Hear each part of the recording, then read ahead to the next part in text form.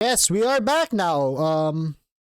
Yeah, sorry I started a little later. I just finished some schoolwork. I've been neglecting that. Um, but yeah, we're gonna go finish Ace Attorney episode 4 today. Um, yeah, we'll finish Ace Attorney episode 4 today. And then after that, what do we all want to do?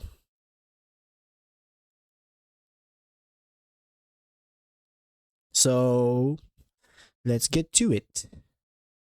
Open up your eyes, then realize, innocent and not everlasting love. Alright, so how are y'all today? That's great. That's fantastic.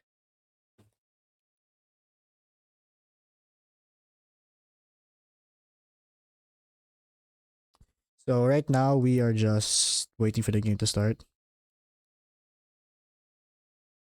Boop, boop, boop, boop, boop.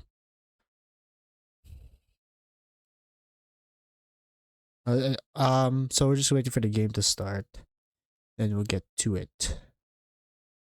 Dun, dun, dun, dun, dun, dun, dun, dun, dun, dun, dun, dun.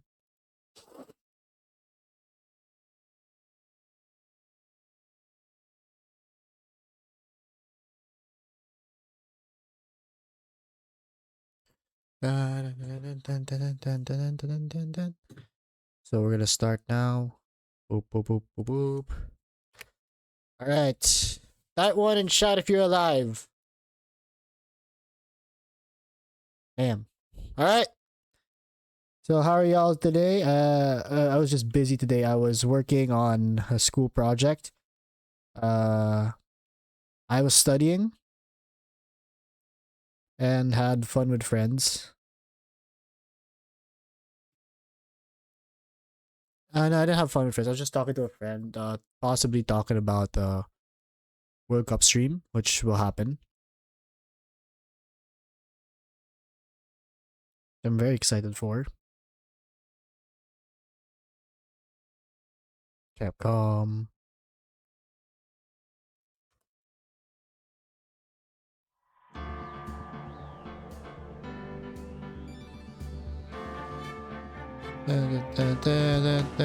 Alright, so we'll go back. So we're at the day 2 investigation. Last time we resumed, actually, we are in.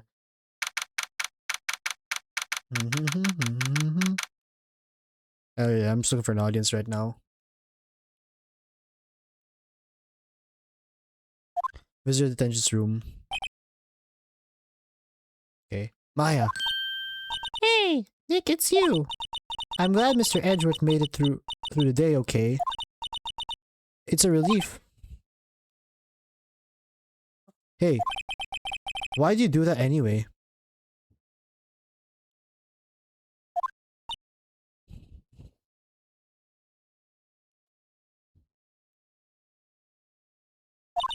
I don't know. I just knew I had to do something. I know I'm not a lawyer. The lawyer my sister was. I'm sorry. Well, you did save the trial. Just behave from now on, okay? Oh, okay.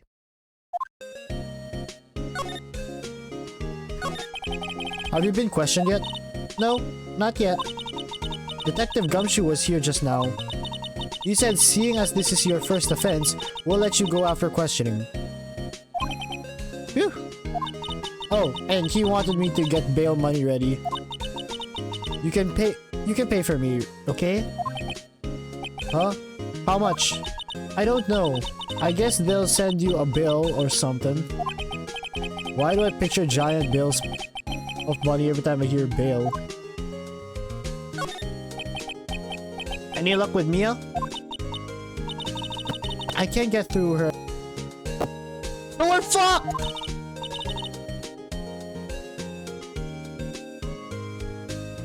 Yeah, so we're fucked. I tried. I really did. I don't know what to do.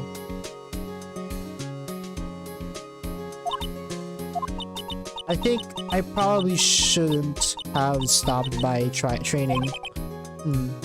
She sounds like she really tried to do her best. I should try and see if there are any waterfalls in the local area. I wonder if I'll ever see my sister again.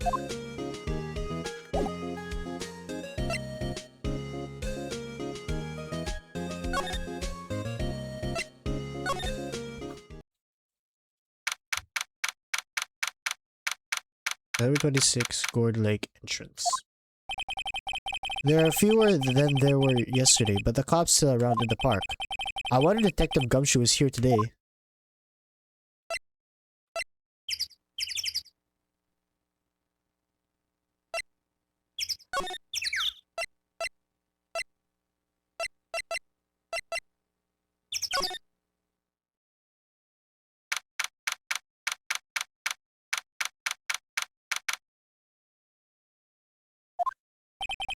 Haven't seen Larry around today at all. Probably up paying through the nose on a date with the lovely Kianse.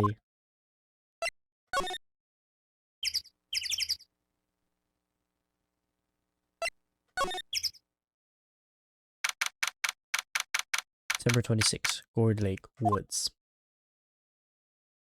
Hey, Detective Gumshoe.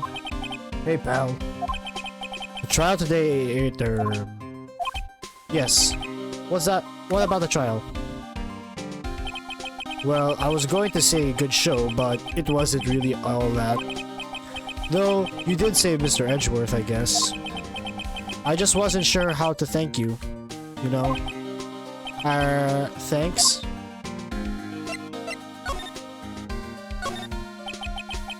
Detective Gumshoe? Any idea what strategy Von Karma's planning for tomorrow? It sounds like he's bringing in another witness. Another witness? Oh, right. He said something about that in the trial today. There were 2 witnesses. I was wondering who that other witness was. Who was it? Sorry, pal. As much as I'd like to, I'm not at liberty to divulge that information. Right. Oh, right. I wanted to ask you about something about Edgeworth. What's up? Is he afraid of earthquakes? I've never heard anything about that before. Mr. Edgeworth doesn't talk about himself too much, see? But there's one thing that is clear as day. Him hating crime the way he does. And him becoming a prosecutor. And him being scared of earthquakes. It all started with that incident. The DL6 incident? Yep, that's the one. 15 years ago, when he saw his father shot before his very eyes. He still feels the pain now. You can see it in his eyes. I wanted to talk to you about Maya Fey. Huh? He's not out on bail yet. That's strange.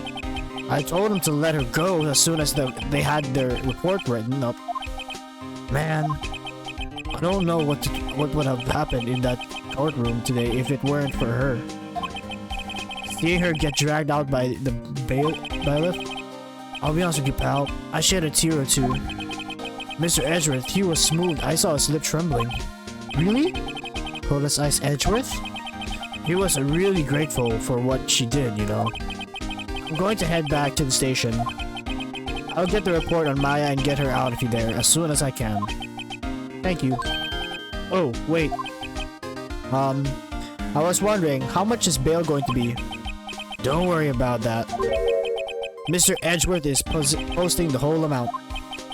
What? Edgeworth? Didn't I tell you? He's grateful to her for what she did. Alright, pal. Well, don't forget to pick her up, okay? Maybe I can get Edgeworth to pay this month's rent too.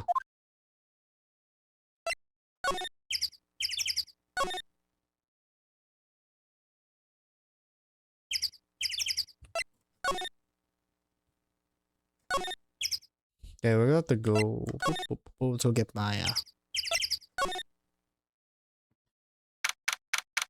December 26th, Detention Center. Visitor's room. Hey Nick, you finally came. I just finished the paperwork. I'm free to go. Free at last, eh? Those interrogators were really mean. They were like, okay, what did you do this time? Like, I was some kind of criminal. Can you believe it? Well, they let you out in the end, didn't they? Oh, that reminds me. Thanks for bail. Thank Edgeworth. Huh? He posted bail for you. Said he was grateful for what you did. Mr. Edgeworth did that? I have to make it up to him. We've got to win this case, Nick.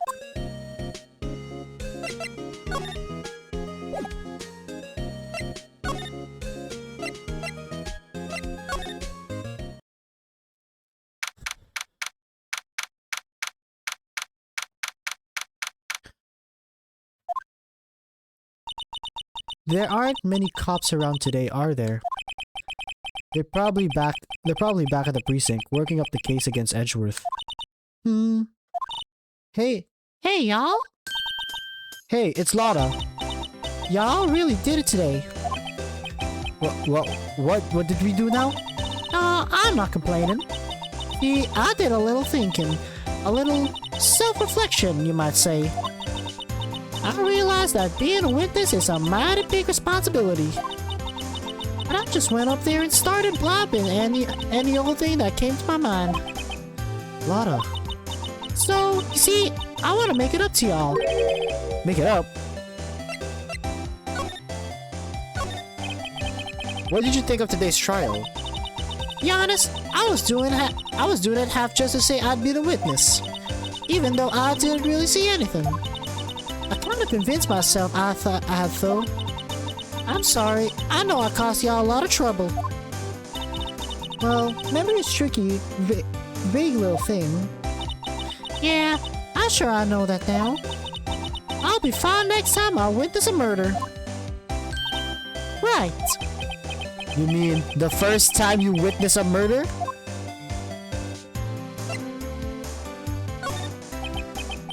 What about Gordy? Right. Well, the way I figure, the trial's only stoking the flames of Gordy fever.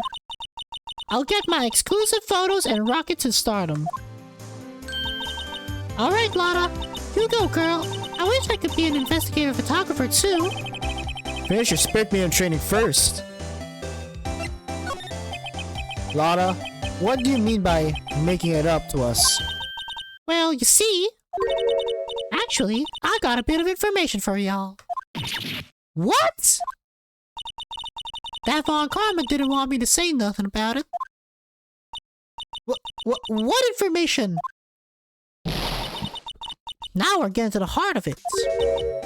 See, I reckon we might be able to do ourselves a little exchange. Exchange? I thought this was supposed to make it up to us. Right. I propose a little exchange to make it up for you, too. What? Information don't come cheap, my friend. Hey. I see you thinking, how unsophisticated these southern folks are. It's written all over your face. Let me tell you, most southerners are way more sophisticated than you. I'm just the exception, okay? Well, what'll it be? We gonna deal or not? What do we do, Nick? Let's deal. We don't have any other leads, so I don't think we have a choice here. Okay, how much? Huh? You completely off your rocker? I may not be sophisticated, but I'm not trying to rob you poor. Or I'm a lawyer! I make a crap ton of money! Huh? The only fair exchange for information is information. Listen good. What I need from you is information about Gordy. Whoa! Gordy? But Gordy doesn't... I mean, Gordy might not exist. Then bring me proof that shows he don't. I'll be keeping watch from the car, okay? You see, something y'all come to me first. Got it? Okay. Right. See y'all later. Okay, Nick, let's get hunting. Hunting? You don't seriously mean Gordy? I sure do. What about Edgeworth? We're searching for Gordy for him, Nick. Don't you get it? Okay. And how exactly do we search for make or believe monster? Maybe we can find a monster myth specialist? I'm gonna get water, man. My freaking throat is dying. Is voice acting really that hard? Like, my voice is just... my throat's already dying.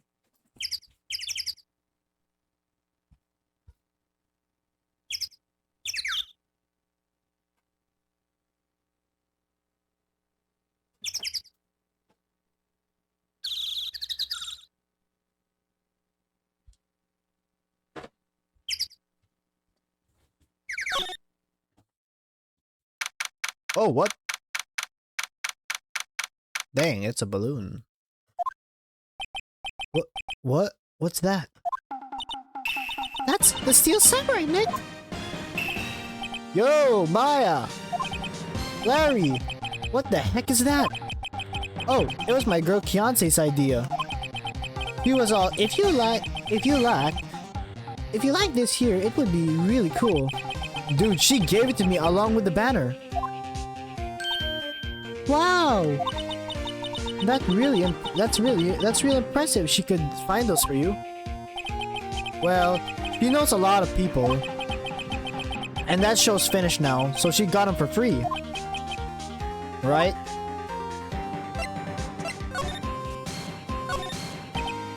Yo, Nick. What happened with Edgy? Well, we made it through the first day in court, alright? I don't know how good our prospects are from here on, though. Huh. Hey, Larry. Did you know Mr. Edgeworth's secret weakness? He's terrified of earthquakes. He acts like a little boy. Huh. That's weird. I don't think he was ever like that in school. No, really. Well, we're only in the same class for a little bit. He transferred schools pretty quickly. Transferred? Right. When the DL6 incident happened, doesn't look like Larry knows about it though. Hey Larry, when did you get that big thing? Huh? Oh, the big guy? I've had it for about a month, yeah. It's a big hit with the kids. Why wasn't it there yesterday? Huh? Huh? Oh, right. The compressor was busted. Compressor? Yeah, it's that little unit by my hot dog stand. That's where I used to put air in the Steel Samurai. It broke a little while ago, so I sent it for repairs. Oh. And here I thought you'd inflated it by yourself. What the hell? It's a big ass balloon. I think there's nothing. Well, let's inspect first.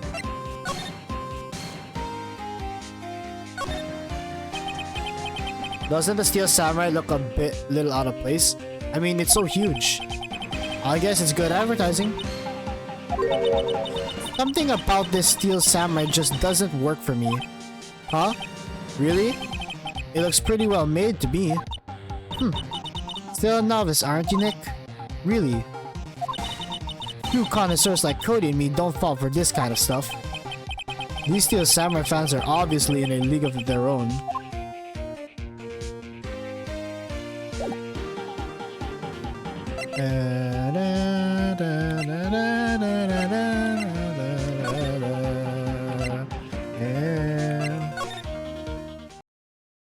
My throat's... hold on, I'm gonna drink some water.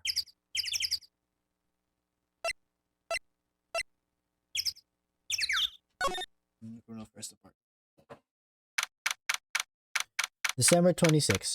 Police Department. Criminal Affair.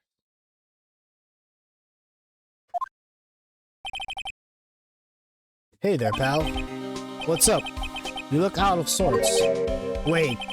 You didn't go and do something that's going to hurt Mr. Edgeworth's case again. What do you mean again? Whatever. Have a seat, pal. I'm here for you if you need anything. Besides money. That's it. That is. How is the investigation proceeding? It's not really. We have another meeting coming up. We're supposed to talk about Mr. Edgeworth's motive. His motive? Mr. Edgeworth's father died in a DL6 incident. And the guy who got the lone suspect declared innocent was the victim in this case. Robert Hammond. They're saying that's why Mr. Edgeworth shot him. And Edgeworth never talks about his past. I bet they'll drag that out and hit him in court tomorrow too. Poor Mr. Edgeworth. I gotta admit, it doesn't look good, pal. Say, Detective Gumshoe, do you know Gordy? The monster down in Gourd Lake? Not personally, no. We're looking for it. Huh? Are you out of your minds? Eek! You got time to go wild monster hunting? How about doing a little question for me then? Oh. Detective Gumshoe's scaring me, Nick. Oh, we're in a flashback, man. I told Detective Gumshoe about the deal with Lotta. Nick! Try telling him sooner next time. Sorry.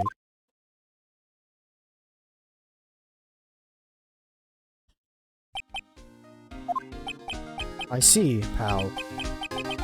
Sorry for shouting at you. Okay. I, Detective Gumshoe, will aid your search for Gordy. Huh? I'll loan you one of our newest secret weapons for finding evidence. Really? You can take whichever one you like. Okay, give us the goods. Hold on now. Everything's in due time. First, let me show them to you. These are our best and brightest. Introducing Secret Number 1. Secret Weapon Number 1. Missile. Missile? He's a K9 police dog and still in training. Missile? Missile! Here, boy. Here he is. Ooh, he's cute. Look, Nick, cute dog. A cute dog. And this will help us. How? Next secret weapon, number 2. A fishing pole. Here, this is my own personal pole. Detective Gumshoe. We're looking for a monster. Yeah. How are we supposed to catch a whole sea monster with a fishing pole? Never know till you try, pal. Okay, this next one is the last one.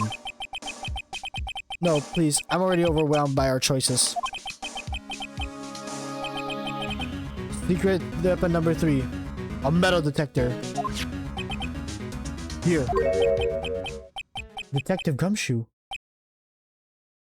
We're looking for something alive. Right. How are we supposed to find it with a metal detector? Hey, you never know. It might be eating soda cans. Which will it be?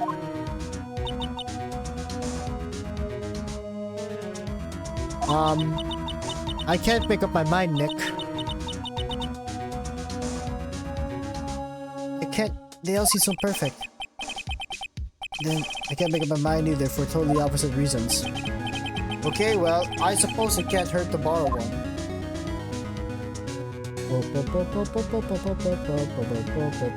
Okay, which one's the most effective? But the dog, we can't use the dog. Borrow missile. I want to borrow missile.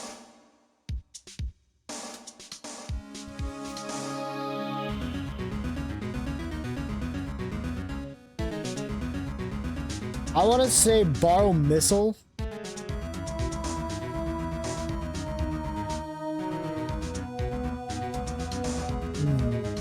I want to borrow missile. You know what? Let's borrow missile, the dog.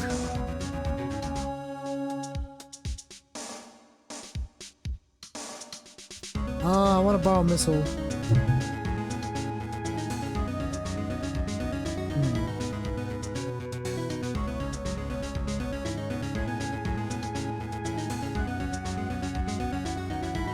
Okay, we'll borrow missile. Let's go. Okay. Can we borrow missile? Pretty dog. Sure thing, pal. Be good to him. He's so cute. Oh boy. K9 unit missile added for Detective Gumshoe. Really secret weapons. Detective Gumshoe, can you borrow the things? Yeah, sure, pal. But I'll have to take you. The last one I led you to the police department. Okay. Alright, you know what? Let's borrow missile again. Can we borrow missile? Sure thing, pal. Let's do it. Alright. He's so cute. Oh boy, alright.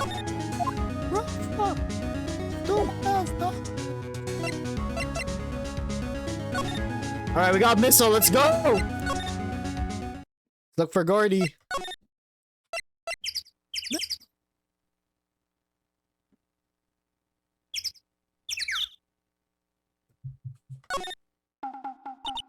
Hey, Nick. Missile's been acting strangely. Wait, what?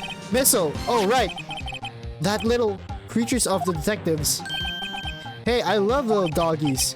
Good boy. Good boy. What's wrong, Missile? Hey! Hey! Missile! Missile! Miss E!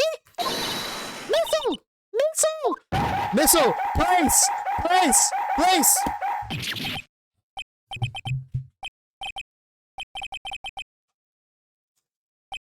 Missile! Place! I'm gonna shock your ass!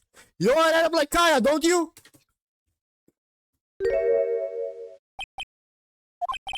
My samurai dogs! Oh wow, he ate every single one. I'm sorry, Larry. Sorry?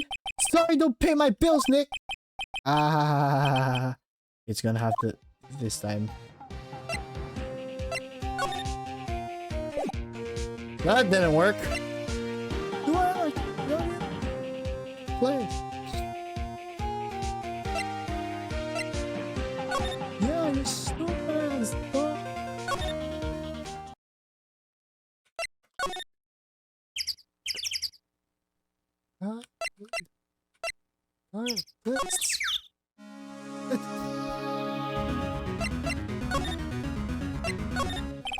Detective Gumshoe, can we borrow the things?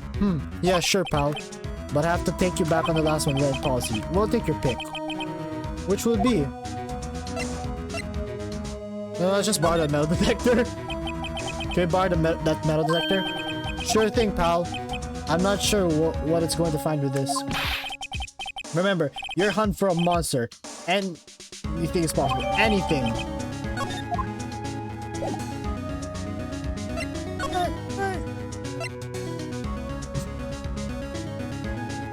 Kaya, place.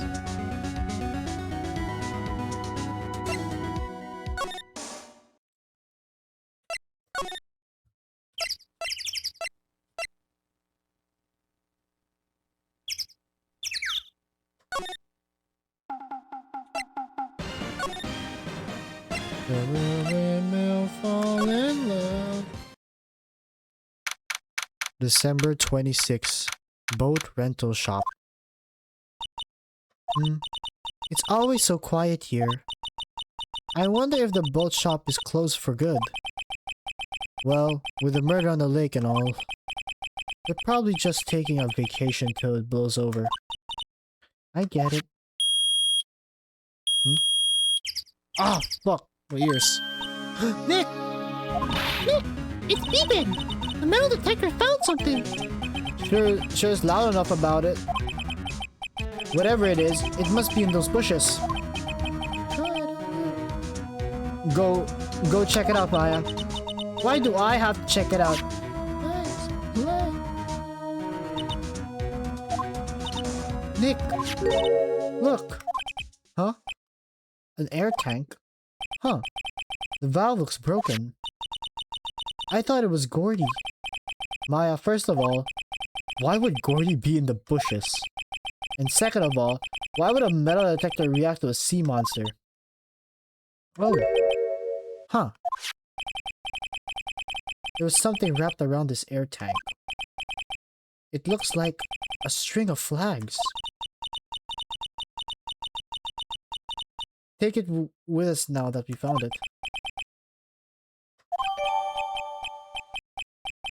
There's air tanks of dubious valve retrieved.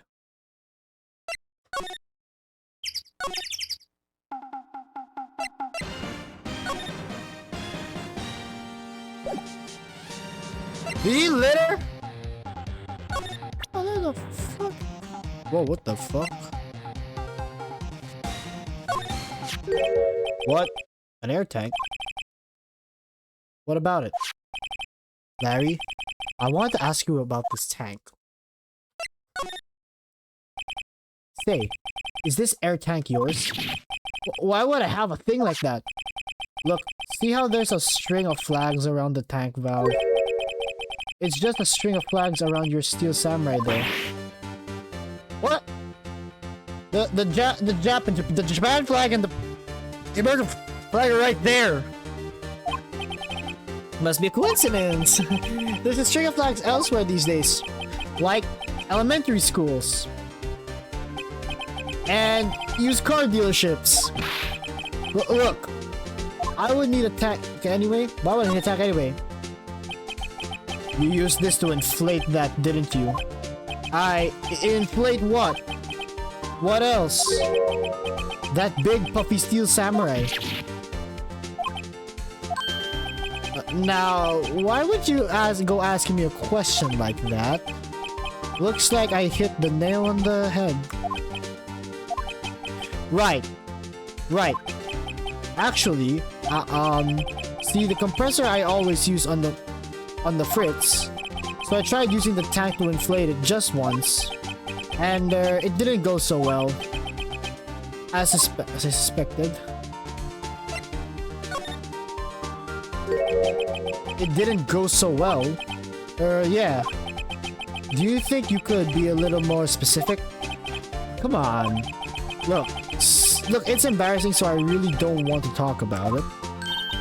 Tell us. Oh, fuck. Fine. Whatever. It's like I said, the compressor was busted. It's like compressor busted. So I took the tank and tried to fill the samurai up with that. And then... BAM!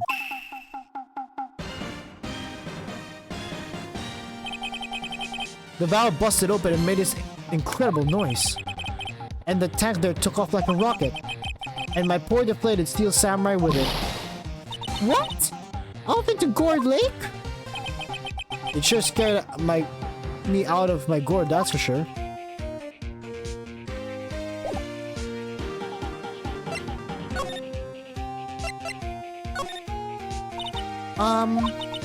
So that tank and the steel samurai you were trying to fill up flew away. What happened next? Well, all that happened on the 20th or so. The 20th? A week ago. Now, as far as I could see, the tank went flying out into the lake. So I went out every night in a boat trying to look for it. I mean, Fiance gave me that steel samurai after all. And when did you find it? Just the night before last. It flew out way out there. It took me 4 whole days to find it.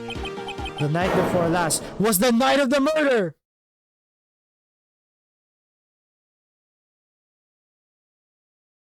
Yo, he might be the witness. Sorry for not telling you, Nick. Actually, I was here on the night of the murder. But you see, I went home before midnight. So you didn't know about what happened. No. That's too bad. It's not all bad. We've solved one mystery, at least. A mystery? Maybe we should go tell her.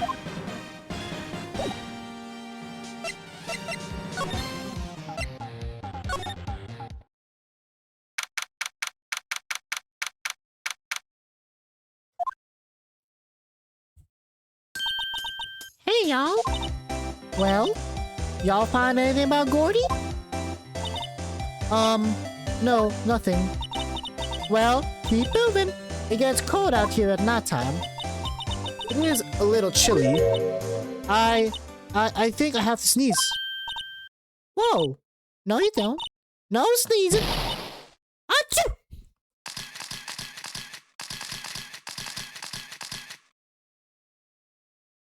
Fuck. Not again. I told y'all no sneezing.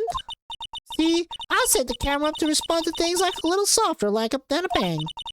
It triggered on one of Von Karma's finger snaps now.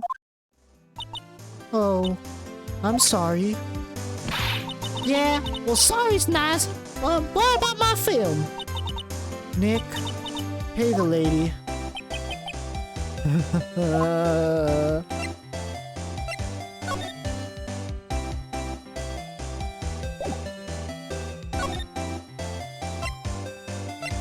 What happened? I learned something in today's trial, that's for sure. Testifying is serious business. That's why I decided not to talk about that case anymore. Huh. Whoa, did you say that you had information about the case? Tell us that at least. Like I said, I'll trade it for the dirt on Gordy. Well, Mr. Lawyer, I've got the info y'all need. Y'all got the scoop on Gordy for me yet?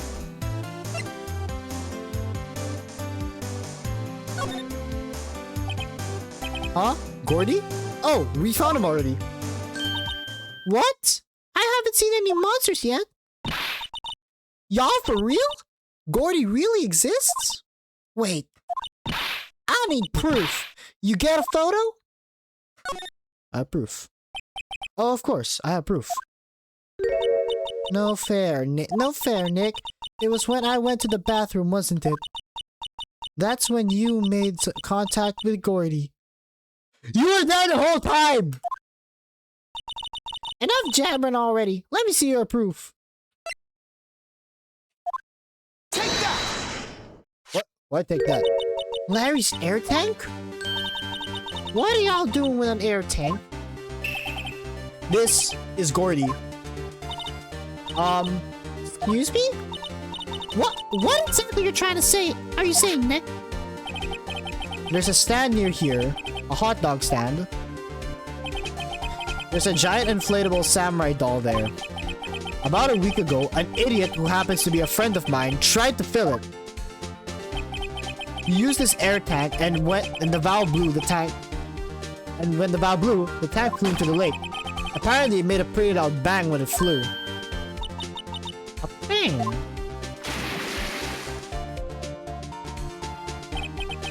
The tank, along with the still deflated samurai, fell into the lake. At the same time,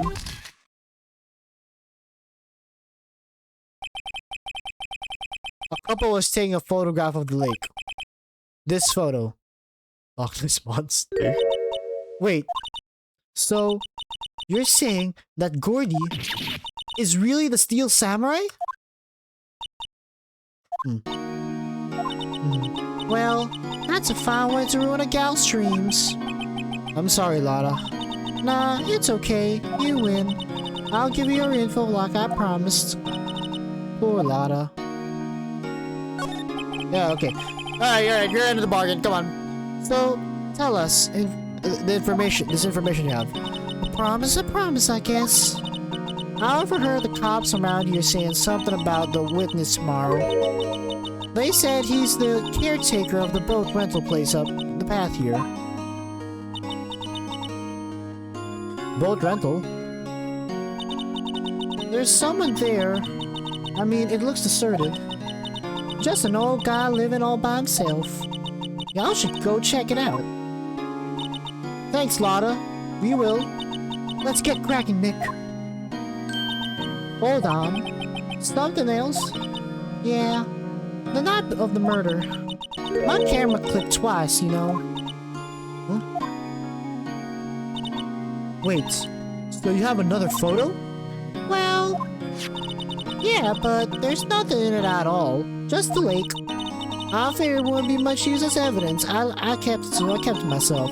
Well, it might not be helpful at all, but... here, take it. Bye now. Y'all take care. Time for me to pack up and leave. Poor Lotta. It's all Larry's fault. Yeah, fuck you, Larry. Legend still lives on, I guess.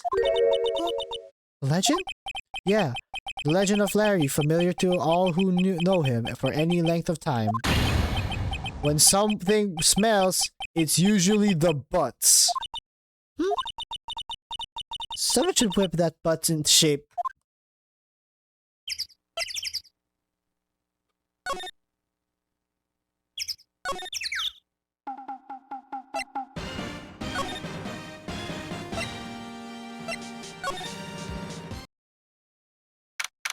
December 26th, boat rental shop. Hey Nick, this is the boat shop that Lotta was talking about. You're right. Doesn't seem to be anyone at all. Well, let's go check it out anyway.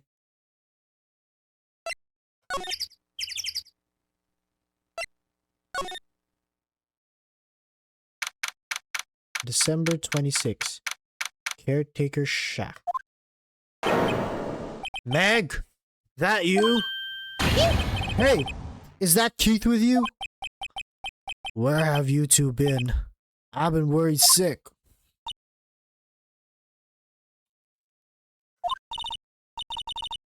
Nick, you handled it. I think I'll leave this one up to you, Maya. Meg! Yes? Finally made up your mind, have you? My mind? You'll run the pasta shop when I'm gone. Pasta? Glad to hear it, glad to hear it. You'll make your old man proud. When you kids left the house, I don't know what to think. How am I supposed to keep this place running, an old man like me? Polly? The kids are home. Hello, hello. Ah. Nick, who's that? A parrot, the one on that perch. Keith. Yes? I'll leave the wet noodle in your capable hands, Sonny. Nick, what's the wet noodle? Based on the available evidence, I'd say it's the name of his pasta shop. That's a relief, isn't it, Polly? Yep. Yep. He fell asleep. I guess he's relieved.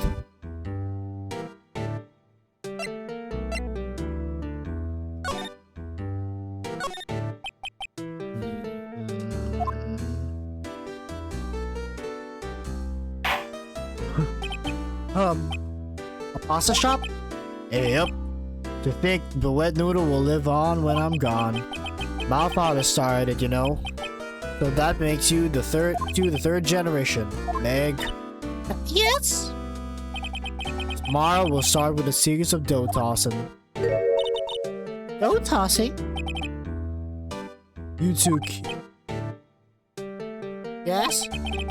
You'll be the pasta wrangler the West has ever seen. Pasta wrangler? The West isn't pasta from Italy? Meg! Yes? You know the best pasta's always been made west of the Rockies, don't you? Denver? Hell no! Right, of course. Everyone knows that. Nick? Huh? How long do we have to keep up this all in the family charade? This old man must know something about the murder. We're not leaving until we find out what that is.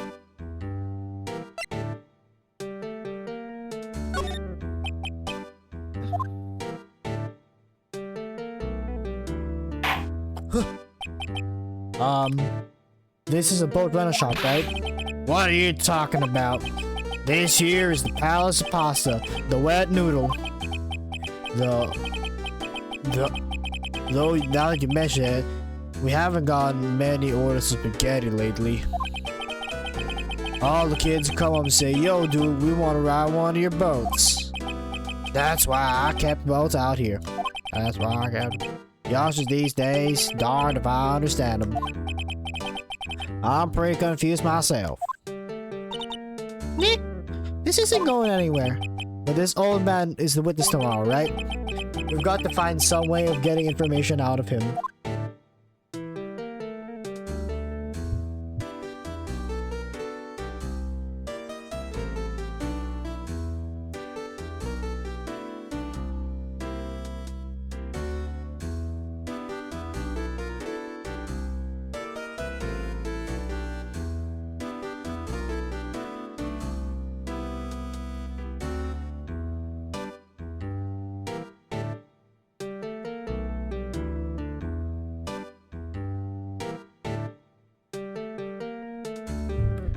Alright, okay.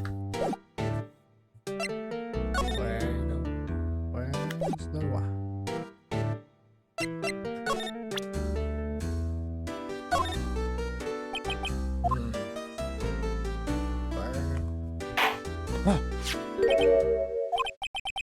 That's a lawyer's badge.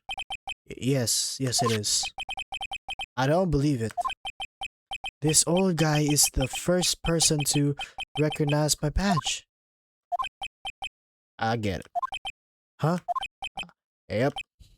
I got you figured out now. You're not Keith. You're not. Nick, now our chance to clear things up. Sir? No, I'm not Keith. And I'm not Meg either. Shut up, Meg! We're here investigating a murder that took place on the lake last night. Please help us. A lawyer, huh? A lawyer, huh? Please, mister. Alright, I'll help. But on one condition. On one condition. What's that? When this case is over and done, you'll run the wet noodle. What? Huh? You want us to run a pasta shop?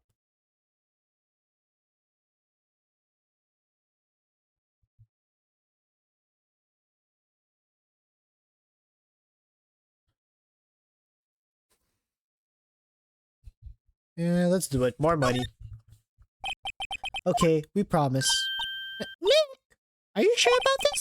Hey, anything to get this case solved. Also, who wouldn't want to eat Phoenix noodles? I guess so. That's my boy. Good for you, Keith. Good for you, Keith. Wait, did I just say... You too, Meg. Yes. You bring a tear to your old man's eyes, you know. Now, what was that you want to know? Speak up, Polly.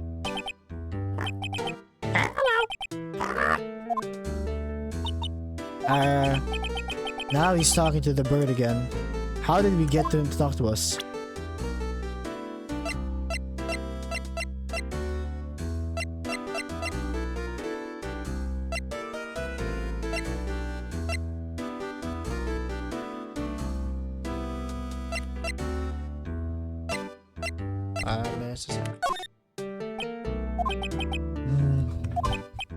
He fell asleep.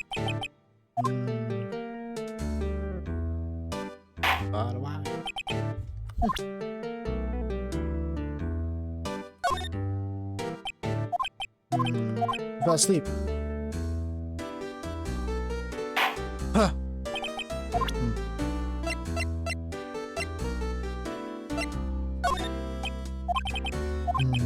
He fell asleep.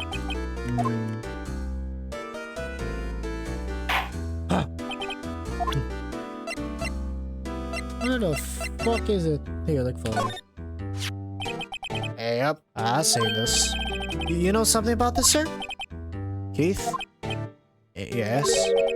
It's okay. You can call me Dad. Dad, you know something about this? Yep. The other night on that lake. Yes? Yes? I know all about that. I seen it. What? That's what you saw. Well, I suppose. Since you're talking over the shop and all, since you're taking over the shop and all.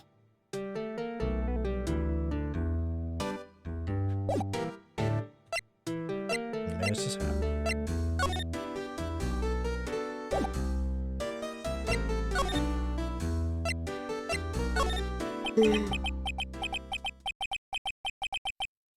I forget the time, but it was pretty dark outside. Probably night. Yep.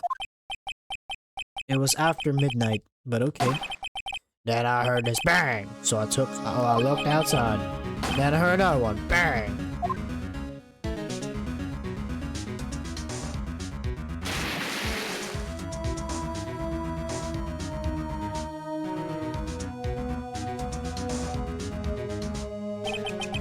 A little while later, the boat come back. Then a young man walked by my window here. He was muttering something to himself. Yep. What did he say? Yep. I forgot. I'll remember tomorrow by court time, promise? We need to know earlier than that. Who's the parrot? Hold up. Oop.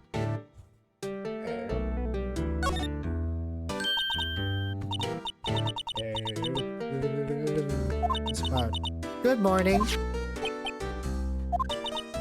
Hello? It ignored me. What, you forgot, Meg? You gotta call her name first. Her name? Polly? How you been? How you been? Hello. Hello. Hello? See? Neat! So the parrot's name is Polly.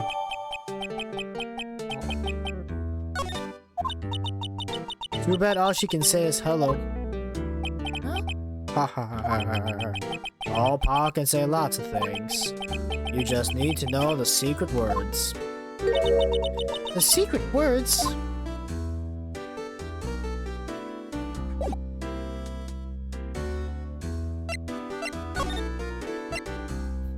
Judge, I'm lost.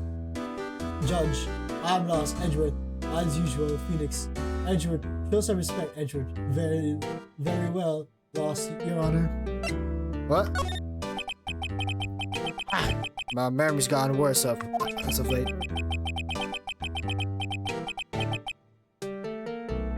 That's why I tell everything to Polly here. Everything? Important? I wonder. Polly, what's the number? What's the number to the safe? 1228. Oh. Hey, Polly, watch it, will ya? Watch it. See, Nick? All it takes is a little clever thinking. And the criminal mind. Quick, Nick! Write that number down. Hey, don't get me involved in your little heist schemes. Bro, we're already going to jail, so why not? You know what? Eh? Little Terry was just here. Terry? Yep, that kid next door. I always used to make him cry, remember? He was wearing this tattered old coat. Wait, what do you mean by Judge, I'm lost? Edgeworth, as usual. Phoenix. Edgeworth, show some respect. Edgeworth, very well. Lost, Your Honor. Oh, okay, I understand it now. He must be Detective Gumshoe. He comes up and tells me to calm down to court tomorrow. Really? Somehow I don't think we're getting much useful information from this guy. Maybe we should be leaving. Hey, Hugo Sin, how you doing? I think you're right. Oh, wait. I had one more question. Huh? Ollie? Have we forgotten something? Don't forget DL6. Ah. Huh? What did you just say, Nick? One more time, Polly. Don't forget DL6. Ah. Oh god, my phone.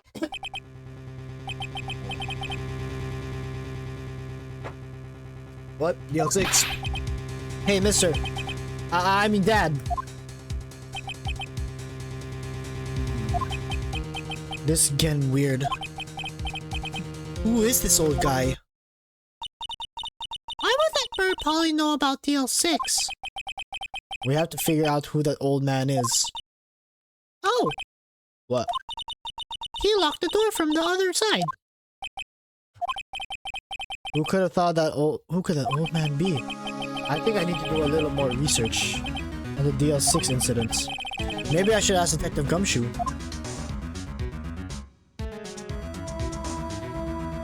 Hold on.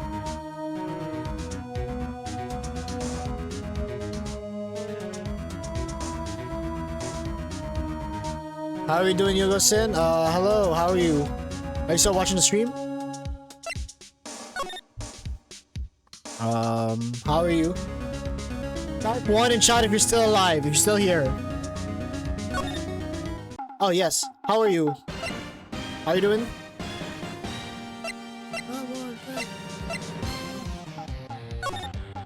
How you doing?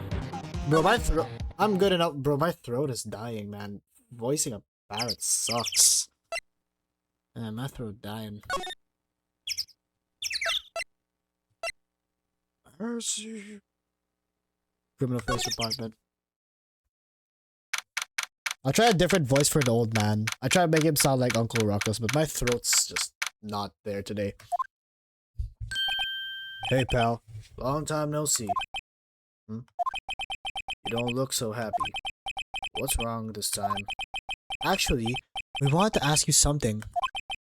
I get the feeling, yeah. Yeah? You know the boat rental shop down to the Gourd Lake? Oh yeah. Oh yeah, the old man who runs it appearing as a witness in court tomorrow, right? Huh. How'd you know him? That was supposed to be a top secret. Do you know who that old man is, Detective?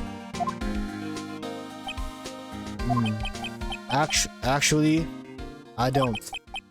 He's a bit of an odd bird. I haven't been able to get a straight answer out of him. You enjoying it so far? I decided at first that he wasn't persuasive enough to stand and testify as a witness. That's why we called Miss Lotta Hart yesterday. As for who he is, we have absolutely no idea. Sounds suspicious. Dude, I have a shoot tomorrow. Judge, Mr. Wright. Mr. Wright, what is your plan? Improvisation. That explains a lot. You want me to try voicing it? What is it? I'll try voicing what you say, okay? Mr. Wright, what is your plan? Improvisation? That explains a lot. How'd I do?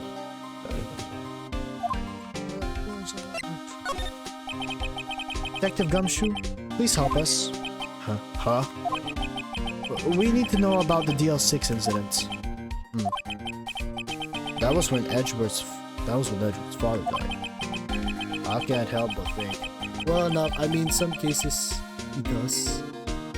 I can't help but think it has something to do with the current case. Tell you the truth, I don't know much about DL6 either. Mr. Edgeworth forbade us from reading the file, so I'm afraid I can't show them to you either, pal. What? Oh. What? However, if you can convince me somehow that the DL6 incident is related to this case, well, I guess I'd consider opening the file up.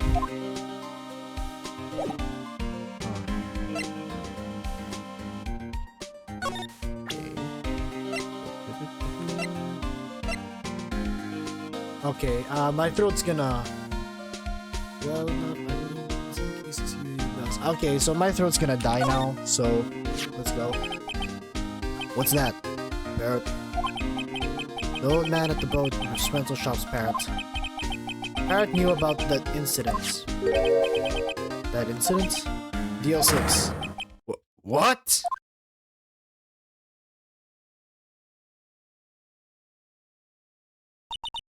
Polly? Polly? Phoenix Wright is also known as Ryuichi Naruhodo in Japanese. Quite a different name, right? Naruhodo ne. 日本語、私は日本語を話す。それは、そうですね。なるほど。Polly? Have we forgotten something? Oh shit. Ah! Forget DL6! Fucking hell. I'm gonna get more water. Huh?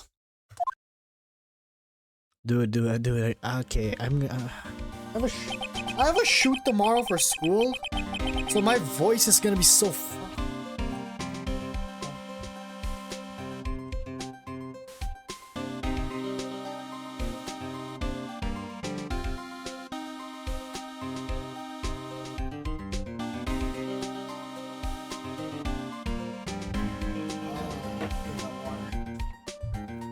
pretty sure that old man must have taught her that word. Yeah, but how would an old man know the DL6 incidents? Wait, what if that old man was connected to DL6? Nick? You think he might be?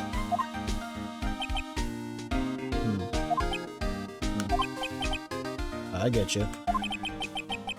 Sounds like you need information on the DL6 incident. Through there is the station's record room. I'll give you special permission to go in and find what you need. Alright, way to go, Detective Gumshoe. Okay, Nick. To the records room. I guess it's time we face Edgeworth's past. Oh my god, my throat's fucking bad. Dude, I'm playing. I want to be a voice actor. That's why I do this. But like, my throat's just.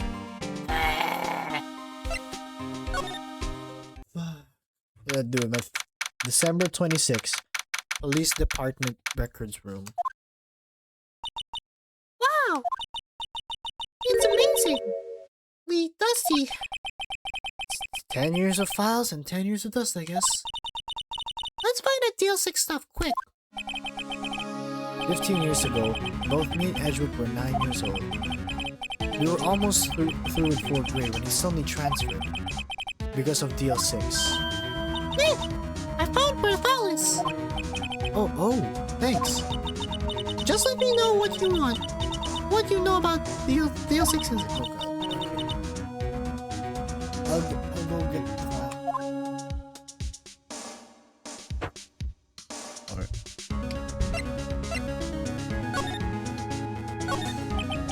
Well, first I have to get the handle on the main facts, like a summary. Right. Summary. Here you go.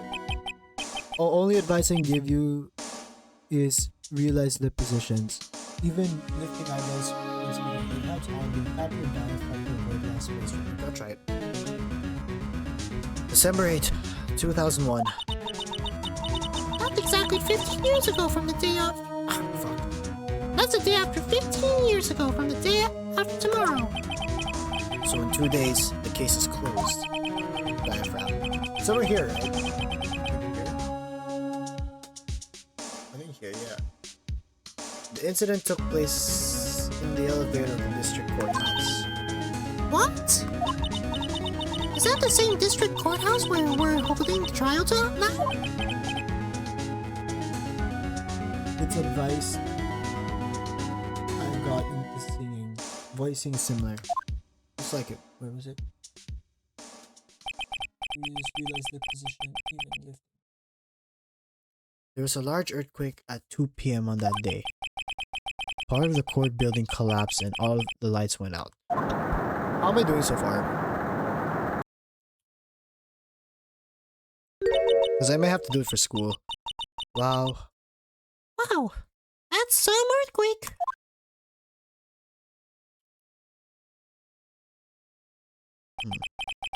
At the time, 3 people were trapped in the elevator.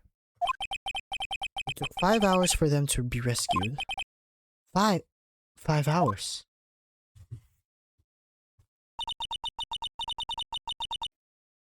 That would be scary. That in the dark.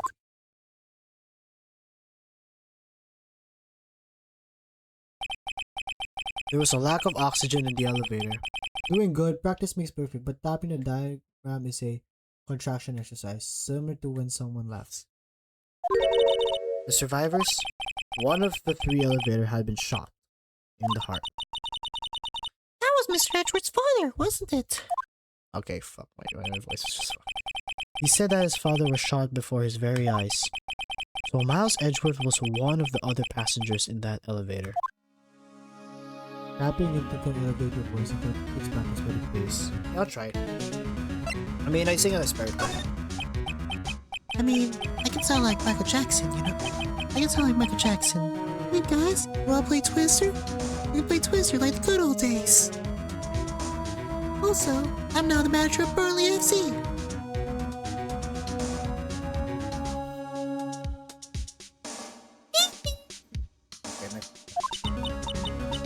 Yeah, hold on.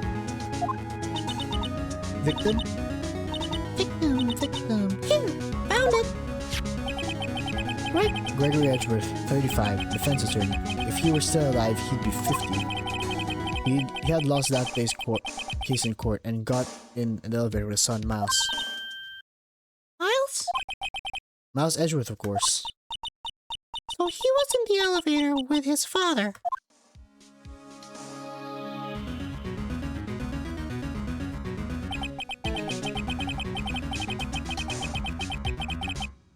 From the angle of the bullet and other evidence, it could have not been a suicide. The murder weapon, a pistol, was found in the elevator. The pistol had been fired 2 times.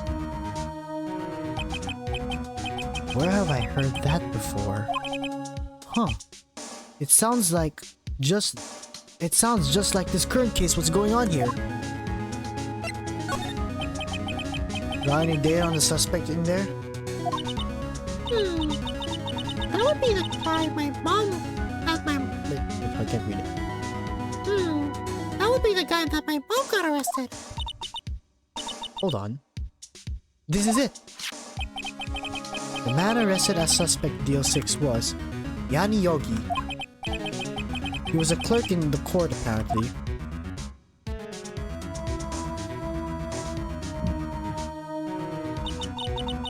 So he must have been the 3rd person in the elevator. Well then, he had to have done it. Also another thing, as I did a lot of role-playing, LARPing, DMing, where the voice is indeed to a degree. Voice acting is needed to a degree. Is to get a feel of the character, how the motivations are known, that you can have the voice actors mind as understanding the character makes each interpretation varies person to life. I mean... Okay. But he was... Alright. Yeah, okay. So I'll try this one. But he was found innocent thanks to the defense lawyer Robert Hammond. Hammond. The victim in our case. Right. It sounds like Minnie Mouse. The suspect, Mr. Yogi, was oxygen deprived. So much so he had brain damage. He lost all memory of being in that elevator. After he was declared innocent, he disappeared. Where could Yogi have gone to? I wonder. He may be closer than we think.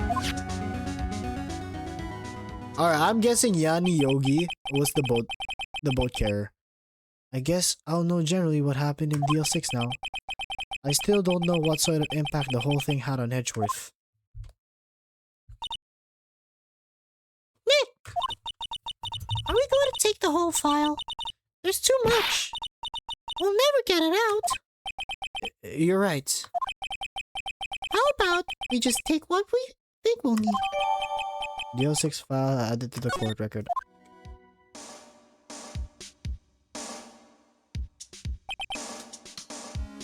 Right. That's probably all we'll find here. Now, all that's left is the trial tomorrow. I wonder how Dad will do testifying in court. To be continued. Oh, thank God, bro. Oh my God, the throat. Fucking hell. Like, I did this for every Ace Attorney stream I've done. I did this. I made Red Blue sound like Donald Trump. So I was talking like this. Well, I killed Mia Fey. She was an excellent lady. She was huge. And apparently she sold our information to China. Yeah, and then I made Lotta sound like Firecracker from The Boys. Because she got this nice southern accent.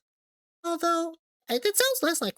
It does sound kind of less like Firecracker and more like Sheldon's mother. Sheldon's mother. Yeah, but Just truly trying to give helpful advice. Golden Room is practice your voice like a tool. Keep a scarf is cold. Hydrate, vocalize. Take honey when you're throat salt. It's a natural helper. Wait. Wait. I'm trying to read all this. Hold up. Vocalize. Take honey when the throat is sore. It's a natural helper to give. If the voice is strained, vary the inflection while keeping the intended impression using emotion and pacing. Sometimes a high intense voice can still get the similar intensity if used correctly. all right. Thank you. Okay, I'll just go to the bathroom real quick. I need to pee.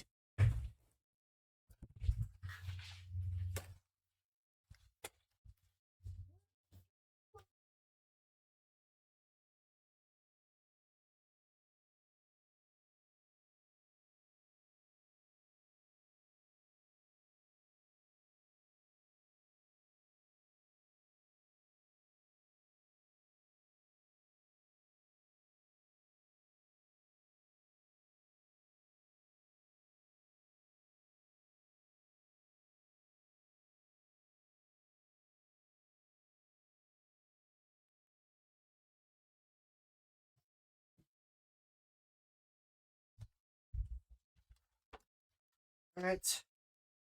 I'm back. I'll try not to strain my voice a little bit. Okay. Yeah, I'll try not to strain my voice.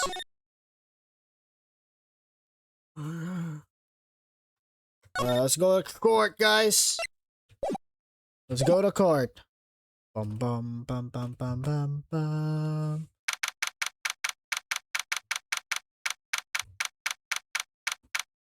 Court number 3. Get this. Mother.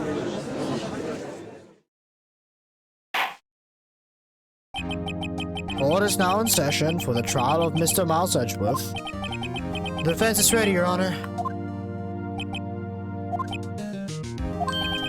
Very well. Apparently the prosecution is also ready. Who's this judge? Who's the judge anyway? Here anyway? Mr. Von Karma, your opening statement. Very well. No opening statement, so... What the fuck? Oh, not so fast. Not so fast, Judge. I was taking a meaningful pause before speaking. Right. Of course. Prediction. Today's trial will end in 3 minutes from now. What? 3? Okay, shit. Oh god. I can't read. Am I dyslexic? I think I'm dyslexic. Today's trial will end 3 minutes from now.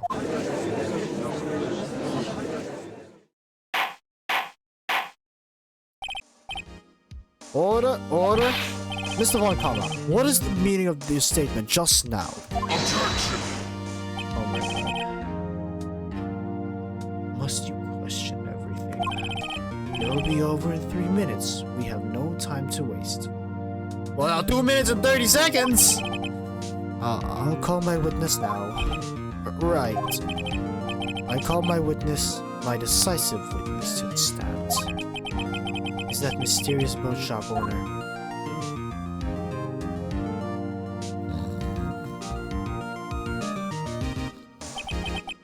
Witness, state your profession.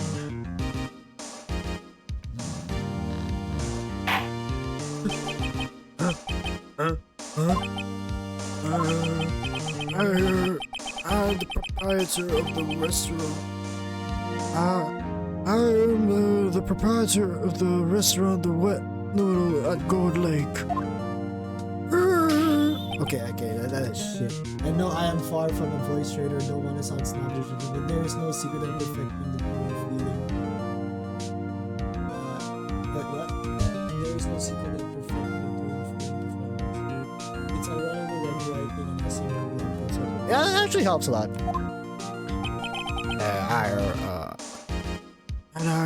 I also ran boats. The night of the incident, you were in the boat rental shop. Yep, I was. Please testify. Wait a second. We still haven't heard who this old guy is. That's not a resolution. Objection! Wait, who the hell is this guy? Wait a minute! The witness hasn't stated his name yet. Objection! Oh, fuck off. Because I did not ask Mr. Wright. I predicted this trial will end in 3 minutes. Has that really been 3 minutes? Stop asking trivial questions and cooperate. Yeah, right.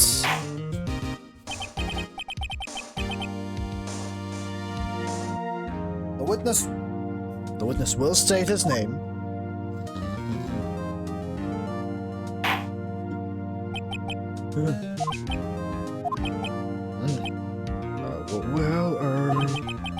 I'm not really sure. I also love the game. Gives you opportunity to grasp the places. This alone can be very helpful. Yeah, thank you so much. What do you mean? My memory. Your Honor, The witness does not remember anything beyond the last several years. Go. He cannot recall his own name. You can't recall, you say? Can't recall, you say? Yes, but the incident in question took place 3 days ago. He can testify. Very well. Let's hear his testimony then, shall we?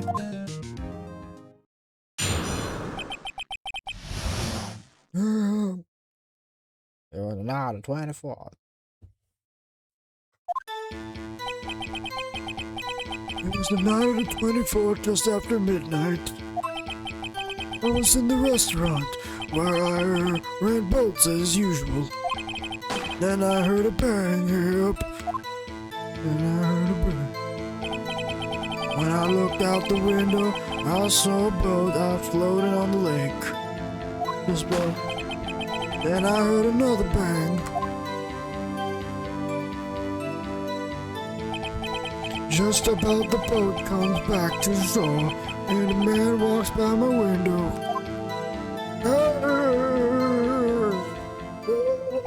I've fallen and I can't get up. Very well. I'd like to begin the cross-examination. Objection. There's nothing to question in my witness's testimony. Go. No need for cross-examination. Besides, there are only 10 seconds left before our 3 minutes are up. What fucking asshole! Wait, that whole thing was 2 minutes and 50 seconds? There's no way in hell. Alright, I'll go back. Judge, your verdict now. Yes. Mr. Wright?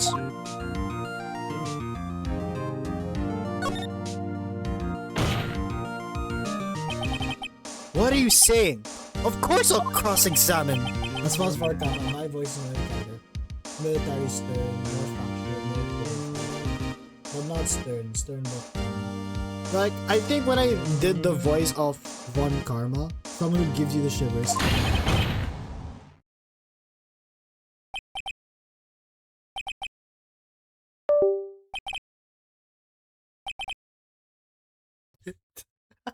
Oh, I'm sorry. Oh my god. Damn. I mean, for Von Karma, I just, I tried mimicking the voice of Thranduil from the Hobbit series. Or yeah, it's the same guy that voices Thrag from Invincible. It's the same guy. Excuse me. Yeah, apparently I raged so hard at the Von Karma line, I exited the game and made the stream lag. My bad, my apologies.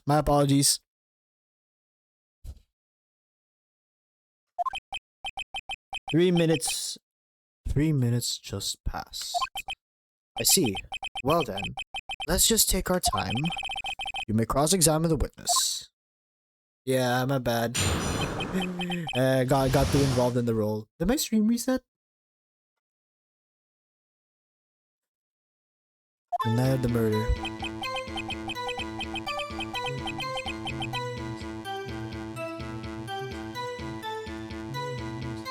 It was the night It was night of the 24th, just after midnight.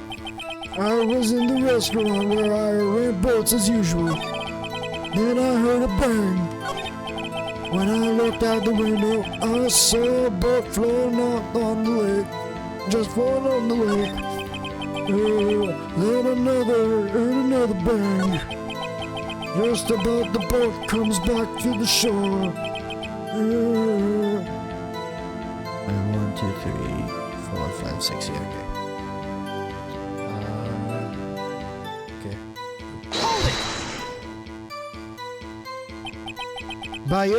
By your window? Yep, by my window, right outside the window of my little shack.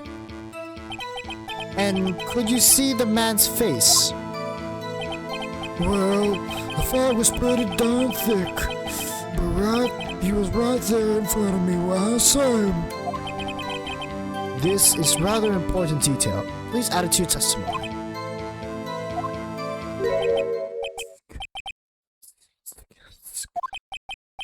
I have a bad feeling about this. That man was the defendant. He was saying, I can't believe he's dead. Are you sure? Uh-oh. Dad! Huh? Also for Von Karma, I would have people. Oh, you can inspire yourself as 1. Tony J, Megabyte, Charles Denser. As for Von Karma, I would have people you could also inspire yourself as. 1 is Tony J, Charles Dancer for 1, 2. Let me look it up. Tony J. I've only started. Dead son, Keith. He said, I can't believe he's dead, as he was walking by too.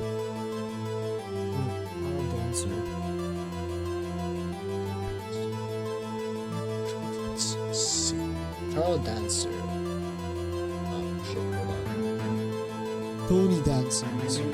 Oh, this is this the guy that's gonna be in the Batman? Wait, Charles Dancer, is that the guy that's gonna Charles Dancer was in The Witcher 3. Wait, isn't this the guy that was gonna be in the Batman? Like, I heard he was gonna be in the Batman. Charles Dancer? Yeah, he was gonna be the abusive dad in. Yeah, Charles Dance, right? Wait. Charles Dancer? Oh, Charles Danson. Are we talking about two different guys? Hold on, let me look it up. Charles Danson, is this the guy in Game of Thrones, right? Wait, is that the guy in Game of Thrones? The Charlie Danson?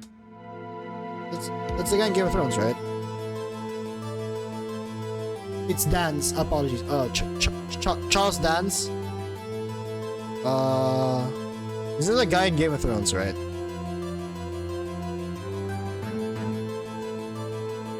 Yeah. Oh yeah, I heard about him. He might be in the Batman. He might be in the new Batman movie. I heard about him. Yeah, he might be in Batman, the new one. Oh yeah, that guy. Yeah, he's the one that's rumored to be playing Harvey's abusive dad in Batman.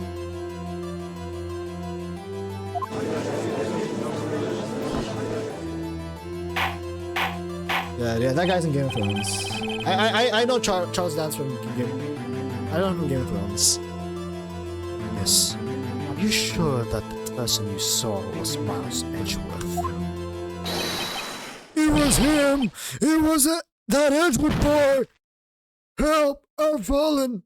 And I can't get up! I'm having too much fun with this. This sounds like a decisive evidence indeed. I see no room for doubt. Von Karma. He lured me into a cross-examination so he could set me up for a fall.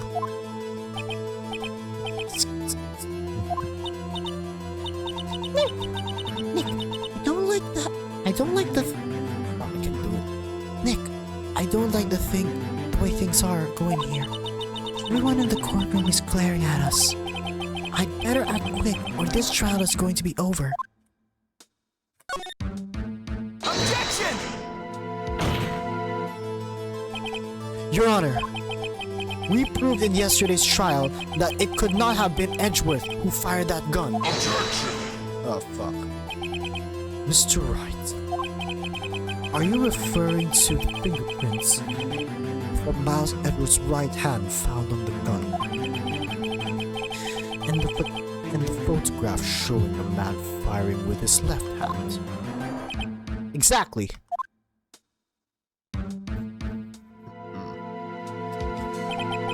That is easily explainable. He could have wiped his prints after he fired. You are ignoring the truth of the matter here. Everything in this witness's testimony is true. The judge is lost in thought. What should I do?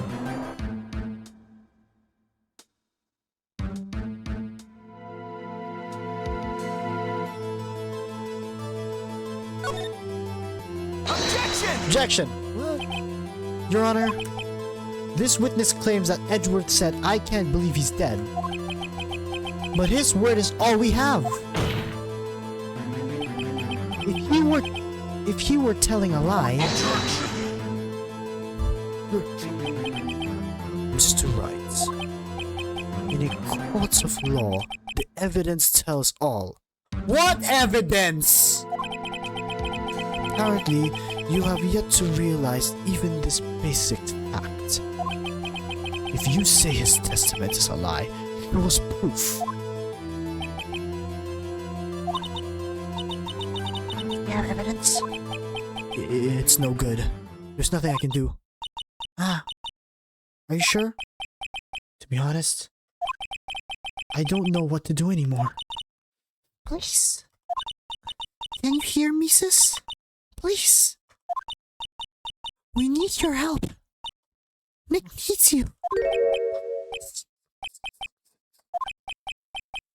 3 minutes was perhaps too high an expectation. However, 15 minutes isn't bad. This must be a new record. Enough! The witness may leave the stand. Yeah, someone better pick him up. This court sees no reason to further prolong the trial, nor is there any need for more time to decide the case against the defendant. In this case is extremely clear. I see no room for misinterpretation of the facts. What? No! This court finds the defendant, Mr. Miles Edgeworth, guilty. Well, we tried. Alright, guys. That's time to go back. We're gonna regroup. Yeah, we tried. GG's. Yep. It was fun. Good game, guys. Yep. accused was surrendered. To be held pending trial at higher court within a month from today's date. Yeah, we cooked, guys. We cooked. Yeah, we're cooked. That is all. The court is adjourned. Hey, the good news is we get more clients now. Let's go!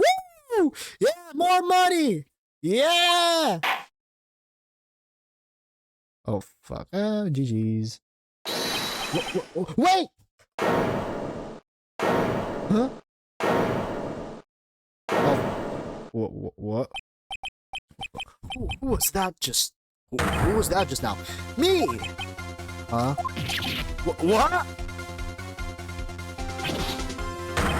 Larry? What are you doing here? Listen. Listen, you gotta listen to me.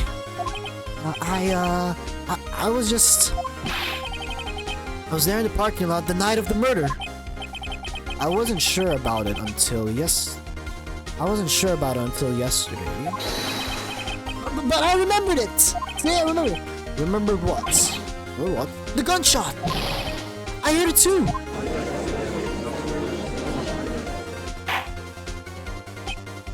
Order! What is the meaning of this? The verdict has been decided. I call for adjournment. One moment, Mr. Kawankama. So, you say you heard a gunshot? Yeah, I did. A gunshot. That's me. I don't know. I don't know any voice for butts. I wanted to try to make him sound like Ryan Gosling-ish for Larry, but like, yeah, I did a gunshot that night, but like, I tried to just make him like an actor guy. I was sitting here in the audience listening to the testimony. Then I realized something. He said he was different from what I remember. Anyhow, it's cool. Just my impression. Yeah. I mean, it kind of does remind me of Shaggy a little bit. Anyhow, I can't just sit here and let you call Edgy a murderer. It's just not right. I'll testify. Let me testify.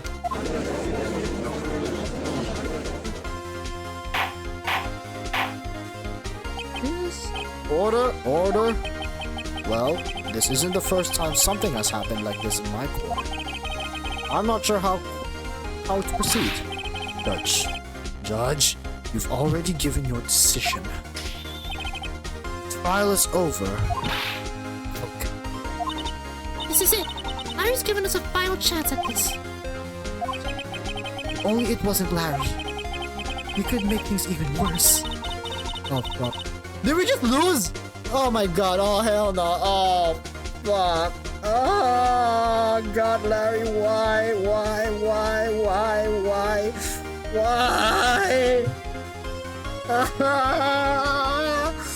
Mr. Edgeworth was just declared guilty, Nick. It doesn't get any worse. I guess. You're right, okay. Your Honor, if there's another witness, it is our duty to hear him speak. Right here, right now. A waste of time. The verdict cannot be overturned.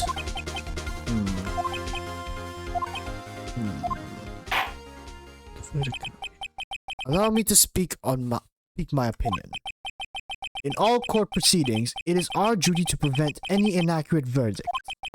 In order to make sure no mistake has been made, every witness should be heard.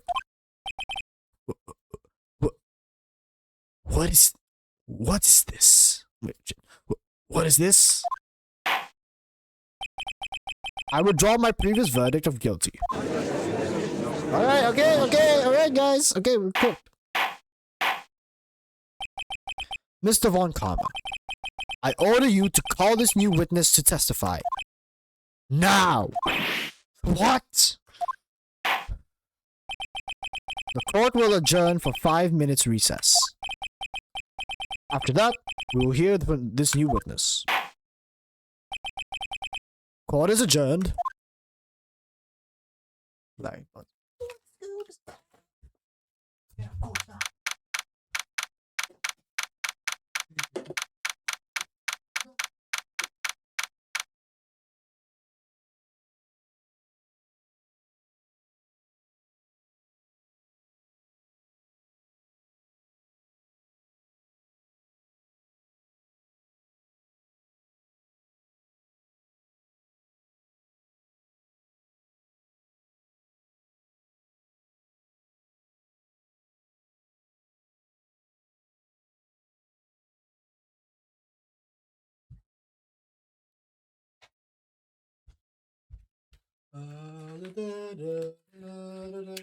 December 27, 10:28 a.m. District Court, defendant lobby number 2. That was too close. It's hard to keep you on the edge of your seat like that, Edgeworth. I've seen worse. Yeah, Edgeworth. You're sweating bullets. I just wonder what Larry plans to say in there. Larry was at the lake last night. Yes. He said he went looking for the steel samurai balloon that flew into the lake. Oh, Oh, right! And he found the balloon and the air tag that night. yeah. Hey, Edgeworth. Huh? You say something, right? Yeah, a lot of things. You seem out of it. What's wrong? It's nothing. It's nothing. Mr. Edgeworth? Mr. Edgeworth, there's something I've been meaning to ask you. Everyone makes a mistake. Everyone makes a mistake. Incorrect. That's impossible. Unlike your arguments. Unlike your arguments. Unlike your arguments. What's that? What's that? Why are your fingerprints on the murder weapon? Oh. Oh.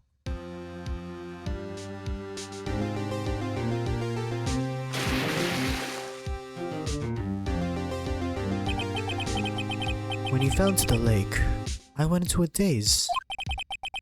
I couldn't understand what had happened. I couldn't think straight.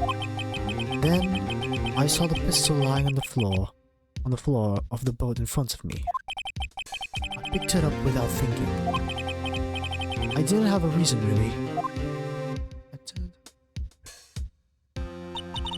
I see. Right. Yeah? This might be our chance. Our chance? Von Karma has only ever run perfect trials. Perfect trials? Perfectly prepared witnesses, perfectly complete evidence. That is the secret to success. This is the first time he's ever had to deal with something unexpected. He has to let someone he hasn't even talked to testify before the court. And that someone is Larry. What are you getting at? It's likely his testimony will be full of holes, right? That's right, Nick. No 10-minute trial this time. We'll milk this one all for its worth. Hey, it was 15 minutes. 15! Everything's on Larry now. Oh shit. This is... Wait, so Larry has to defend... Has to make sure Edgeworth is not guilty. Dude, that is like giving Brandon Pajemski the game-winning shot! We are so fucked!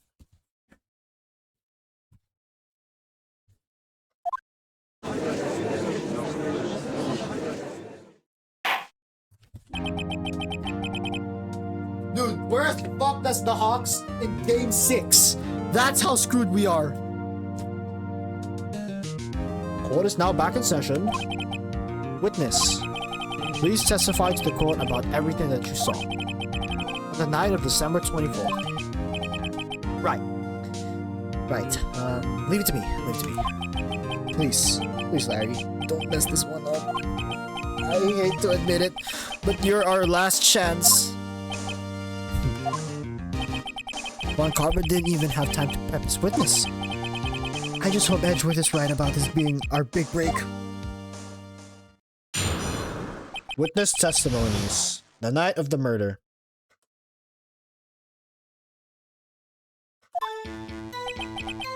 That night, okay. That night, I was out in the boat on the lake. I was looking for something, and I found it. So quietly, I slipped the boat back into the rental shop. Then, just as I was thinking about going home, I heard a bang. I looked out over at the lake, but I didn't see a boat. So after I heard the single gunshot, I went home. Oh no. I'm still trying to find a good voice for Larry. That was unusually vague an unusually vague testimony, even for this court. Oh, fucking hell. In any case, Mr. Wright, you may begin your cross-examination. Yes, Your Honor. What's wrong, Nick? Hold on. Let me try to find a good voice.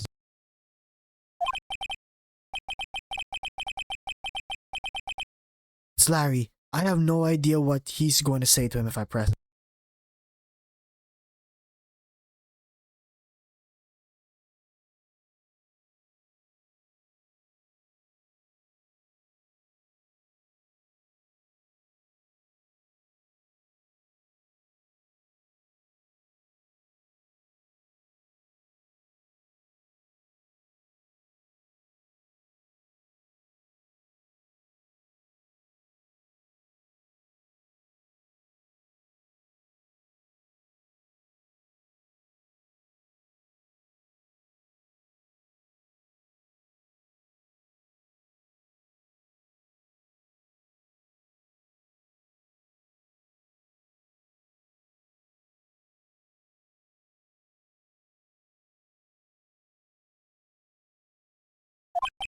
Okay, I got it.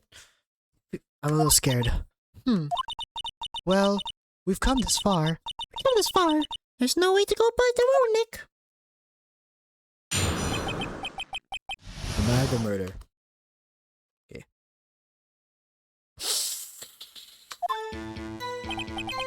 That night, I was out on a boat on the lake. I was looking for something, and I found it.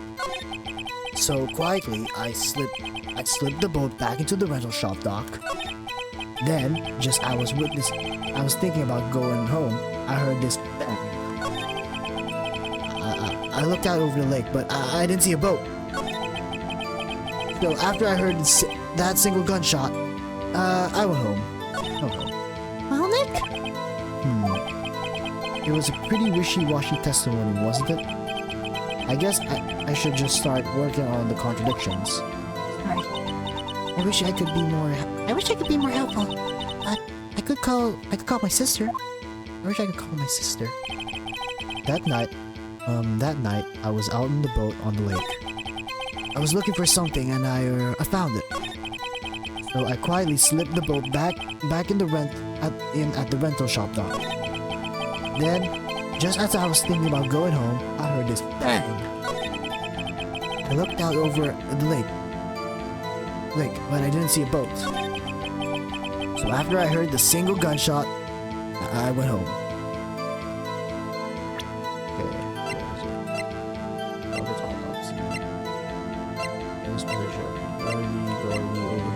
Pistol. Wait, I'm looking for something. Objection! Wait a sec, Larry. What? You only heard one bang. You sure? That is what I said. But Miss Lotta Hart testified yesterday that he heard two bangs. And the old man just now said the same thing. They both heard two gunshots that night. Huh? Were you even listening? Were you paying attention at all to what they said? Yo, Nick, please. Huh? You know, something's been bothering me. I'm a witness, you see? I'm like a customer here. So, you gotta treat me nice and stuff, okay? Huh? Mr. Butts? What? You only heard one gunshot. Are you sure? Well, to tell you the truth, I'm not sure. Eh? Not sure? How could you not be sure? Yeah, well, I might have missed the other gunshots. I was, listening to something else. Something else? My radio, dude. With my headphones. What?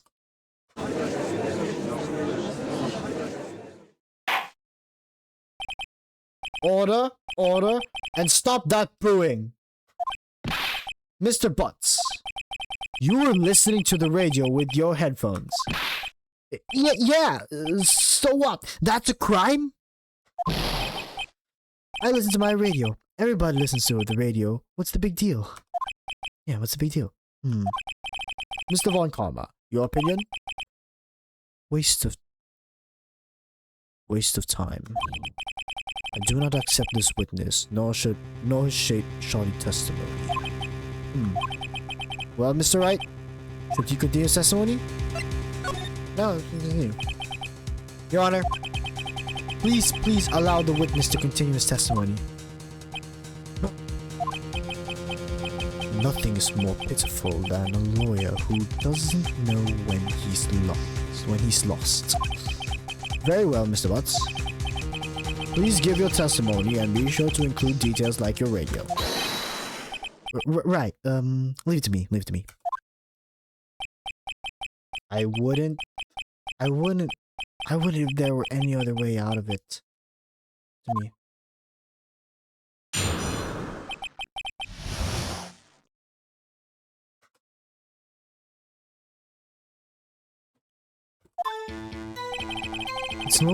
It's lonely being alone on Christmas Eve.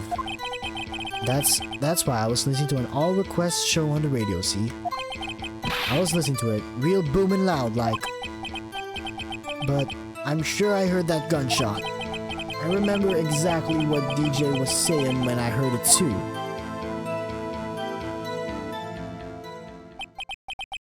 You were listening to your radio. You were listening to your radio at a high volume? Yeah. What's the big problem? Can't a man listen to his radio in peace? Isn't this a free country? I truly believe Larry has no idea what the problem here is. Judge, can you believe a word this witness says? What he heard was probably nothing more than a drum beat from the radio. True enough, it is difficult to believe this testimony. Objection! Wait, Your Honor. The witness says he remembers exactly what the DJ said when he heard the gunshot. Excuse me? DJ? An announcer. The guy who was saying things on the radio. Anyway, what this means is when he heard the sound, no music was playing. The DJ only talks in between songs, so he could have heard the gunshot from the lake. I'd like to cross-examine the witness, Your Honor. Very well, Mr. Wright. I can't believe it. I'm continuing this charade. Where's the...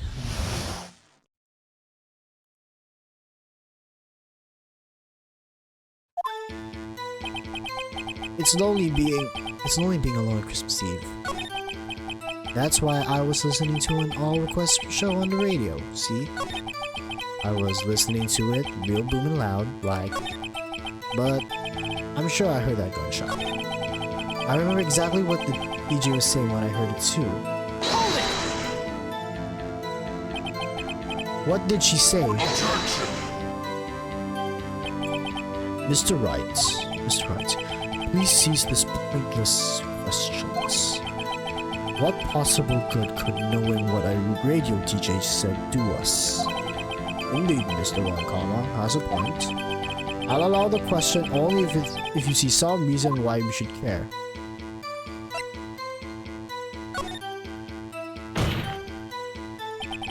We should care, Your Honor. Of course we should. Why? Well, how do you know if we don't ask him? Fine, very well. Or Larry, I go with a nervous voice. He's always swearing a bit swaggy when it's complaining. Someone kills him. Alright. What was the radio announcer saying when he heard the gunshot? Just when she said, hey, it's just when she said, hey, it's almost Christmas, I heard the gunshot. Okay, what do I do here?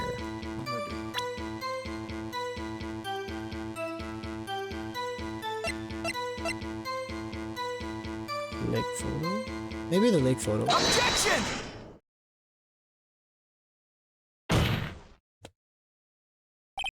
Larry, are you absolutely sure what you're saying is correct?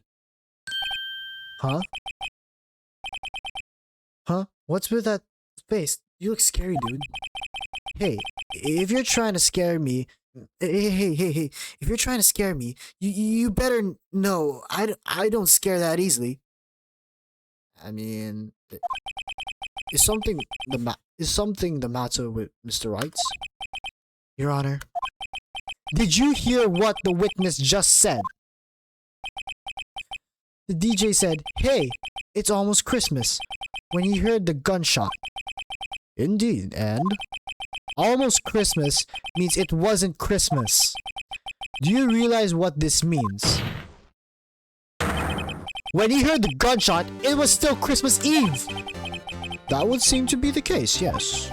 But he should have heard that gunshot after midnight. This photograph is irrefutable proof of this fact.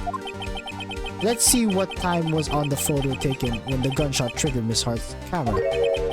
12:25, 15 minutes after midnight on Christmas Day. I don't know your voice range might be big deep. Those are like some of those deep voice, very can be some foreign voice. Not again, just no good hit. It's a clear contradiction, Your Honor. I'll try to make his voice, but my voice deep. I'll try. Hello. Order. What does this mean? The two prior witnesses heard gunshots after midnight. However, the witness says he heard a gunshot before midnight. Judge, the answer is simple. The current witness is plainly mistaken. Just look at him. Suspicious. What? Well, Mr. Wright, what do you think about Mr. Butts' claim he heard the gunshot before midnight?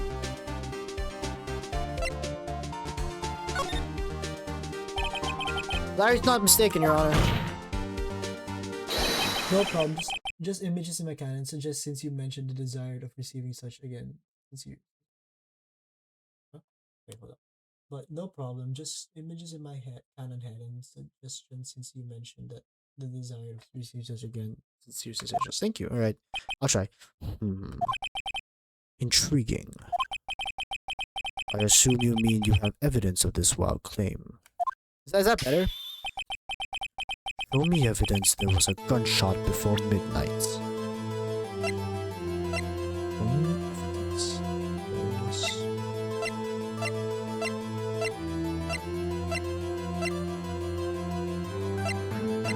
Wait, hold on, where is it?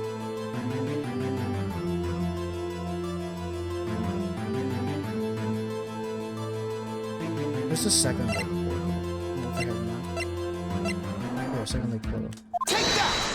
A bit, yes. Don't split your voice. I'd say his most important trait of voice is Commanding. Look at this photograph. This was taken by our witness yesterday, Miss Lotta Hart, with her automatic camera. The timestamp on the photo reads December 24th, 11:50 p.m. Oh. But there's nothing on the lake the lake in this picture. Your Honor, the real issue here is not why nothing is shown on this photograph. It is why this photograph exists at all. What do you mean? Your Honor, this photograph was taken on an automatic camera.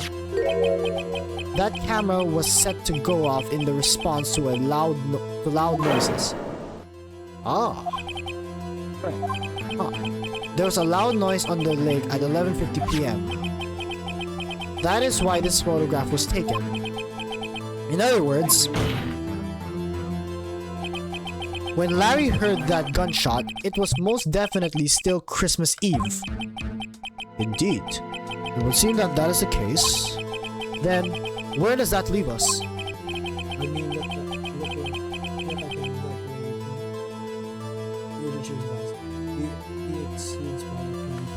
Midnight. I'm mistaken. Not at all, Your Honor. It is a fact that the camera also triggered at 15 minutes after midnight. You just contradict yourselves, Your Honor. That night, there were 2 sets of gunshots with a 25-minute pause in between them.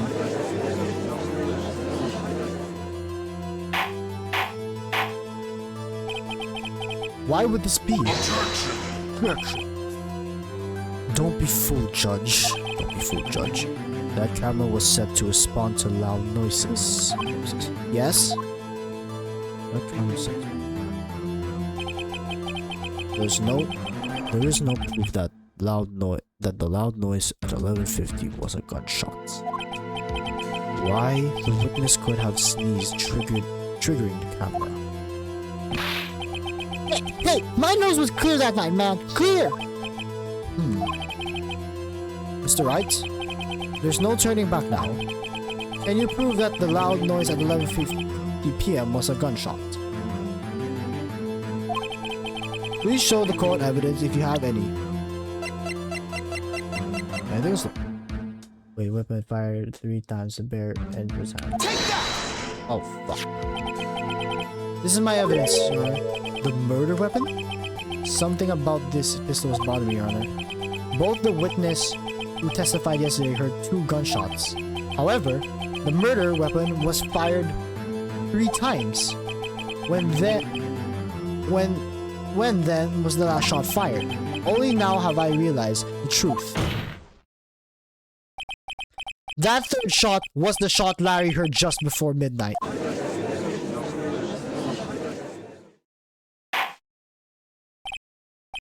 Order. That would make sense on the evidence we've seen so far. However, this leaves me wondering exactly what did happen that night on the lake. Exactly. If this is true, there were 2 sets of gunshots separated by 25 minutes. One at 11:50, another 15 minutes after midnight. Wait, what the fuck? Wait, hold up. Wait, no way. Hold up. Time out. Kofi Kingston just left WWE? No way. Hold on. Wait, no fucking way Kofi Kingston just left WWE. No fucking way. Hold on. Well, we'll take a break first. We'll take a recess. No way. No fucking way. What the fuck? Wait. No fucking way. Kofi Kingston and Xavier Woods moved to WWE alumni after 16-year run. No way! No fucking way! No fucking way. No way. Alright, we'll take a break for 5 minutes. Wait.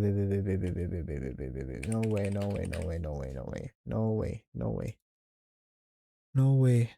What? Kofi Kingston and Xavier Woods have mutually decided to part ways with WWE. What the fuck?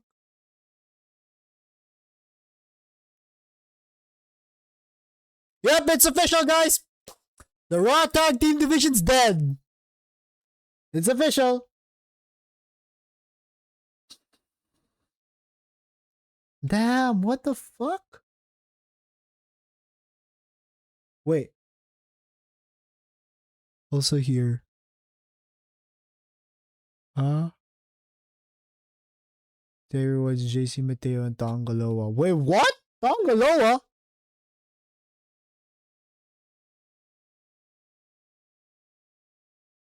Oh wait, hold up. Oh, we'll take a look at this.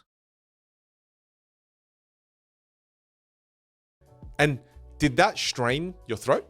Not Little at exercise when all. you'll have them. That's how powerful your instrument is. I hope you're sitting there going, oh, damn, I never realized my voice could be so strong and powerful. Often people are speaking with a lowered soft palate. The way you practice this is build sensitivity to how to lift a soft palate. So I would suggest you sit there and yawn Okay. for a good 3 minutes and just play with it. Within these 3 activities that I've just shared with you, siren technique. The more you practice that, the more you strengthen. No way. Wait, what? Oh my god. Dude, oh what? Alright, thanks for the exercise. We'll go back to Ace Attorney now. I was just shocked. My brother sent news. I was a little shocked. Thank you.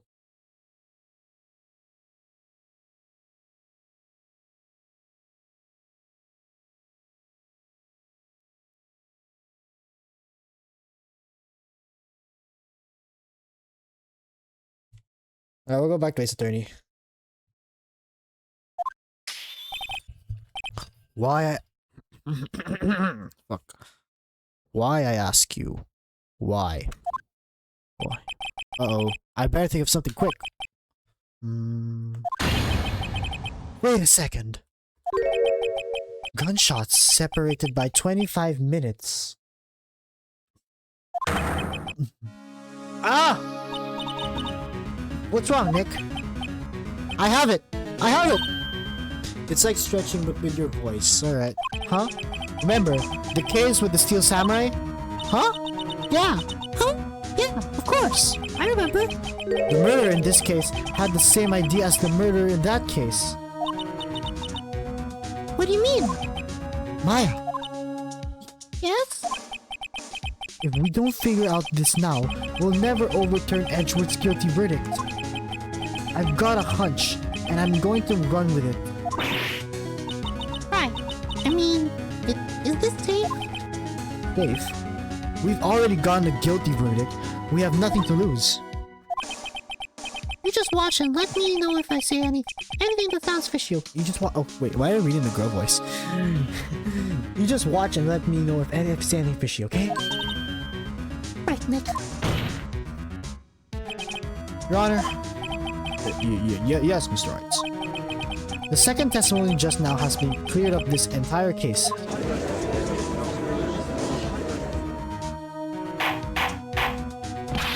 Yeah, this is long. What do you mean, Mr. Wright? So, you finally realize the truth.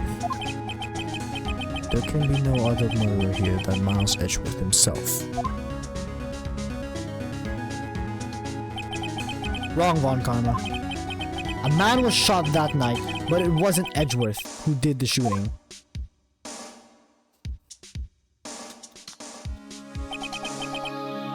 Listen, rookie. Take a deep breath and consider the facts. At the time of the murder, one boat was on that lake. This was shown by the witness's photograph. The defendant Edgeworth and the victim Robert Hammond were on that boat. Hold on, I'll just figure out something real quick. I'll just rest my voice for a while.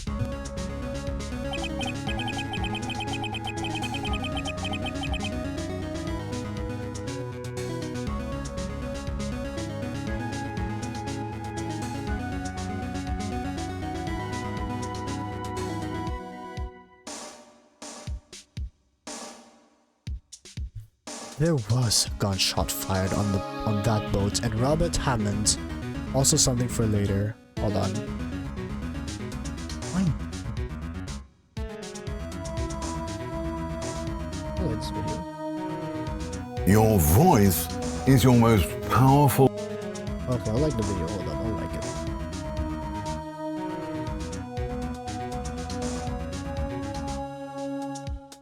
Okay. I know. And did that strain your throat? Okay, I like the video. Okay, I like it. There was a gunshot fired on that boat, and Robert Hammond fell into the lake. The distance of the shooting was 1 meter. It couldn't have been suicide.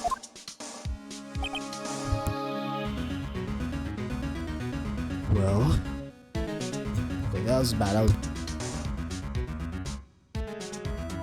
I'll just take a break first. I'll just rest my voice.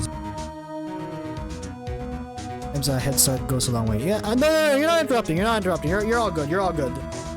Usually, I would just like find a TV show and just mimic a voice, but I'll start practicing because like I'm auditioning for like a lot of stuff in my school, so hopefully the voice voice acting is part of that gig. Unfortunately, yeah, I go to a Japanese university, so voice acting is kind of a big deal, kind of the norm.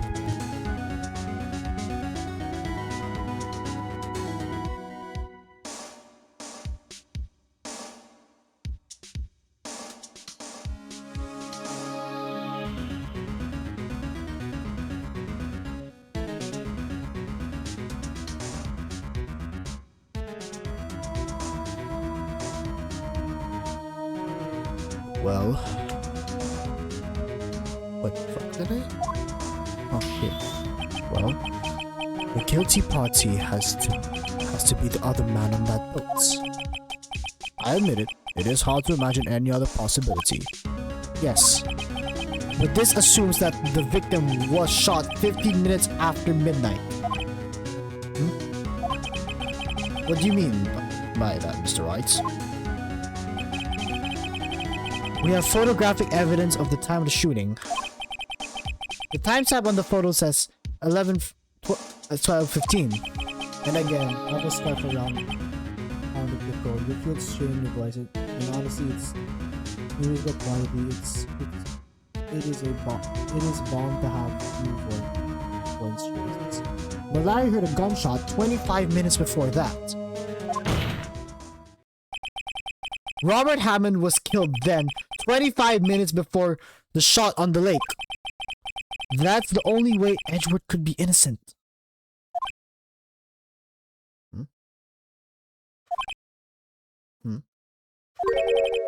Mr. Wright, are you completely mad? Explain who the two men on the boat are.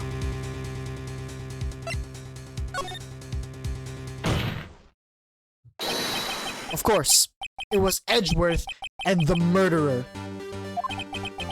After the murder killed Robert Hammond at 11:50, he assumed the guise of Mr. Hammond and met Edgeworth.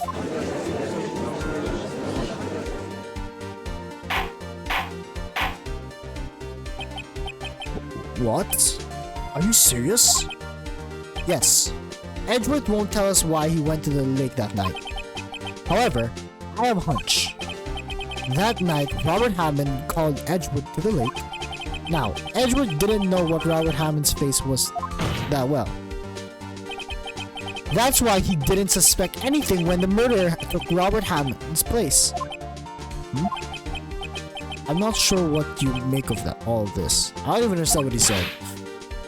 Ludicrous. Ludicrous. Mr. Wright. Okay, so James, beard wondering how much previous is the... Yeah, he's got James Harden's beard, man. That is a luscious beard. Tell us the name of the murderer, then. The murderer's name? Right. It's not a lot of heart. Actually, I don't know the murderer's name. You don't know? Again, you waste my time.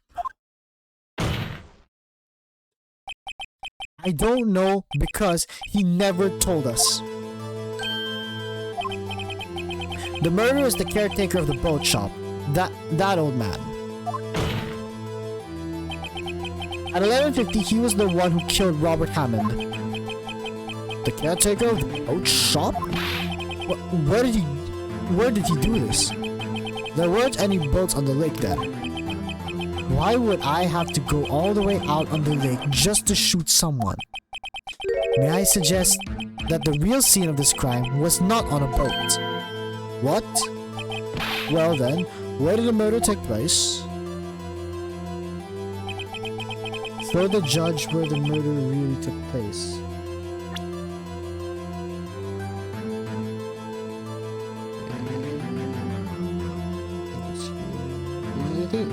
Which one's the boat shop? Which one's the boat shop? This map. I think it's a boat shop. I think it's here. Is it here? Take that! Oh, that's a boat. Oh, it is a boat shop. Nice. Here, of course, the boat shop where he lives.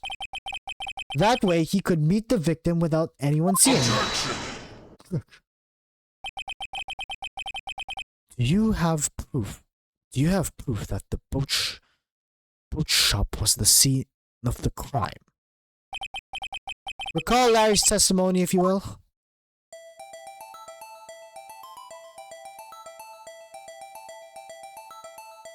The fuck? That night, he was out on the lake on a boat searching for something. He finds it and returns the boat. Then, just as he's starting to head home for home, he hears a gunshot. He heard a gunshot, Your Honor, even though he was wearing headphones at the time. In other words, the gunshot was very close by. And where would that be if he had just returned the boat? The boat shop.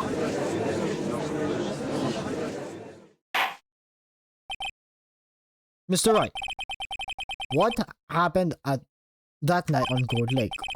Please tell the court from the beginning. Yes, Your Honor. Nick, are you sure about this? Not really. But I had to think, if I start from the very beginning, and I take it slow, I might be able to figure this out.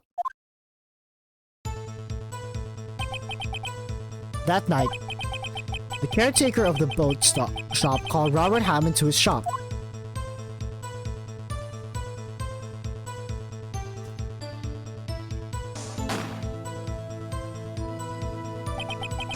This was around 11:50.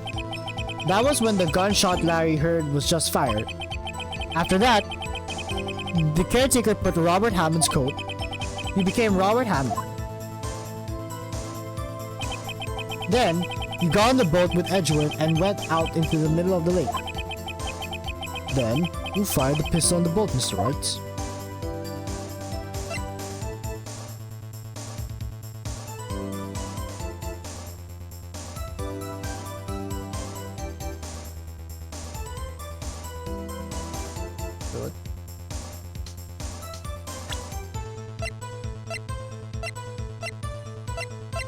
Wait, what the fuck? Wait.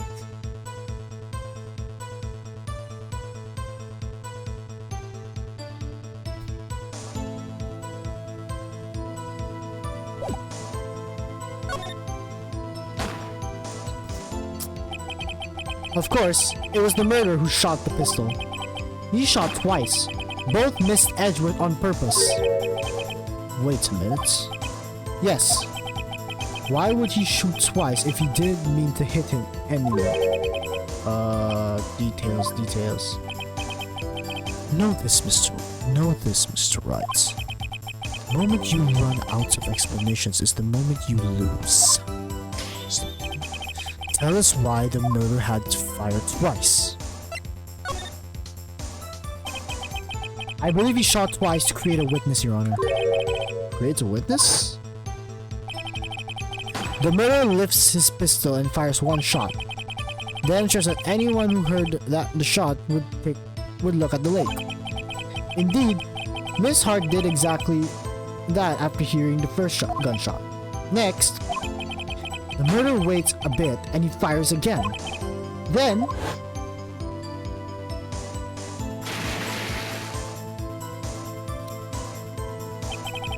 the murderer jumps from the boat himself, leaving the pistol in the boat behind him.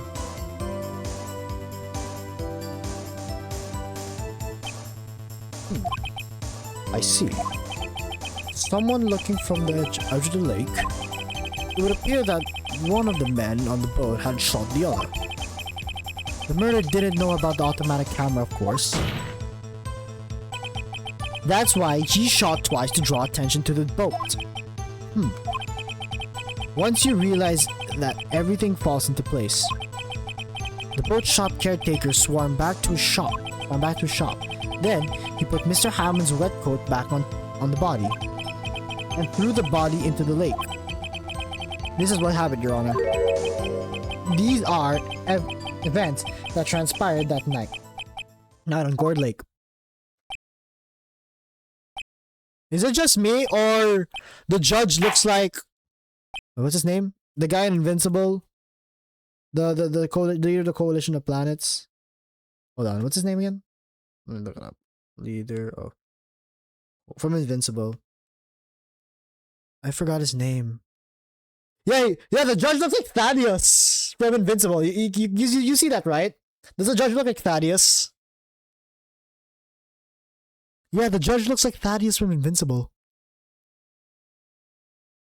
You do see that, right?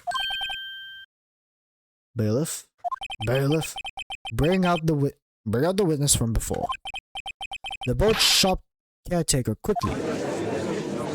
Yeah, I want to try doing Optimus Prime's voice, but my throat's not up for it.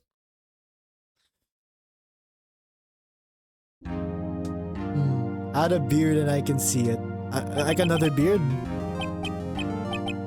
Like another beard. Well, let's do it side by side. Let's do it side by side. Do it side by side.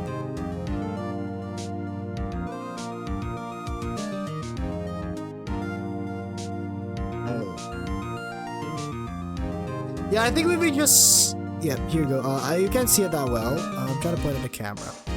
I think if we just know what the back of his head looks like, then I think... Out of beard, I can see it. Thaddeus, I mean.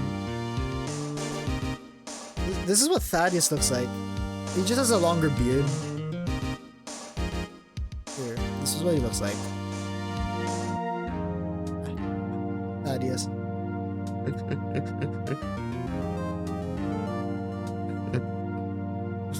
I can just imagine the judge. Stand! Von Karma, stop taking over the trial. It's your only option. No! I choose that! It's good challenge. Yeah. It's a good challenge. I want to do it. Next time, if I play the Ace Attorney sequel, I'll try to get the voice down. I'll try. No! I would like to ask the defendant, Miles Edgeworth, a few questions. Mr. Edgeworth, please take the stand.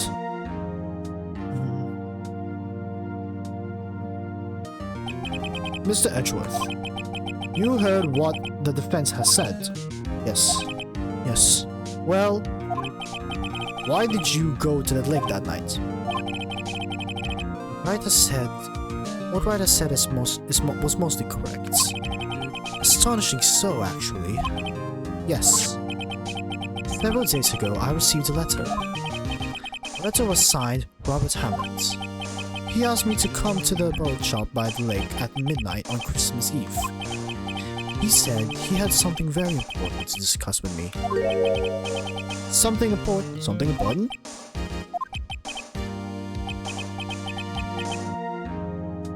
I have a good idea. You want me to make Von Karma sound like Thrag? I mean, that's what I was trying to go for. I'm sorry. I can't say what it was. Your Honor, sir. Bailiff, we are conducting a trial here. I ask that you remain quiet. The witness had disappeared. He isn't at the boat shop either. What? What should I do? Find him quickly.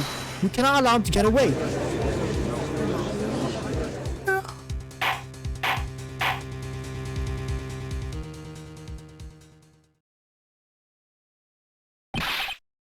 Mr. Von Karma, your witness has disappeared.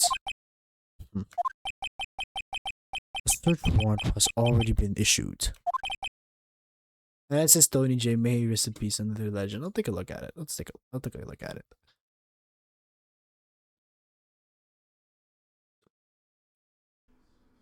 Bob, all I ask is a simple favor, and you put us through all of this. Why? Okay. You're only making things difficult for your friends.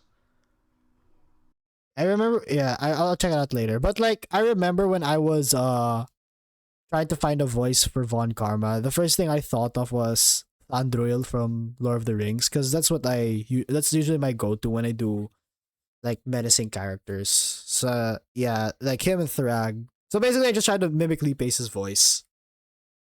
Cause like I remember watching The Hobbit, and I was like 8, and I was like, oh, his voice is actually pretty, like, menacingly.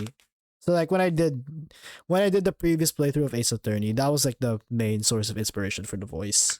It goes without saying that I cannot declare a verdict under these circumstances. I will extend the trial until tomorrow, the final day allowed. I request that the police department utilize its forces to find that witness. Am I understood?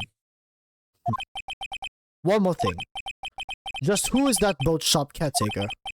I think his identity has become very important to this trial. I want him, and I want to know who he is. Very well. The court is adjourned. God, I need to take a piss, man. I really need to pee.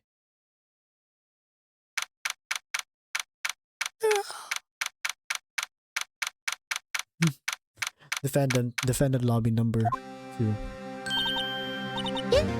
You did it! Yeah. Well, at least we got to go out from under the guilty verdict. And what about Larry? That was something else. Even Von Karma didn't know what to do with his testimony. Larry really helped us out. Sure. Once I sifted through his unique testimony, still, he did save us. I just wish our cases weren't so down to the wire all the time. I know what you mean. Sometimes I feel like it's us on trial instead of our clients. Hey Edgeworth. Leak your bladder's content. I'll finish the chapter. I'm getting UTI for this. Mr. Edgeworth? Did you say something? Don't look so pained. I mean, it looks like you're probably gonna get off the hook. You could try to smile just a little. Relax. I'm sorry. But I fear it's not over for me yet. What do you mean? Right. There's something that's been troubling me for a long time now, and I don't know whether or not to tell you.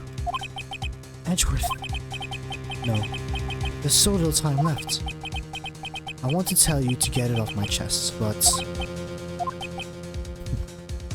I can't make up my mind. What is this about, Edgeworth? It's a nightmare I've had. A memory of a crime that I committed. A crime you committed? A memory of a murder. 15 years ago. Okay, thank God. Okay, I'm going to the toilet. Also, another legend, one of my favorite voice actors. Keith David. Oh, I know that guy though. Welcome to hell, motherfucker! I'm gonna go piss. Holy shit.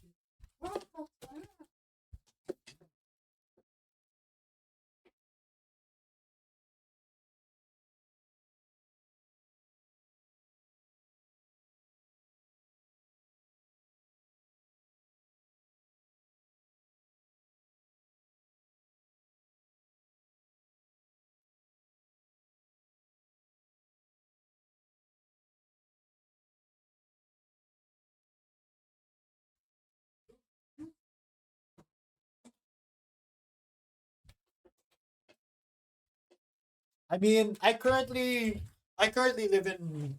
I mean, I think I'm trying to train as a voice actor, but the problem is I live in Japan and I'm not Japanese. I mean, I can speak a little Japanese, but like reading and writing could be a little difficult for me. So I don't think like, and if I were to somehow like magically pass like the Seiyu like auditions and stuff, I don't think Japan would be too happy about a Filipino voicing their favorite like characters. So I guess this is good practice, but like I'm half considering like what do you call that? Sometime after, because I'm in college right now, and like sometimes after what's this? Like if I have free time, maybe like during a break, I could take like a Seiyu course. That'd be nice. That'd be nice to do, right? That would be great. Alright, so we're gonna do it. I'd say it depends. It depends what they will be when they need a Spanish voice for an anime character. For an anime character, I'd say It depends. Work it. They will. They will be when they need a Spanish one. I don't speak Spanish, dude. I'm Filipino, so all my Spanish just comes from Filipino words like mesa, mesa, puta. Oh, sorry. I'm not Spanish. I'm Filipino. No, it's good. It's good. It's good. I didn't elaborate. I'm Filipino. Well, why did I look like I'm Spanish? Did I look like I'm Mexican? Like what? Okay, like if you didn't know I was Filipino, what nationality did you think I was?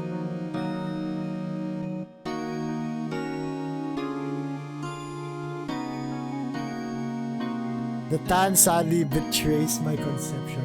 Okay, what did you think I was? What did you think I was? Dude, I'm naturally tan. Okay, the tan sadly betrays my conception. Okay, what nationality did you think I was?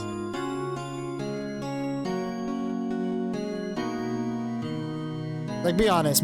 Okay, this is a safe space. I mean, you're the only one in chat, so you're not gonna get flamed for something like either Mexico or Latin origins. Yeah, I get that a lot. A lot of people in my university think I'm Indonesian or Brazilian. Yeah, but I am Filipino. I'm Filipino. Yeah. A lot of people say I look Brazilian. What was Mr. Edgeworth talking about?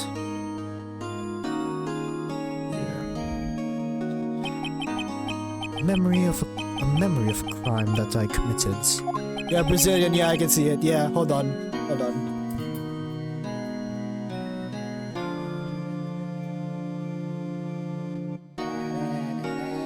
Vamos Brazil!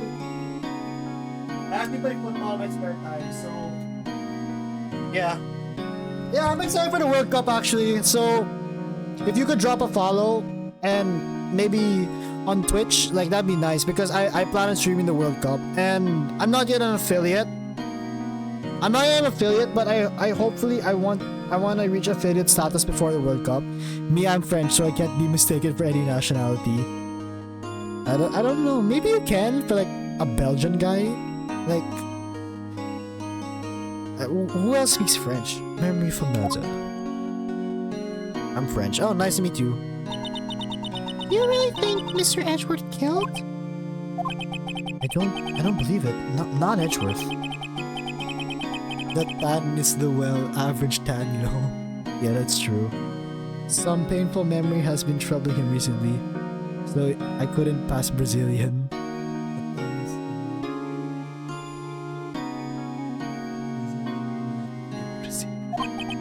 But he'd never take someone's life. Never. Nick.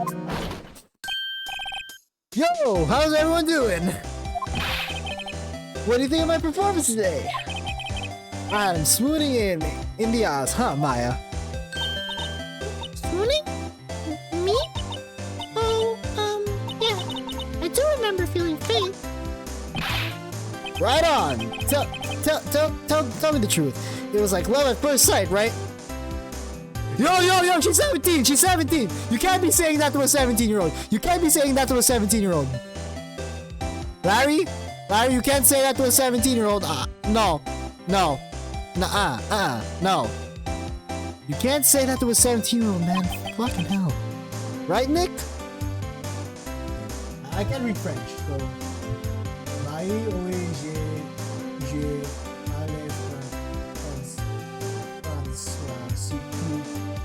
Basically, if you search anything in French, okay, bonjour. Bonjour. Do you think PSG is winning the Champions League? Yeah, because they're basically fighting my team in the semi-finals, and that match was pure cinema.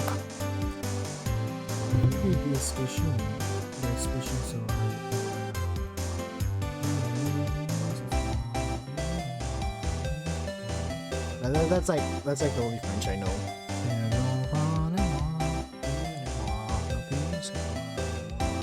Oh, yeah, the only French I know is from that league, from that song on Arcane. I'm a bastardized French from Quebec. Oh, so you're from Canada. So you're from Canada. Are you French Canadian or you're from France? I'm a bastardized French from Quebec. Oh, you're from Quebec. Oh, so you're in XQC's land. You're in XQC's land. How does it feel having housing XQC? Not from France, but I had been there. Yeah. How does it feel? You're from Quebec, right? Yeah. How does it feel being in the same area as XQC? He's your hometown hero, man. How does it feel? Huh? Me? Well, maybe my heart skipped a beat or two. I think you can do better. I think you can do better than that. Come on.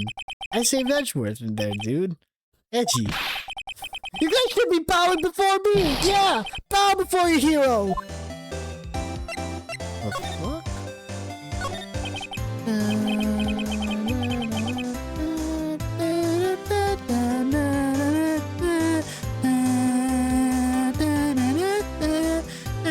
Larry, you really helped out in the trial today.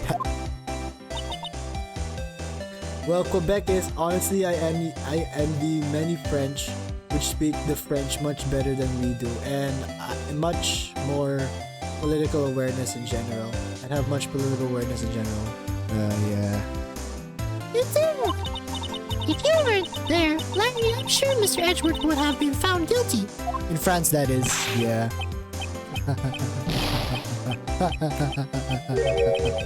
But seriously, Nick. Who's Nick? That boat shop caretaker guy is pretty suspicious. But Edgy ain't off the hook yet. I have a feeling like the boat taker was the guy with brain damage. In France, that is. Yeah, I'm pretty sure that's against the boat taker. Will you spoil the move, Larry? Yeah, I'm a guy sitting in the audience, you know. Yeah, I'm a guy sitting in the audience, yo. But from where I was sitting, Edgy seemed pretty edgy. I mean, can't you really know he's telling the truth about that night? Nick? I don't know. But what I do know is, I'm going to believe in you two until the end. Us two? Edgeworth and... Edgeworth and who else? You mean me, right? Nah, he means me. Right, Nick? Yeah, you, Larry. Not me? But why you, Larry?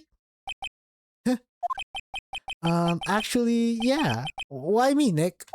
I know a very old French word. One used to insult a woman if I need to, and she would think it's a compliment. If not savvy and origin.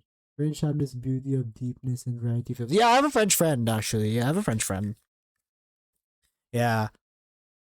Shout out Azel. Shout out Azel. Shout out. Enough with that silent treatment. Nick? Why do you trust Mr. Edgeworth so much? I mean, he's changed recently, true. But when we first met him, he was kind of a jerk, don't you think? You didn't know him back then. Back when he wanted to become a defense attorney. Wait. Was that when you two were classmates? Yes, in grade school. They saved me, Miles, and Larry. They saved me and I'll never forget it. That's why I became a defense attorney, you know? What? Hey, Larry, what's he talking about? Huh? Sorry. I kind of forgot. Okay, Nick, out with it. I'm going to hear this story today, and that's final. Okay. It's kind of a long story, so hang in there. It was the very end of 3rd grade. I was on trial. A class trial. A class trial? You remember, Larry? Spring, end of 3rd grade? A kid in our class got his lunch money stolen. Lunch money? Our school is really small. Every month, kids would bring in an envelope with money for lunch from home. Huh. I see. Anyway, this kid's envelope disappeared, with $38 still inside. Oh yeah, now that you mention it, I do remember that. I can see why you'd forget though. You were out of school that day, and the envelope had been stolen during PE class. I was coming down with a cold, so I skipped PE that day. I was the only one non-class. So, they thought you did it? Yeah. The kids in class said I should be put on trial. Trial? So the next day, we held a classroom trial with me as the defendant.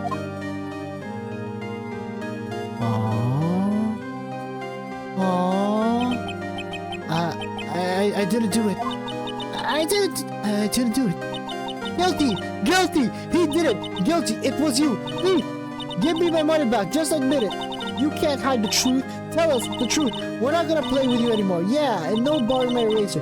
You shouldn't be allowed in the relay race or in the library committee! Give me back my 50 cents I loaned you! Hey, did you rob the bank the other day? Oh damn, what the fuck? Now Phoenix, you shouldn't steal people's money. It's not right. In the end, even the teacher thought I'd done it. Go over there and apologize, Phoenix. I didn't know what was happening. I was so sad. I couldn't stop crying. Everyone was staring at me like I had done it. I tried to apologize and I went where the boy whose money had been stolen was sitting. That was when it happened. Objection! You shouldn't have to apologize. The only thing that belongs in that trial is evidence. Anything else has no place. You should be all ashamed. Amateurs. Miles?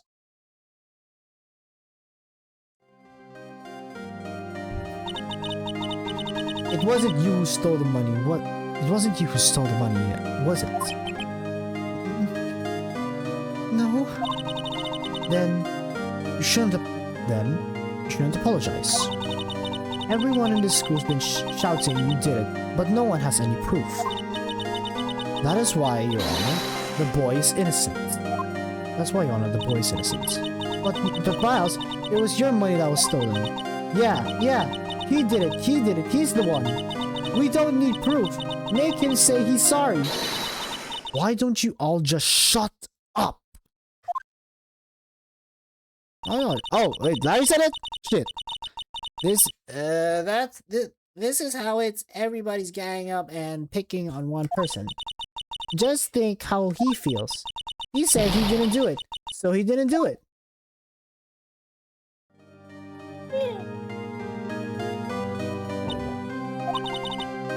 Very well. I will place the money myself. This class trial is over.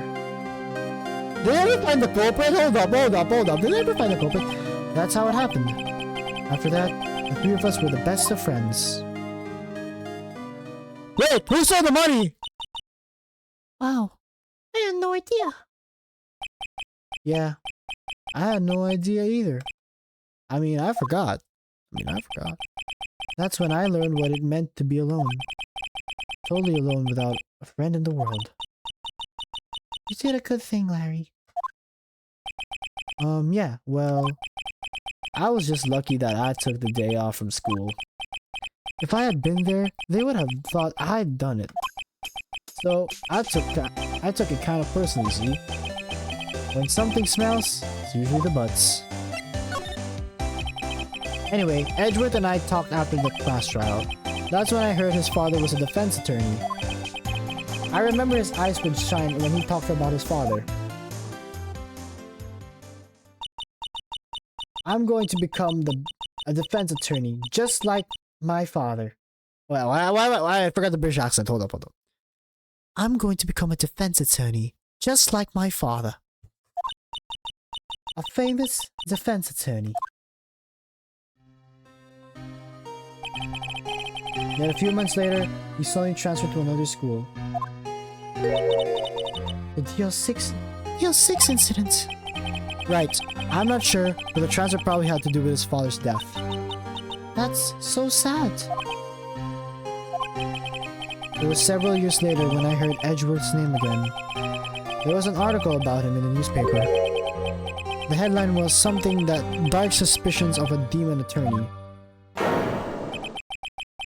Fabricating evidence, manipulating testimonies, covering up facts. The article said he did anything to get a guilty verdict. Anything. You're not a clown. You're the whole circus.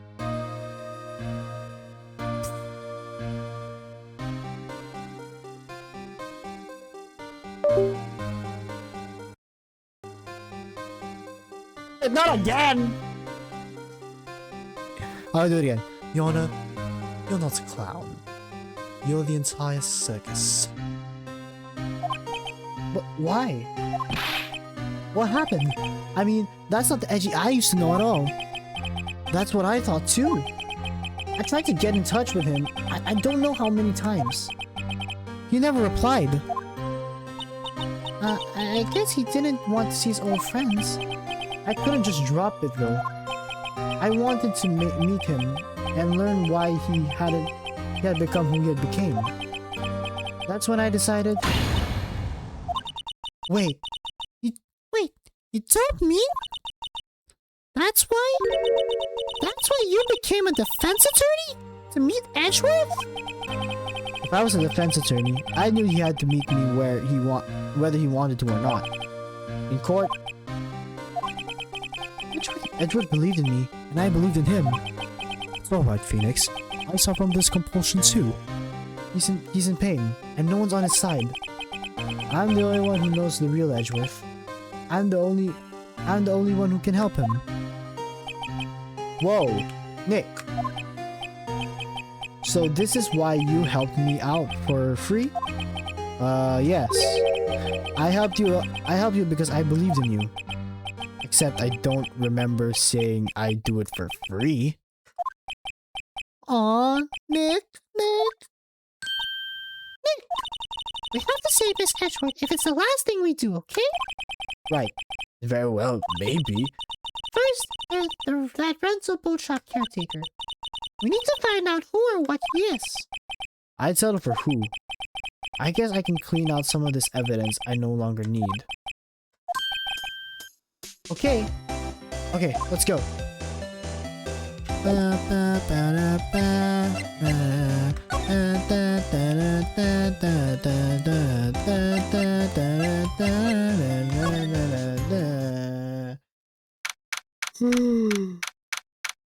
Oh god, it's 1 AM right now. It's okay, I drank coffee. I'll be fine. I'll try to finish the episode. We're near done. Also, odd out of nowhere, but it's true in Rome there was a market for sweat that days we would have medical procedures and the sweat from the strongest gladiators with diarrhea. Yeah, that still happens to this day. That's called Gamer Girl bathwater. That's called Sydney Sweeney bathwater. Yeah, they that kind of still exist to this day, you know. Just look at E-Girl bathwater, man. Hey pal, long time no see. Oh, the gumshoe. Ish, yeah, I know. Oh, how the mighty have fallen. Close one today, eh? I got so worked up, I snapped my time hat. Sorry about that. No problem, pal. Thanks to you, we now know who really did it. You mean the boat shop caretaker? Look, I made you a promise. I'll have that scoundrel in my custody. By trial time tomorrow. Come what may. It's my duty to you as a police officer. Now, I'm off to catch my criminal. Liar! Your tie is still whole. Cop! Wait, I just didn't notice that until now. Fuck. It is Detective Schuster's out. Yes! Your tie is still whole! What the hell, man? Cap! Dude, I might get a noise complaint. Holy shit. One other thing. No one can go into the woods today. The woods? Where Lotta was camping. The woods are off limits to camping, and apparently the park ranger found out. Got pretty mad. No one can go in for a while. No, got pretty mad. No one can go in for a while. I guess Lotta's in a lot of trouble.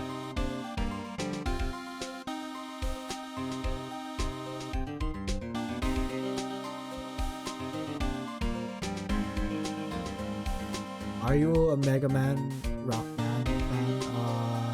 No, I'm sorry. No. This is actually my first time hearing about Rockman, so sorry.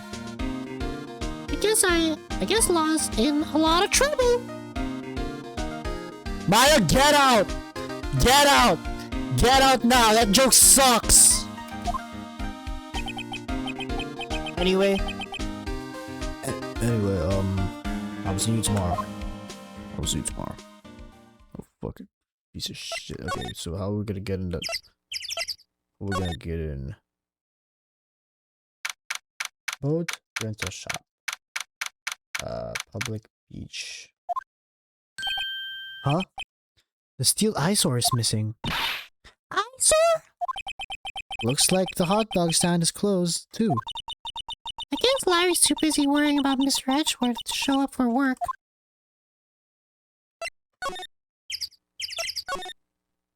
Oh. December 27, boat rental shop. That old caretaker got away. Yep. I never imagined he might be the real murderer. Ahem. I'd like to know that clearing of the throat anywhere. Hello, what might you be doing here? Out for a walk, Ah, the days of my youth. Like the scent of a fresh lemon, you see? Also, you must wonder if Gumshoe is his real name. What was the thought process of his name? His father stepped on a gun and had an epiphany. Dude, his name is Dick Gumshoe. He was one letter away from like getting bullied for the rest of his life. More like, he was like 2 lines away from getting his name ruined for his whole life. Then again, there's a guy in Ace Attorney named Salmonella, and the dude looked like a Discord attorney. The Crossbreak? There's no time for idle reminiscing. Mr. Edgeworth's trial ends tomorrow. I mean, some people are just called Dick Dickinson Jr. Ponder that. Isn't there like one guy named Gabe Itch? That is true, yes. But from what I saw from today's trial, Edgeworth should be fine, right? Well, I'm not so sure about that. What do you mean by that? What do you mean by that? I'm not sure. If you find anything out, call by my office at once. I may be able to offer you some assistance. Huh? Thanks. Bye. What did you think Mr. Crossberg was doing here anyway? Who knows?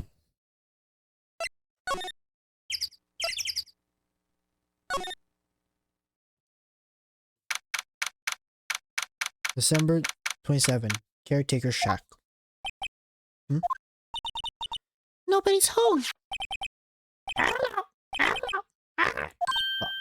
Hey, it's Polly. I wonder where your owner's gone, Polly. I can't believe he run out and leave his poor parrot friend to fend for herself.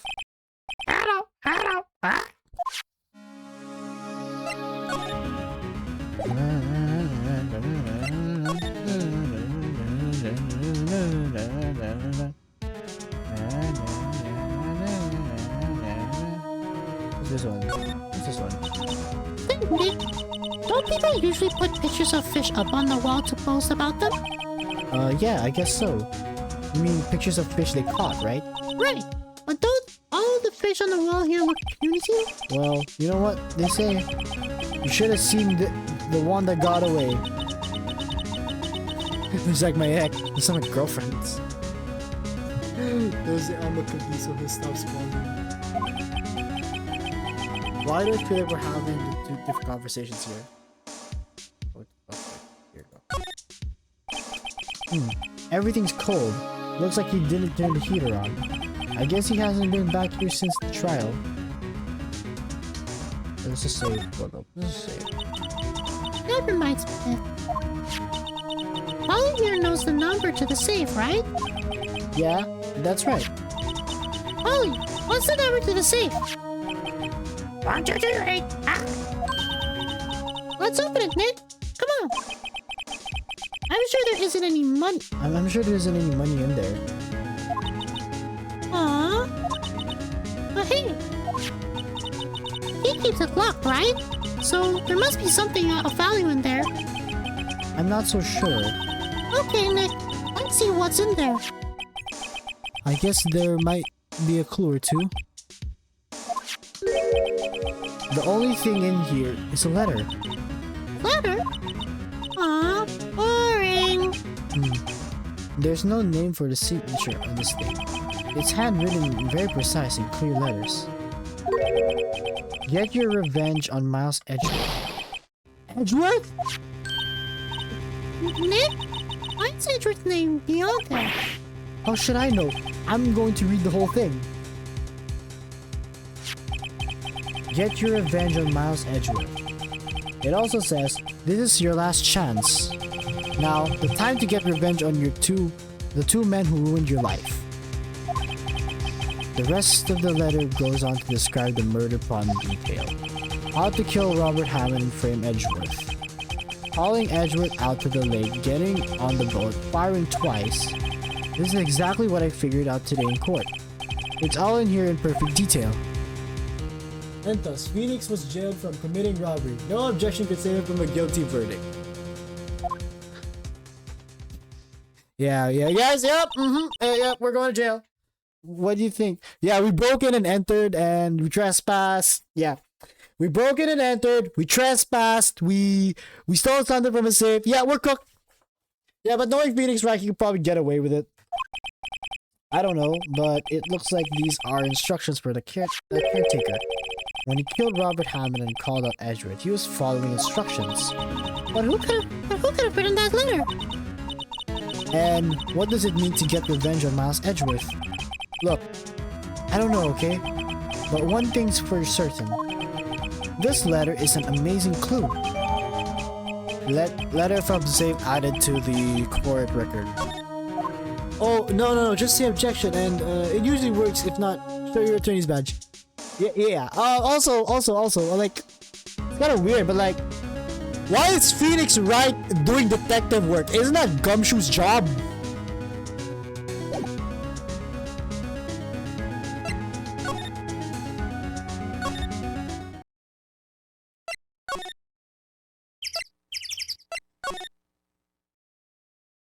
Your Honor, I'm an attorney, look.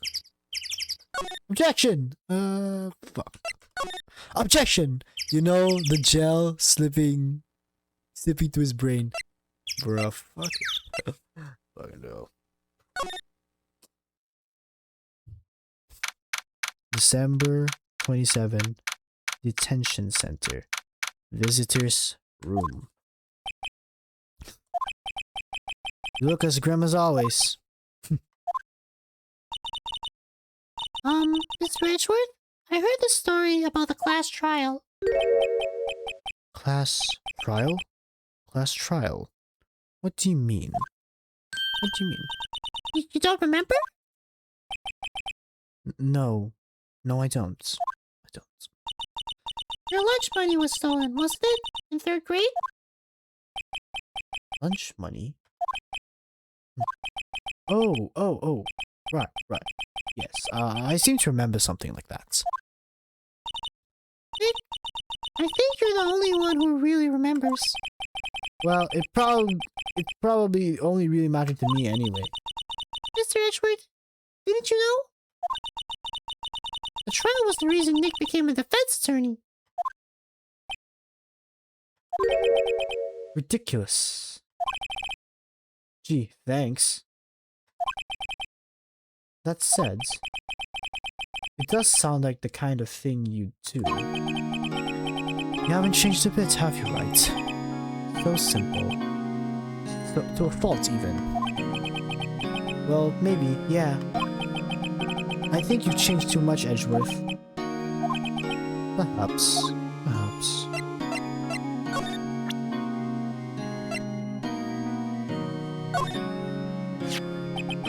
Edgeworth, see this letter? Yes, and that and breaking and entering. Oh, look. This came out of the safe in the shack where that boat rental caretaker lives. I see. Revenge on me? Revenge on me? Who's that old guy? Who's that old guy anyway? I don't know. Could he be an innocent defendant you got declared guilty or something? Nice, right? But I don't remember that old man. Not at all. So, he was following this letter, and... Which means there was someone else behind it. Now this is the time to get revenge on the two men who ruined your life. Two men, meaning myself and Robert Hammond. It also says, this is your last chance. Last chance? Wait, maybe. Maybe he's talking about statute of limitations on the DL6 incident. Wait, that old man! What is it? Do you know who he is? Yogi. Could he be Yogi? Yogi? The suspect in the DL6 incident. The one who was found innocent.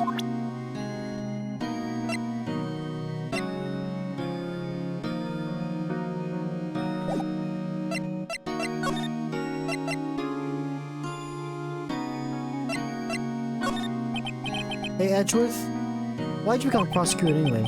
You used to look up to your dad. You said you wanted to be a defense attorney, right? I couldn't let myself deny reality like you. What do you mean?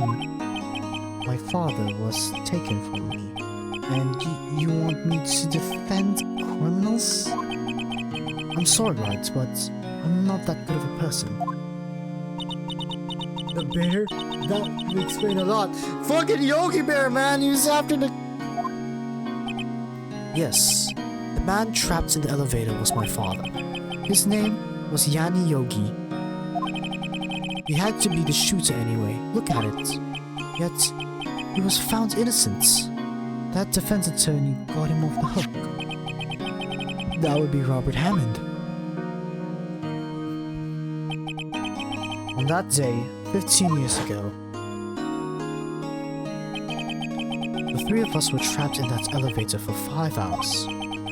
When we were rescued, we all suffered oxygen deprivation. I had lost all memory of that murder. Lost your memory? Even now, I can't recall what happened in that elevator. That was the crux of Yogi's attorney argument in court. He claimed Yanni Yogi had been not of soul mind due to oxygen deprivation. Yogi was released due to lack of evidence. Innocence. That's when I changed my mind. I started to hate defense attorneys. What's your relationship with Ron Karma? He's my teacher and a man who deserves respect. I learned everything I know of the courtroom techniques from him. So he's like my sister. Oh, he's like my sister was to you, Nick. He's a perfectionist in all things. In court, in his personal life. He's obsessed with doing everything perfectly. Perfectly, huh? In all cases he has taken on, none were left unsolved. And not one was suspected, declared innocent, ever. But that's... I know. It's possible some of the suspects were indeed innocent. However, it is impossible for us to accurately determine that in every case. All Ron Karma does is his job to find a suspect guilty perfectly. I learned everything you know, harassing the judge, demanding a guilty verdict. In any case, yeah, and Edgeworth still sucks at that. He's 0-2 against Phoenix Wright. Remember that. It's nigh well impossible to find a weakness. If a weakness appear, he would do everything in his power to make it go away. Edgeworth? If what you're saying is true, you're headed for a guilty sentence tomorrow. He's right. Now's not the time to praise the enemy, Mr. Edgeworth. It's a strange situation in which I find myself. I'll admit. No kidding. Yanni Yogi was a court roof bailiff at the time. We just happened to be in the elevator together 15 years ago.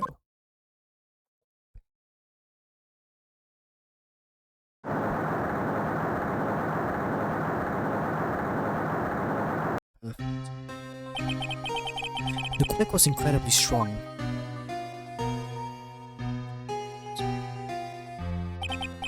Before I knew it, everything was dark. We were there for so long, it felt like forever. The air thinned, and the darkness closed in on us in that little box. We became unsettled. Help! I can't breathe. Quiet. I said quiet. You're not making this any easier. I want to get out. Help us out. Don't shout. You'll just use up more oxygen.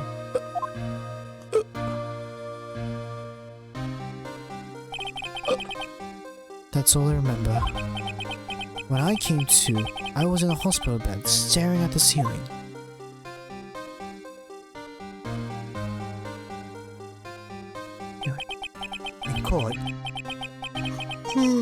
In court, Yanni Yogi's mental condition was called into question. They claimed oxygen deprivation and stress had caused temporary insanity. In the end, the claim passed in the court, and Yogi was found innocent.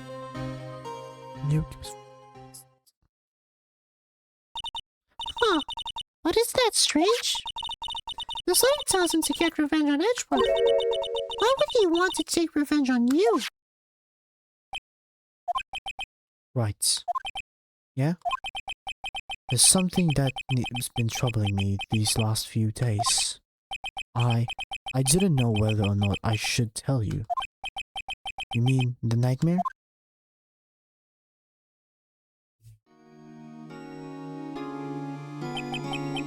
It's a nightmare I've had. A memory of a crime that I committed. A crime you committed?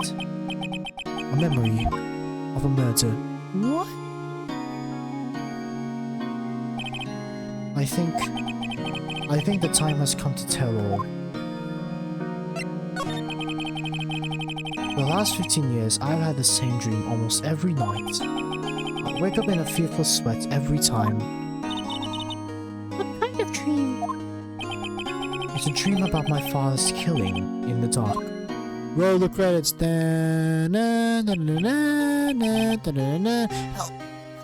I can't breathe. Quiet. I said quiet. You're not making this any easier. I want to get out. Help! Get us out. Don't shout. You just use up more oxygen. I can't breathe. You're using up my air. What? Stop breathing my air. I'll stop you.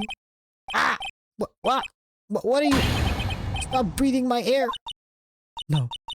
Father. He's attacking Father.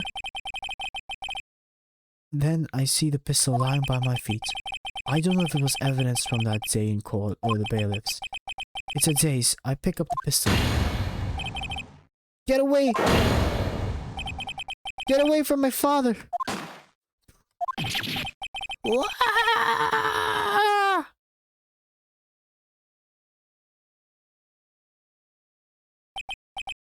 And with that scream, I wake. It's a bone-chilling scream. A scream that has rung in my ears from the past 15 years. But that's just a dream, right? Right? That thought is the only thing that has kept me sane for the last 15 years. But what if I'm wrong? What if it's real? They say that sometimes people shut out memories in self-defense. Maybe I who killed my father. What? If you think about it, that way this letter makes sense. Get your revenge on Miles Edgeworth. Think about it. Yogi was really innocent. That's why he wants his revenge against me. Wait, Edgeworth. You mean... Hold on, my light's dying. There we go. It was me. I was the true criminal of DL6. I shot my father. This is bad. What are we going to do, Nick? What can we do? I don't know. I don't think there is anything we can do, like it or not. If there is someone else who knows a lot about the DL6 incidents, maybe... There is, Nick. There is someone else who knows about the DL6.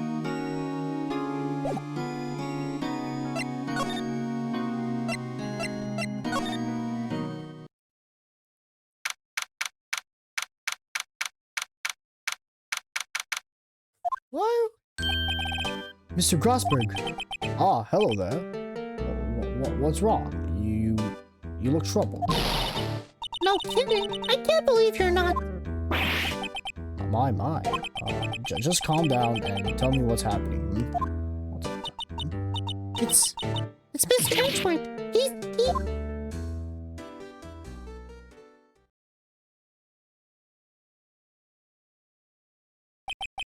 I see.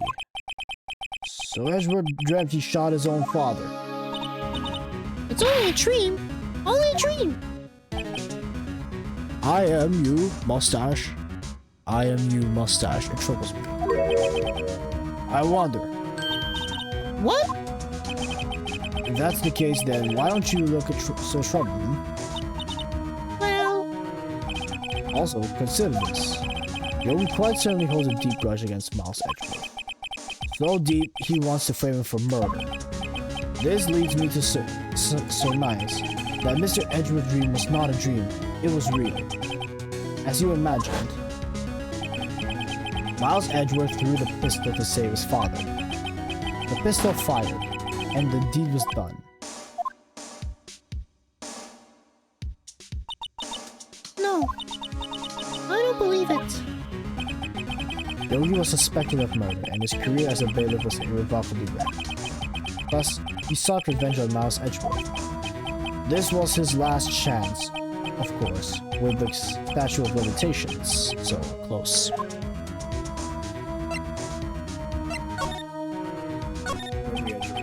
What do you know about Edgeworth's father?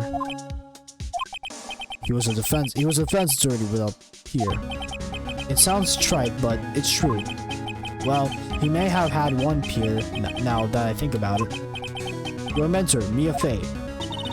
My sister? Gregory Edgeworth was very disapproving of Mr. Von Karma's techniques. That's no surprise. Von Karma is an extreme man. Forged testimonies and evidence are nothing to him. The result, he has a perfect win record in court. To beat him, Gregory Edgeworth tried to call attention to his methods. And? He lost, and died in despair, as it were. I see.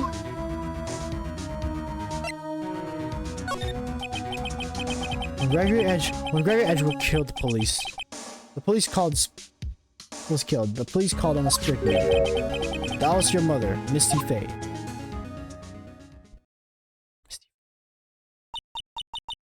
I am Gregory Edgeworth. I have been killed. The one who shot me was the bailiff, Yanni Yogi. Yet Yogi was found innocent. That's when my mother left us. Everyone called her a fraud. That's right. Everyone thought she was, you see. Yet, now that I think about it, it seems the one who lied was Gregory Edgeworth's ghost. Gregory Edgeworth must have known who shot him. I don't believe it. So, you're saying he's falsified his testimony? That Edgeworth's dad lied. That Edgeworth's dad lied to protect his son. It's only a possibility, mind you, but a possibility nonetheless.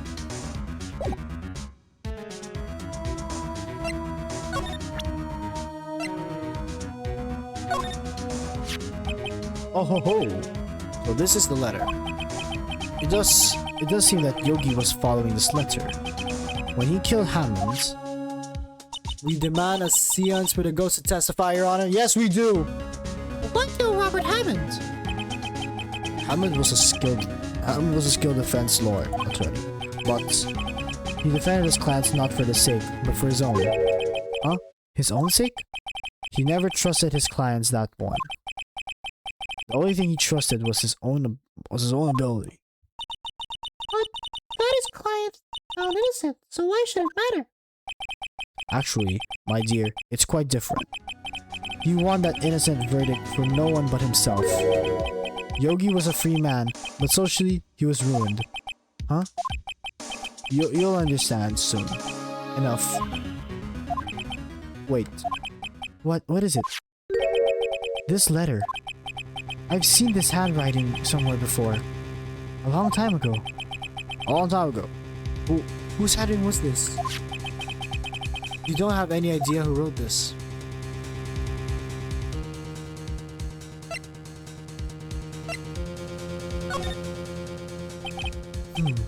Could it be Manfred von Karma? Von Karma? Von Karma? Why would he have done this? Well, I'm not sure. Von Karma. Wait. You're right, my boy. This is Von Karma's handwriting. I'm sure of it. I used to see it all the time on court reports. What? What? That means the one who told Mr. Yogi to kill was... Correct. Manfred von Karma himself. What does this mean then? Why would von Karma want to frame Edgeworth?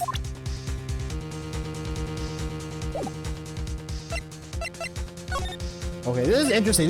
Holy shit. Damn, Von Karma's a murderer. Wow, who would have thought? The guy who gets a guilty verdict is a criminal himself. Fuck. Man, wow, oh my god. Fork pounding kitchen, guys, ladies and gentlemen.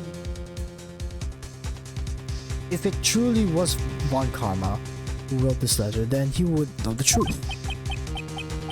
He would know that Miles Edgeworth had accidentally killed his own father.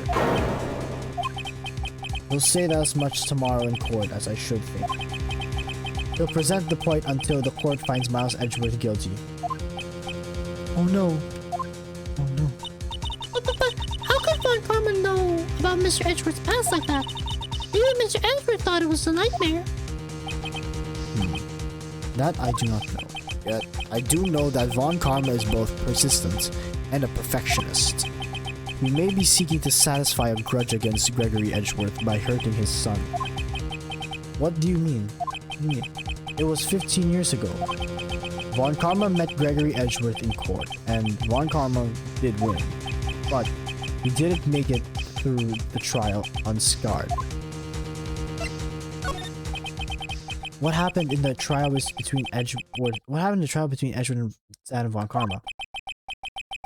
Von Karma got the guilty verdict he wanted. He won the trial. But Gregory Edgeworth accused Von Karma of faulty evidence. And though he lost the trial, Mr. Edgeworth's accusation stood. Faulty evidence? It was the only penalty Von Karma has ever received in his career. A prosecutor. Gregory Edgeworth dealt a blow to his perfect trial record. Wow! It must have been quite a shock for Von Karma. He took a vacation for several months after that, you see. Vacation? Yes, an unusual event for the man. That was the first and the last vacation he's taken in many years of prosecuting. Really? He doesn't take vacations? Like go to the sea or to the mountains? Don't tell me he's never been to Europe. You have strange ideas about vacations, Maya. In any case, that was the only time he took a vacation from work. I believe the penalty upset him quite a lot. Odd. If he wanted to keep a perfect record so badly, why would he take such a long vacation? What do we do, Nick? Von Karma's going to bring him DL6. You can bet on it. What if Mr. Edgeworth pleads guilty to DL6? I won't let him. Yes, Mr. Wright. I hate to say this, but even accidental murder is murder, you know? I know that.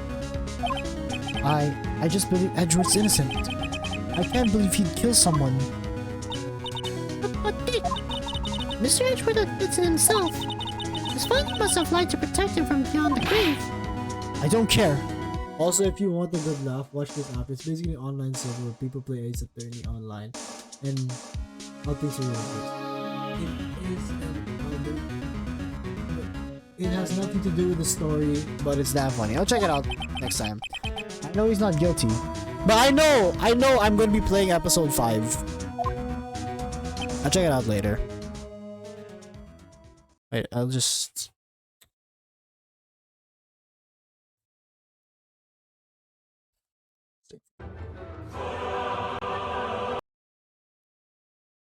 Huh. We'll check it out later. What's this called? Alright, we'll check it out later. Mr. Wright, if you say so, I suppose I could go check again. That the police files might have held something of interest. Mr. Grossberg, thank you. I can't promise anything. In fact, I think the chances of finding something are slim. I understand. The police materials, I'm kinda sleepy, I'm kinda getting sleepy, but, you know.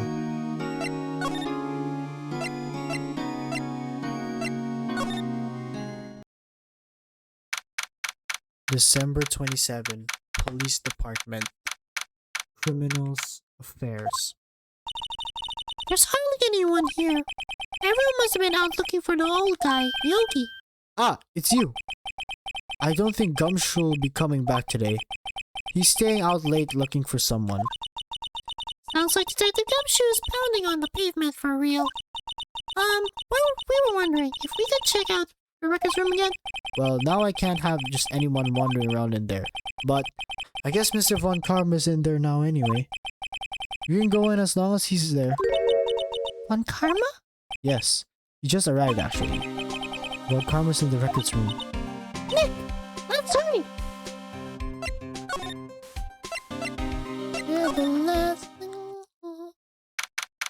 December Police Records. Dusty as always. We were only here just yesterday. I'm sure they can't have cleaned it in time. What's wrong, Nick? Nothing. I was just wondering that he isn't here. Von Karma?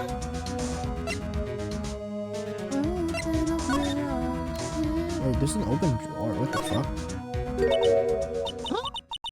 One of the drawers here is open. Someone must have been looking at it recently. The label says Unsolved Cases, Evidence. Unsolved cases. Nick! The file for the DL6. It's completely empty. What? What are you doing? What are you doing here? Nick! Von Karma? You! How do you know my name? Huh? Have we met? Have we met? What are you saying? We see each other every day, don't we? We're Miles Edgeworth's defense team. Defense team? I beg your pardon. I beg your pardon, you see. I rarely remember defense attorneys. They are like bugs to me. Needless things to be crushed. I can see how this guy was Edgeworth's mentor.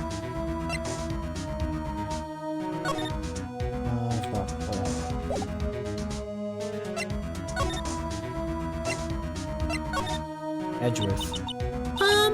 Mr. Edgeworth is your student, right? A romanticism still can't share that veneer of amateurism. Just like his father, always second rates.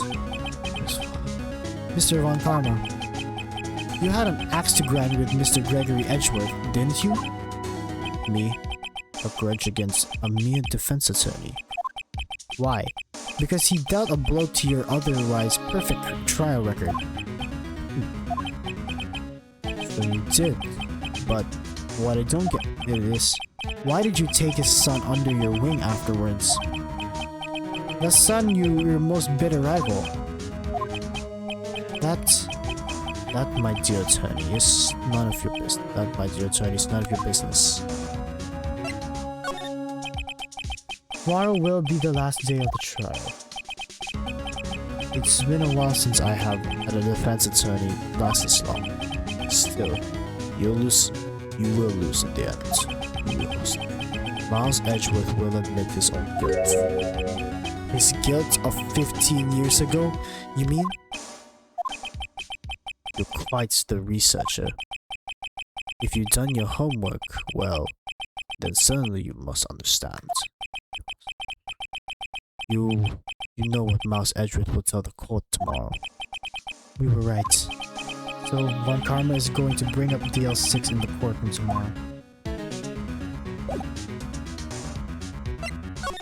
Wait, hold up. Anything about this? Mr. Von Karma, have a look at this. This is you, wasn't it?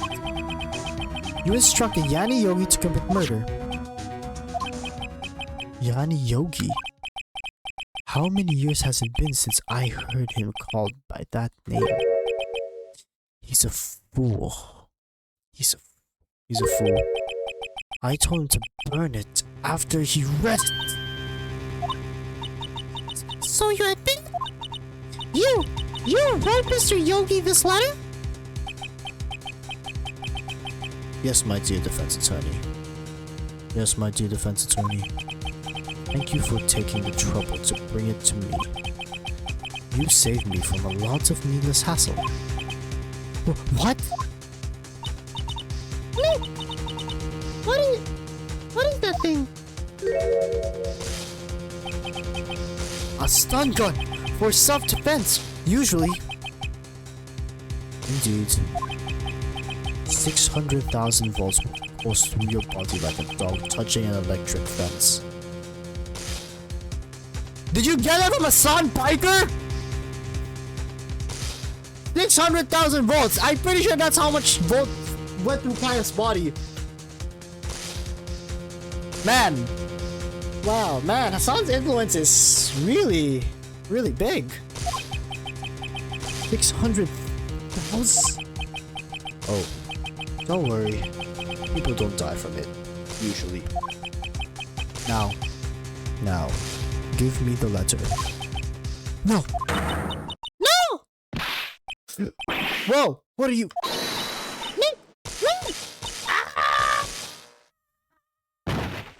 Maya, please, stay!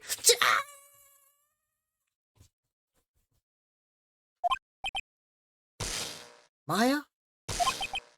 Out of my way. What?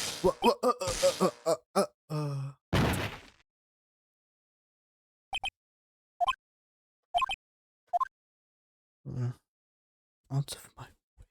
Out of my way. He got us. The letter's gone, of course.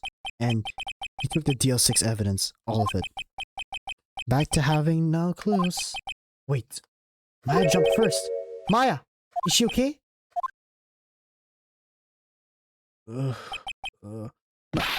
Maya? Maya? Maya, open your eyes. Shock. Maya! Letter.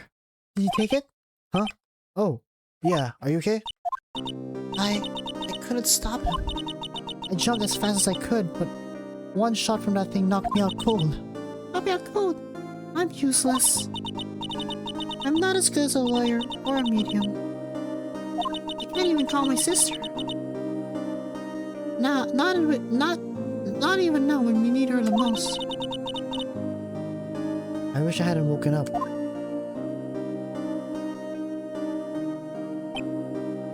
Maya. There has to be something I can help her. I better do something about her self-confidence first. Maya. She's holding something. What is that? A bullet. DL6 incident evidence number 7. Taken from the heart of Gregory Edgeworth. I remember. Von Karma was holding his when Maya jumped him. DL6 bullet stashed in the pocket. Wait. I'll prove it to you, Maya. You're most definitely not useless. Maya, please stay. I'll prove it to you tomorrow in court. To be continued. Alright! That is it. We'll finish the court case, then we're going to bed. I am so sleepy. Like, I am so tired. But, you know, we're almost done with Turnabout Goodbyes, so, you know, we might as well. Fuck it, let's go! Fuck. December 28, 9:51. District Court. Defendant Lobby Number 2. This is it. This is it, Judgment Day. Today things are getting settled at last. A lot of things. What's the big idea? Sorry, Nick. I only touched your shoulder. I guess the shock hasn't worn off from my run-in with the sunburn yesterday. Anyhow, today's the last day of the trial. Good luck, Nick! Yeah. Thanks, Maya. Oh. Edgeworth is looking always glum. I hope Von Karma doesn't push him too hard. Whoa! Oh! Whoa! What are you doing? Oh yeah, nothing wrong with that. Sorry. I'm sorry. I just thought I'd cheer you up with a pat on the back. Maya. Stay. Maybe you should go outside and discharge. Right, good idea. Try not to electrocute anyone on your way out. The fuck? Whoa, yeah, pal. Shock. Shocking people. Like a Son Biker!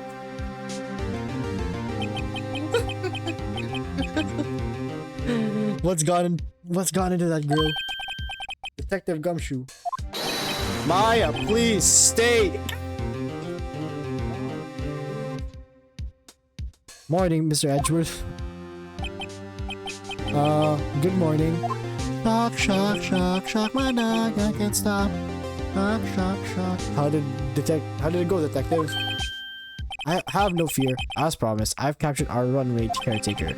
I just brought him in. Took all night, pal. It's Detective Gumshoe. You must be tired. Actually, after that shock, I got on the way in. I feel pretty good. There's some. Okay. Alright, I'm gonna go turn on the aircon. There was a Son Biker in this fucking game!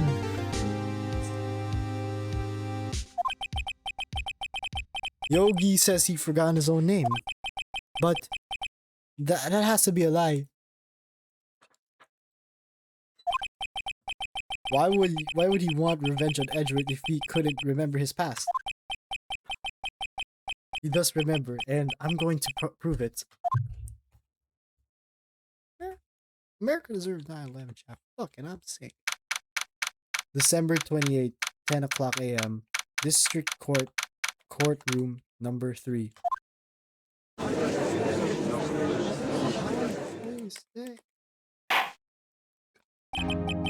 Court is in session for trial of Miles Edgeworth. Defense is ready, Your Honor. Prosecution is ready.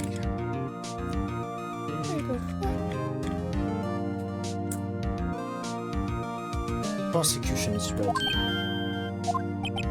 Aha, right, very well. We have reached the final day of proceedings in this trial. I asked the prosecution to submit decisive evidence. Understood. Come on. Don't be awed into silence by every little thing he says. Very well, Mr. Von Karma. Your opening statement. Right. Thanks to Detective Gunshoe's efforts, the boat rental shop caretaker has been arrested. In yesterday's trial, the defense asserted that the caretaker was the murderer. However, the caretaker has yet to confirm this. I would like to ask the defense to cross-examine him as much as necessary. Very well. Please bring in the witness into the courtroom. Ooh, my light is dying. Ladies and gentlemen of the courts, I believe you all remember our witness. He lives in the boat rental where we witnessed the incidents. In addition, he currently lost memory of his name and identity. Witness, why did you run away yesterday? Objection. The witness was not running away, as he will now testify. I see. Very well. Please begin your testimony.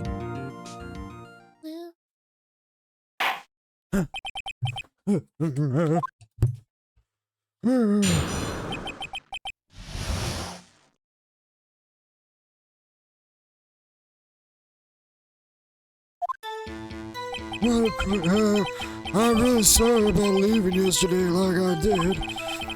But I was running away or nothing. I went to buy some food for Polly, you see. I figured I got nothing to do with this incident anyhow. I need one of those motive things, right? And I don't got one. So my testimony yesterday stands as is.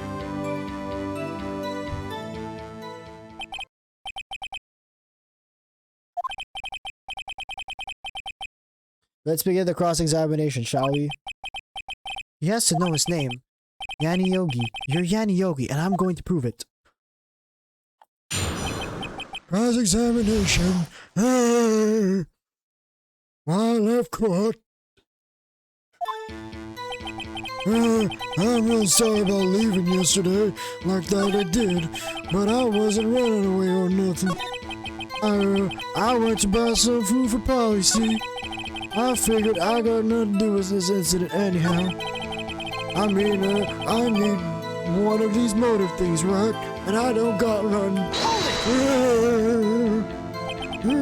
How can you say that you had no motive? I say you do. You had a grudge against Edgeworth and the victim, Robert Hammond. That's why you took revenge on them, right? Objection. Please don't make me repeat myself, Mr. Wright. This witness has no memory of anything beyond several years ago. He cannot hold a grudge. It's impossible. I have to prove he's lying about his memory. Otherwise, it's going to be the same over and over until the trial ends. First things first, I have to prove this is the man who he is. Do that, and the motive will prove itself. I'm really sorry about leaving yesterday. I wasn't running away or nothing. I went to buy some food for Polly. See, I figured I got nothing to do with this incident anyhow. You've lost much of your memory, is that correct? Yep, seems like it. Then how could you know that you didn't have nothing to do with this incident?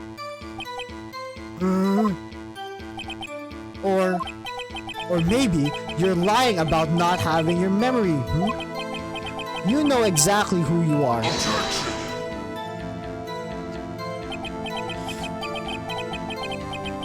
Witness has testified quite clearly that he has no memory of who he is.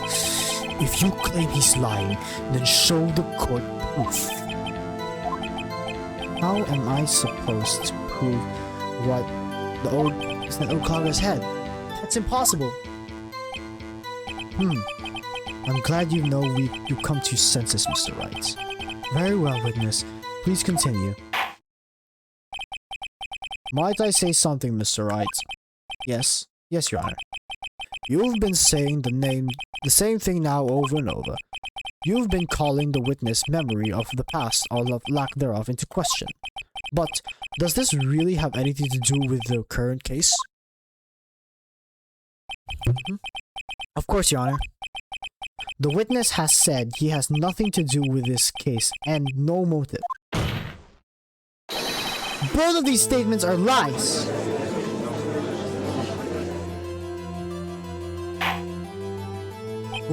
Order! Mr. Wright, there is a serious problem with your claim. Or are you saying that you know who this witness is? Of course, Your Honor.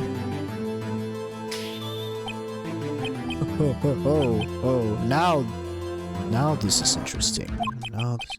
I would like to know myself. So, who is he? Don't play dumb Von Karma. Mr. Wright, please tell us the witness's name. His name is Yanni Yogi, a corporate court bailiff.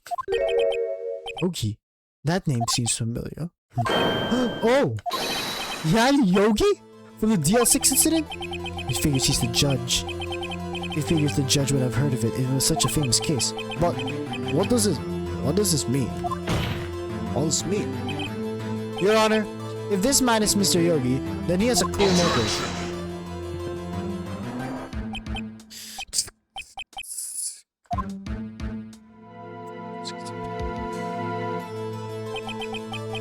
Jumping to conclusions again, Mr. Wright. This witness is Yanni Yogi. Fascinating. However, how do you propose to prove this to the courts? This is a court of law, as you may recall. You need proof. And allow me to repeat once more that the witness has lost his memory. Present very much. Take this presented. This is it. I have to do this now. If I can't prove he's Yogi right here, right now, then I've got nowhere else to go. Hey, how are you going to prove that you can prove that he's Yanni Yogi? It's okay. It's actually quite simple. Your Honor, please take this man's fingerprints. Then we'll compare them to the fingerprints on the file of Yanni Yogi 15 years ago. I see. That makes sense. Huh. I'm so very sorry, Mr. Wright. Why? The witness has no fingerprints. What? What? No fingerprints? Huh. You see, before I worked as a caretaker, I worked at a chemical plant. I burned my fingers working with stuff here. What? Yogi, you sneak. You burned your fingerprints off to hide your past. Well, if the witness has no fingerprints, I guess we'll not be able to prove his identity. No. Well, what will you do, Mr. Wright?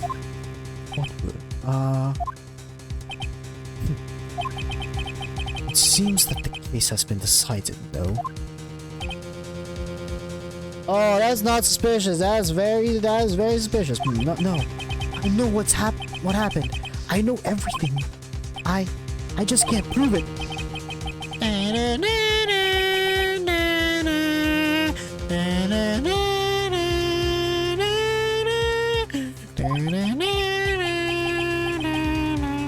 Has to be another way.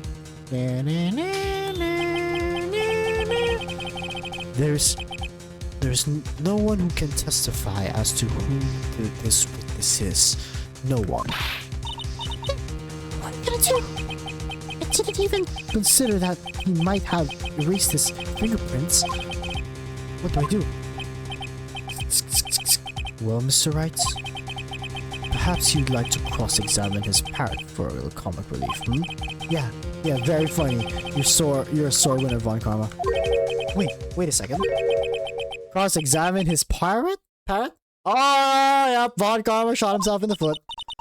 What is it, Nick? No. You're not going to. Your Honor. The defense would like to take Mr. Von Karma up on his proposal. Take Mr. Von Karma up? Oh, on my proposal? On my proposal? Exactly, Your Honor. I would like to cross-examine the witness's pet parrot.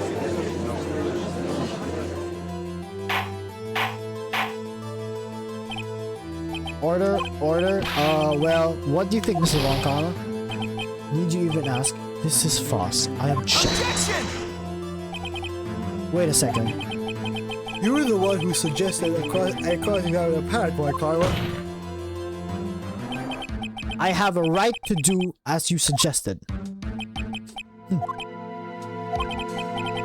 Well, if you're so desperate, please be my guest. This is actually based on a real case where animals brought to the stand, so you know. Oh, yeah, that's great. Of course. Would you go through with this? I've heard of that, I just forgot the name. And nothing comes of it, then I hope you're ready for consequences. Nick, this is crazy. Well, still, you want to go through with it? A little ground. Let's take the parrot to the stand. I will cross-examine her, Your Honor. This is the most ridiculous thing I have heard. Von Karma must bring every person's testimony, every piece of evidence. Except the parrot. It's my last chance. At least, I think so. Bailiff, bring in the parrot. Bailiff, bring in the parrot. Bring the parrot. I'm not gonna do the voice. Because my voice is like... That's quite a bird. Please, tell us your name. Name! The witness is ignoring me. It must be hurt to be ignored by a bird. Ahem. Bear witness, who is your owner? Please testify for us. Parrot flies away. Parrot flies away. Well, Miles Edgeworth, you're guilty. Shit. Parrot flies away. Hello? Hello? Who's acting? Certainly the most concise testimony we've had so far. Very well. Begin your cross-examination. Right. What are you gonna do, Nick? I don't know. What do we do, Maya?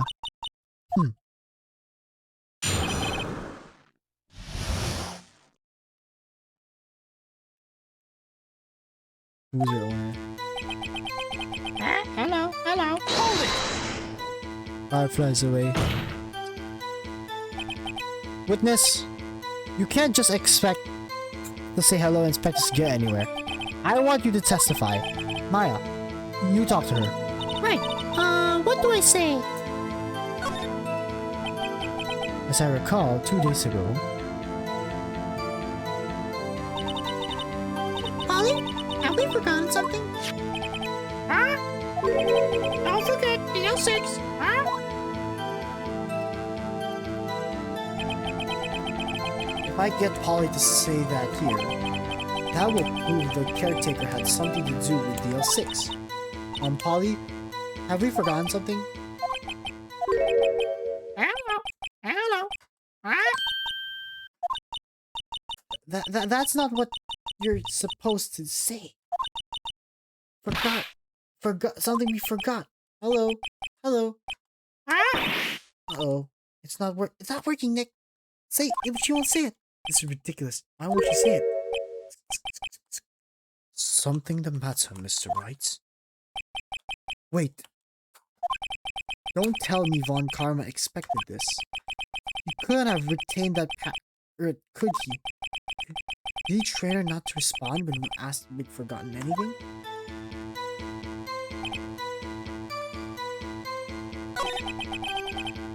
Hold it! Witness, you can't expect us to say hello and expect us to get anywhere. I want you to testify. Maya, you go. You talk to her. Right. What do I say?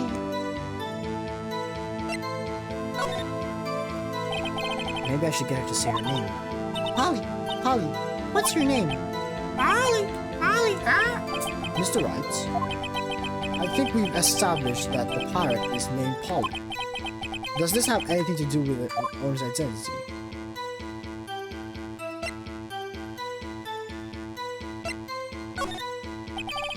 Why, yes it does. Huh. Fascinating. Your claim that the pirate's name will prove the owner's identity. Then show us this proof. Nick, Don't you think you're thinking of bluffing a little too far? listen. We're not here to answer the question of who's the caretaker. We're here to prove that he is Yan Yogi. All we have to do is name Polly to Yan Yogi. Your Honor, the proof that the pirate's name reveals the caretaker's identity is... Where the fuck is it? What is it? Take that! The DL6 case file? Objection. That's quite a large file you have there. Which page is the proof on then? Show us or stop wasting our time. Very well. Please show us the page, Mr. Wright. Where is the information connected to this?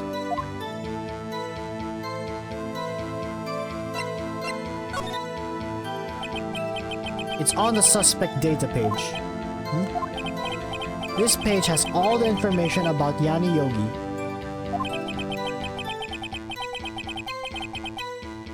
Right after he was arrested, his fiancée committed suicide. Indeed. It does say that, yes.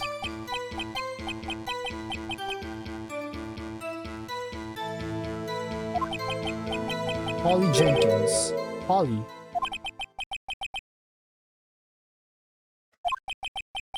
He wanted to remember the name of his fiancée who had committed suicide. What the fuck? Oh my god, this is long. Oh my fucking god, this is long. That's why he named his parrot after her. I see. I guess that is possible. Objection. A mere coincidence, that's all. My granddaughter has a dog she calls Phoenix. Well, Mr. Phoenix Wright, does that make you my granddaughter's fiancé? She's only 7 years old. What the fuck? Huh? Indeed. Alone it is, a little weak for evidence in a murder trial. We would need someone other than corroborated evidence. Where am I going to find that? Get closer. One more. If we could just get one more piece of evidence, right? But what? Very well, Mr. Witness, you may continue.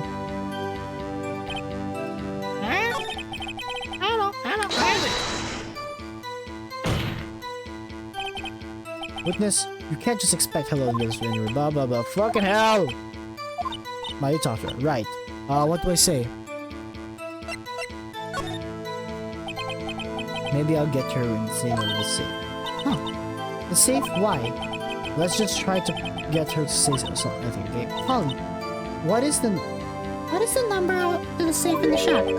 Watch what you wait. Watch what you wait. Why? What a reckless parrot. Well, Mr. Wright, you aren't claiming that there is a number that has something to do with a caretaker. Actually, it does. That's why I wanted to say it. Huh. Ridiculous. How can the number to a safe tell us who the caretaker is? Show us your proof. What could possibly link the number to this caretaker's true identity?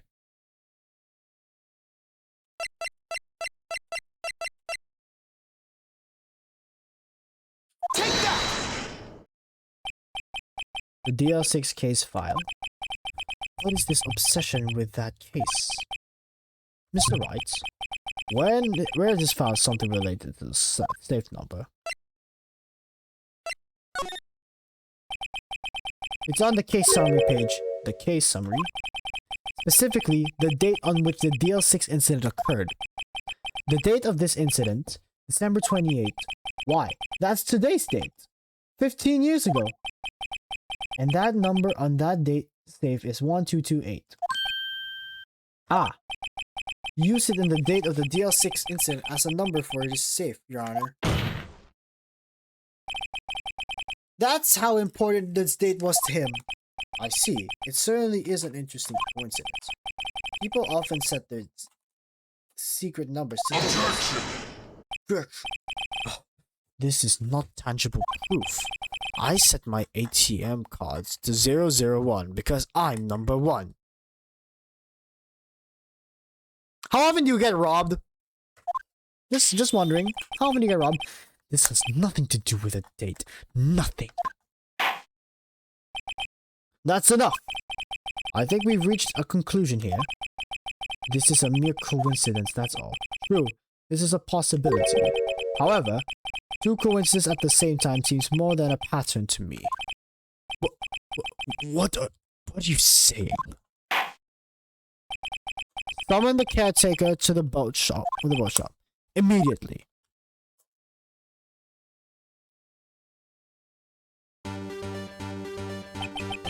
Witness, tell us your name. Wait. This witness, he doesn't remember. No, it's not okay. No, it's not. It's okay.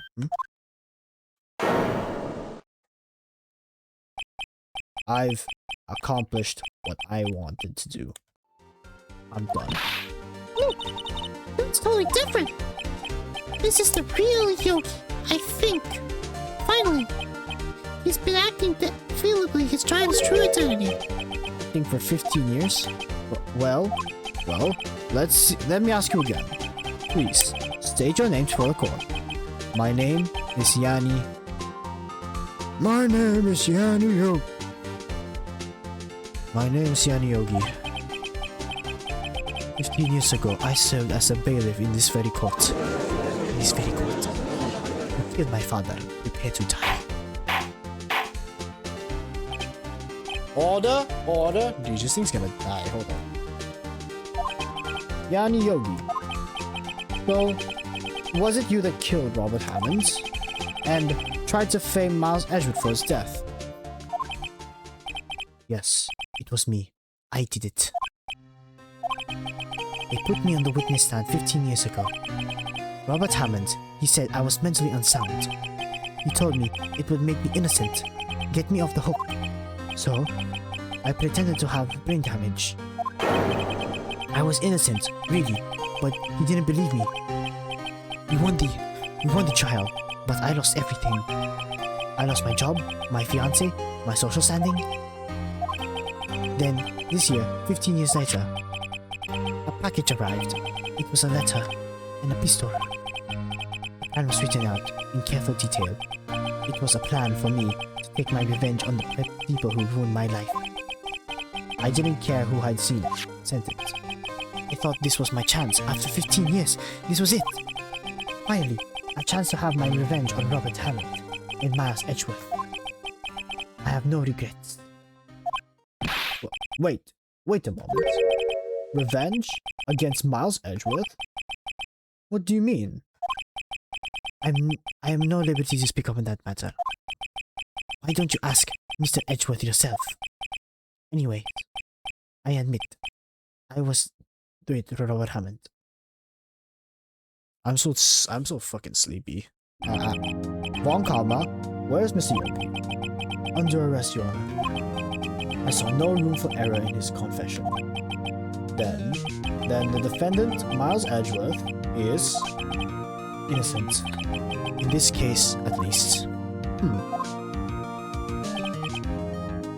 Very well. Will the defendant please take the stand?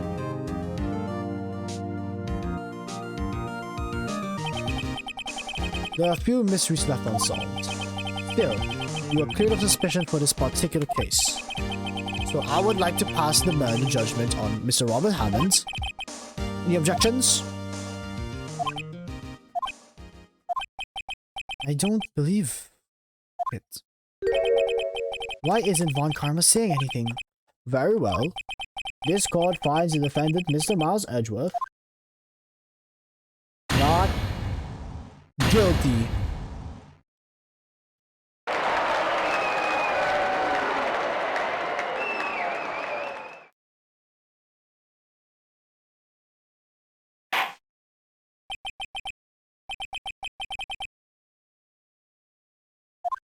That was all.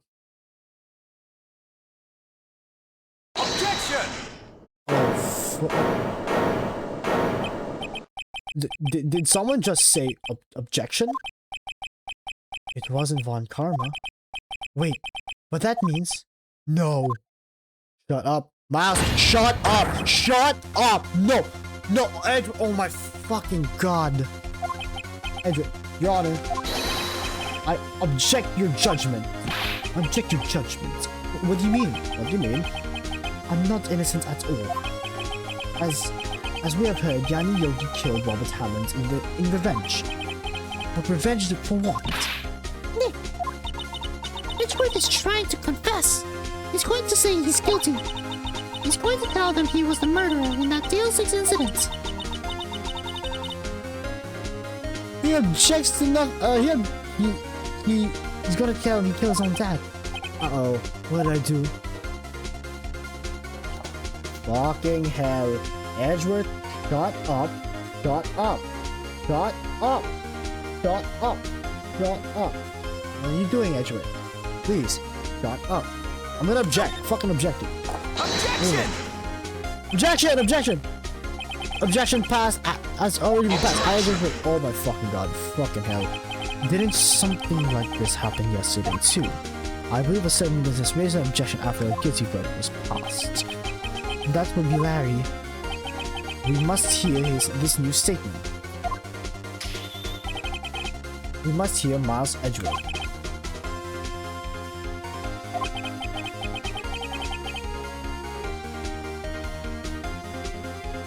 We have a duty. Okay, I'm so sleepy. I'm gonna save the game.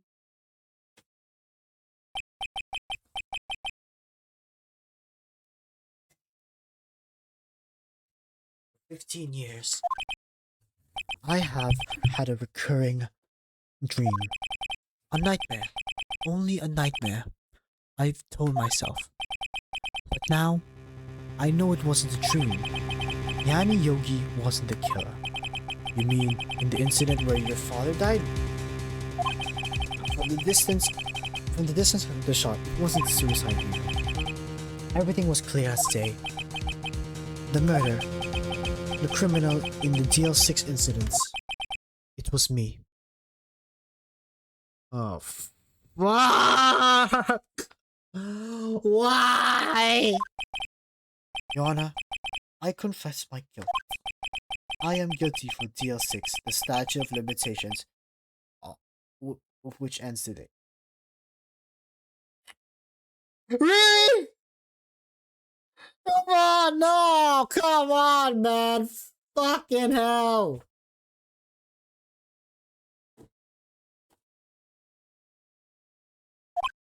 The culprit is me. I'm going to bed. Fuck this. I'm going to bed. Can I save it? Shit. Fuck this. I'm going to bed.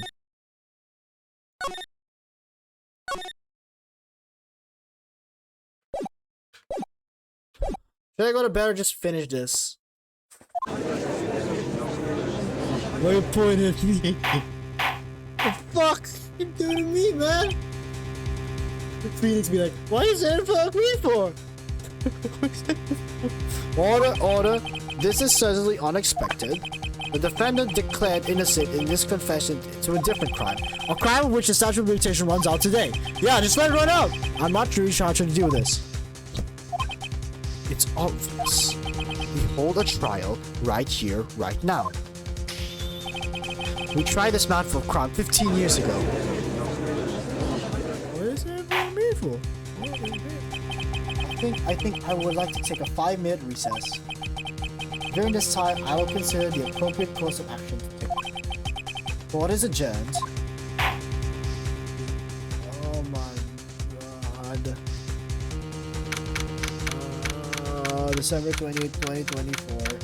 District Court, Defendant Lobby number 2. I'm sorry, Light. I've just wasted all of your effort. You're not even getting a voice act. You're not even getting a voice after this, alright? I'm just gonna say silent. Mr. Edgeworth, I just don't believe it, sir. I mean, you kill your dad?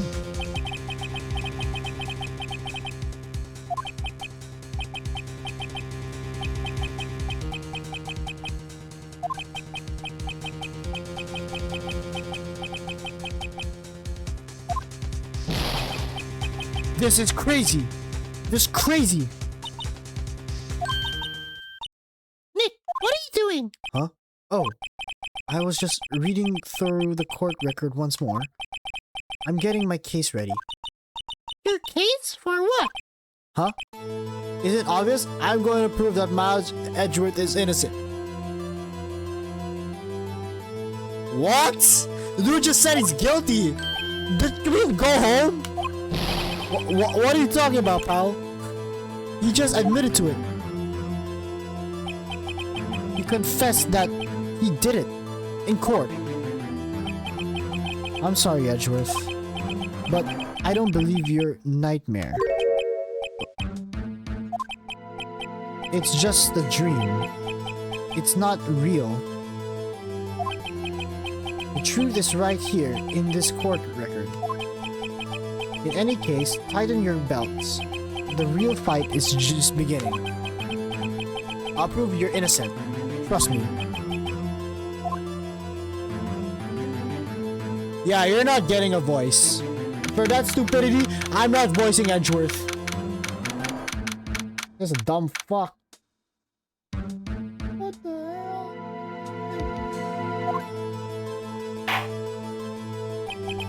Now then, I would like to resume our trial.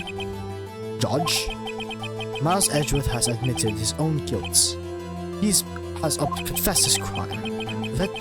Let's begin by hearing his testimony. Then, though pointless, let the defense do the cross-examining. The statute of limitations on DL6 incident runs out today. Though it's unconventional for me, I'd like to run this one by the book. I see. Does the defense have any objections? No objections. No, Your Honor. Von Karma, you knew this was gonna happen before the very beginning, didn't you? Very well. Will Miles Edgeworth take the stand?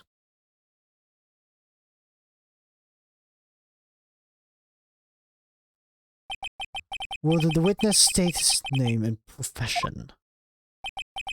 Miles Edgeworth, I am a prosecuting attorney.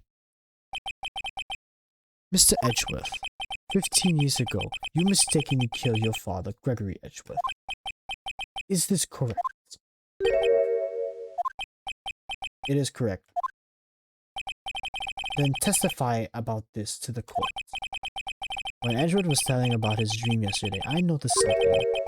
One detail didn't quite fit. That will be the key, but only if I can get this work. Please, please. I'm going to bed. Fuck this, man.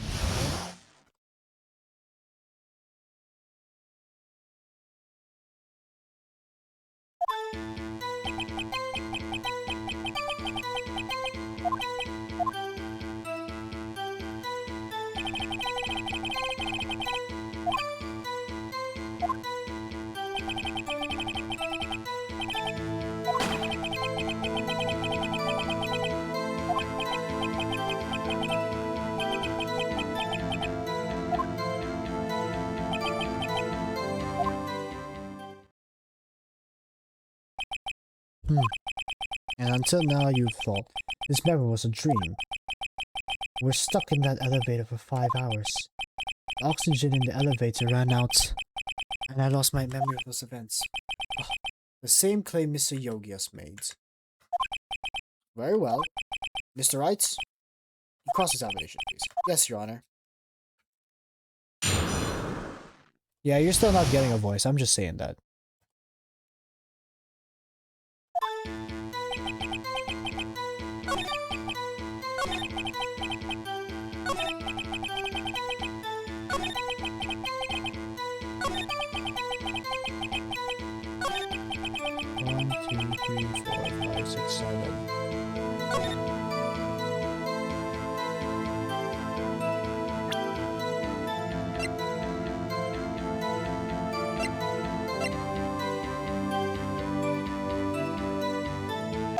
Objection! Objection. Are you sure you're the only one that heard one gunshot? Yes, I'm sure of that. I heard the shots. Oh shit, I heard the shot and that scream. Then everything faded. I'm gonna resume him, fuck it. I was unconscious until the rescuers came. I see. No, Your Honor. Unfortunately, you don't. Look at this file one more time. This plainly contradicts the witness's testimony. You don't enjoy dragging out that file, don't you? You do enjoy it. I don't accept this evidence unless you tell us what page it's on. Which page contradicts Mouse Edgeworth's testimony? Alright, so suspect data. Oh fuck. Looks like your luck's run out. Mr. Wright. Shit, this page has no contradiction. Fuck, my bad. Dude, my eyes are fucking busted. Wait, there's a contradiction in the file. That shows us even my grandchild could do better. Which page contradicts Mouse Edgeworth's testimony? Victim data. Looks like victim data in this file. It says it's quite plainly the murder weapon was fired twice.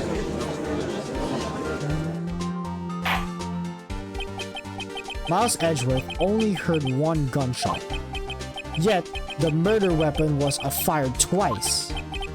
The first shot was the accidental firing when the pistol was thrown. So, who fired the remaining shot?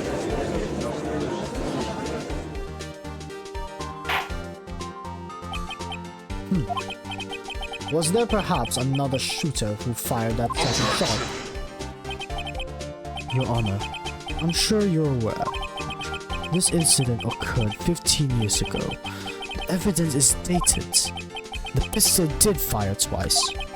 However, we do not know when the second shot was fired. It might have been fired the day before the incident. There's no proof that the second shot had anything to do with this incident. What? Huh? You do have a point, Mr. Wright. The murder weapon was fired twice, as we have heard. One of those shots was fired by the defendant, a boy at the time. Do you have any proof that the other shot was fired that something he had to do with the case?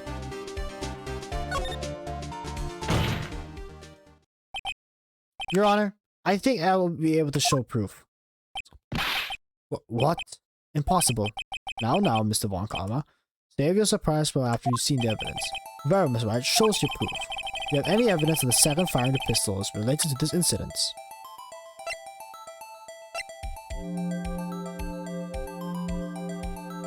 Take that! Look at this photograph.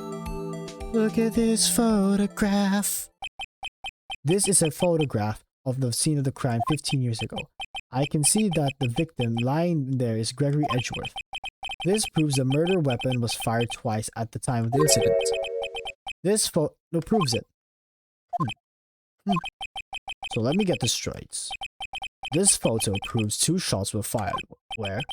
Your Honor, please get a clue. Show the judge in the photo. Oh my god, where the fuck is it?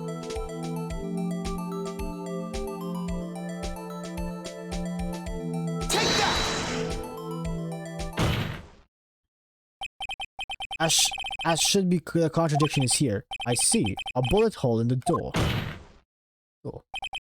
Your Honor, Gregory Edgeworth was killed by a shot from the pistol. Yet, there's also a bullet hole in the elevator door. We also know that the murder weapon was fired twice. Thus, someone other than Edgeworth fired that second shot.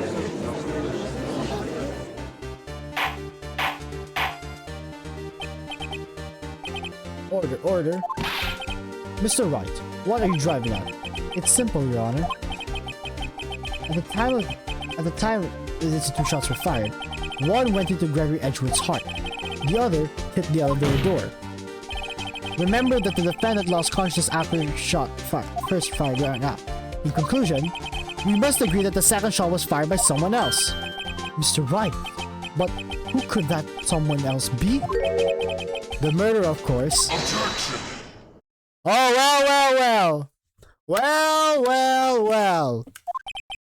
I knew I should have stepped in before your wild fantasies got out of hand.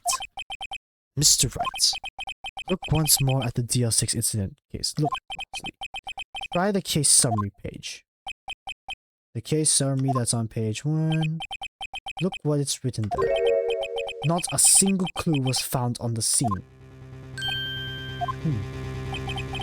If the pistol had indeed been fired 2 times, then the other bullet would have been discovered in the scene. He does have a point. That second bullet has never been found. Why? Because the second bullet does not exist. That bullet was claimed Gregory Edgeworth's life, the one fired by his own son. That is the truth of this matter. Full truth. It was undoubtedly someone else that made that bullet. Overkins. Order? I will have order. Mr. Wright has proven one thing to us quite clearly, that the murder weapon was fired twice at the time of the incident. However, as Mr. Von Kalmer says, the second bullet was fired and not found. It's highly unlikely, but police overlooked the second bullet. So all we have to do is the single bullet fire. I'm afraid I have to discount the defense's claim. I praise the judge for his wisdom in this matter. How did this happen? I don't believe it. The second bullet didn't exist. Was I wrong? Have I been wrong about the whole incident? What are you doing, Nick? Why aren't you raising an objection? I'm sorry, Maya. What? It looks like I was wrong. Nick, if the second bullet there... No. But you said Nick...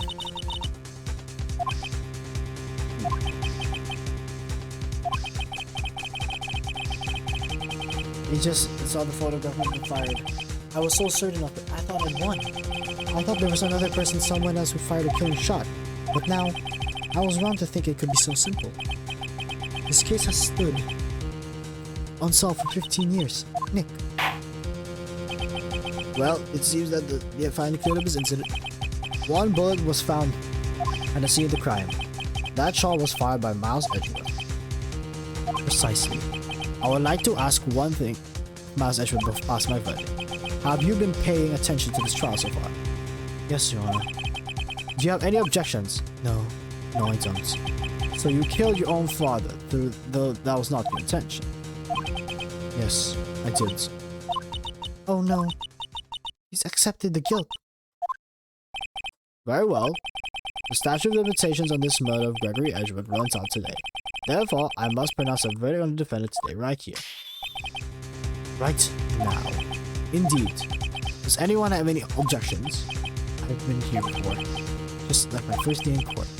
There are so many things I could be saying. My mind's gone completely blank. I can't find the words. Yes, tonight, don't you go to sleep, that's the one that will help. Dude, I'm going to fucking bed, man. Objection! I'm so sleepy. Your Honor. Oh my god. I object. I'm so sleepy. Mr. Wright, on what grounds you object? Well, Nick, I don't know. This case is perfect. Oh no. Ah. It must have exist. The second bullet. What did you just say? Nothing. The second bullet must still exist. But where? Someone took it. It seems waiting in the process to produce as any answers, right? Wait, Your Honor. The second bullet, it existed. What? But we've just heard the proof it does not exist. I realize that, Your Honor. I'm really grasping out here. It's just someone took it from the scene of the crime when that happened. But who? The murderer. Objection. The murderer. Then tell us who this murderer is. I'm still thinking about that one. So the criminal took the second bullet, but why? Huh? First of all, how would you know they have found it? It's not easy to find a stray bullet, Mr. Wright. Was there need for murder?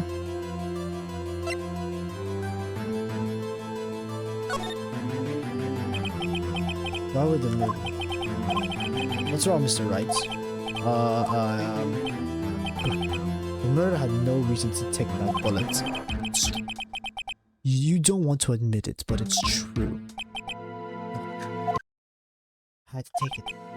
Had to take it. The murderer. You're thinking too normal. Think crazy. Don't think why the bullet was taken. Think why the bullet had to be taken. Mr. Wright. Yes, Your Honor. I had no idea what I'm doing. Well, the murderer didn't. Bullet. Well, for this instance. For what instance? Maybe the bullet hit the murderer. The bullet hit the murderer? Just saying, for instance. I mean, if it hit you, wouldn't you have not taken it? It's not like you could perform surgery right there. You know? Wait a second. I was just talking off the top of my head. What really happened? Let me get this straight. So at the time of the murder itself was shot, and then they left. Blah, blah, blah, blah. Was leaving only for the crime. Yes. Yes, but once you go to sleep, and if he was clear, he would have asked for guns burned. But there's no problem with that. The other two people rescued from the elevator, Miles Edgeworth and Yan Yogi, were both unharmed. So that would mean the murderer came from the outside, yes.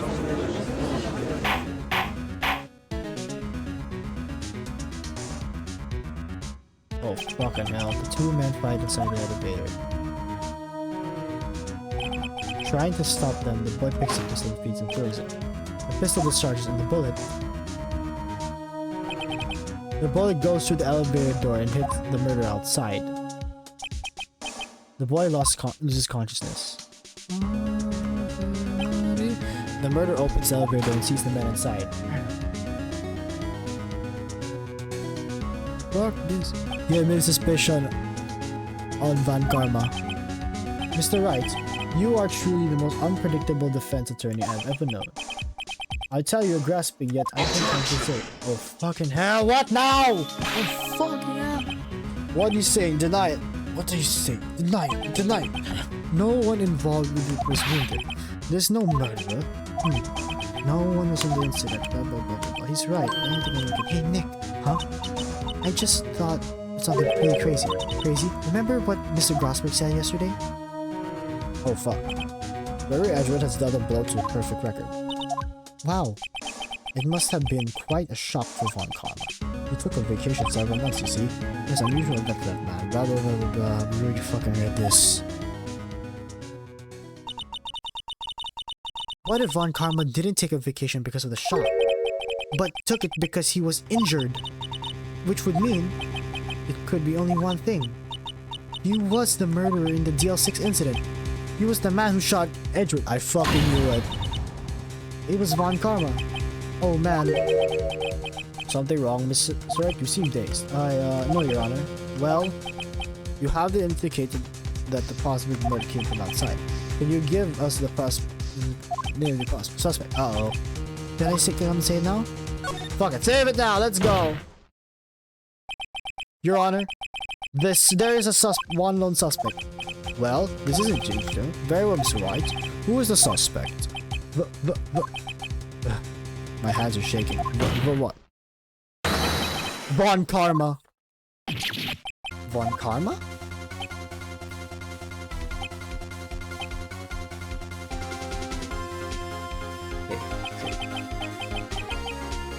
Von Karma, the prosecutor right over there. You don't object? I see. Why is my objection? Because you took a vacation for several months starting the day after the incident, yet you pride yourself on a perfect record. Why would you take such a long vacation without any reason? You're claiming that I took a vacation to heal from my injury from the incident. Fascinating. Prove it. I would have to need surgery. Where did it go with the knife, Mr. Wright? Bring me the doctor open and testify. Let's find out who this doctor is. It's no use. Edgeworth? I know Von Karma. Helps too well. He's perfect. He wouldn't leave clues. He probably didn't undergo surgery. That would leave the doctor as a witness. Nobody's perfect. So what, Nick? Did Von Karma pull the bolt out himself? That's insane. No, he couldn't have. You can't just pull bolt out himself. Wait, what does that mean? The bolt has to be somewhere, but where? Wait, it's still inside him? What the fuck? Wait, can you prove the evidence I have shown? I'll show evidence. Alright, I'll prove Von Karma, and I'll even use the evidence as much as how I like it. What? The evidence? That proves Von Karma shot is? Okay, fuck this. Von Karma is perfect. You wouldn't risk an injury leaving an evidence trail. So then I ask, where is that bullet now? I think it's unlikely that Von Karma performed surgery on himself. You don't mean... I do. There is the possibility the bullet is still inside Von Karma.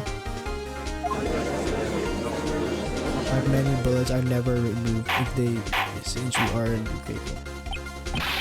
Is that even possible for all these years? Well, there's one way to find out. Please don't tell me they're gonna do open surgery in court. Please don't tell me. You could use this metal detector. Well, Von Karma? I'm going to run this over you, see what we find.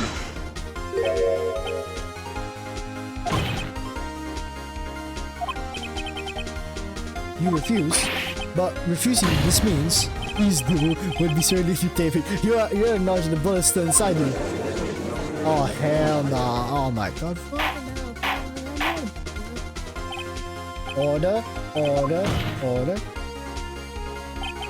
Your Honor, the defense requests that they be allowed to use the metal detector. Oh hell no, Judge! I call for suspension of the trial. This is invasion of privacy. The statute of limitations runs out its case today. It was you who said that. It has end right now. Enough. I permit the use of the metal detector. Mr. Von Karma, you will submit yourself to testing. Nick, what does this mean? I don't know, but we have to give it a shot.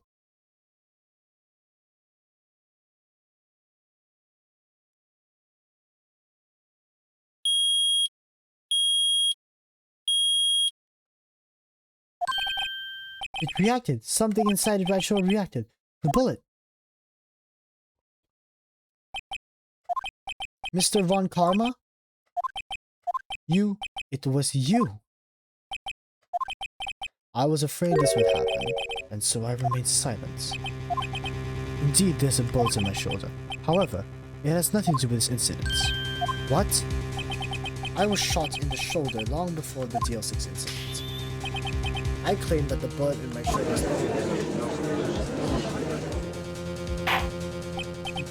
well, this won't come. Okay, for that proof.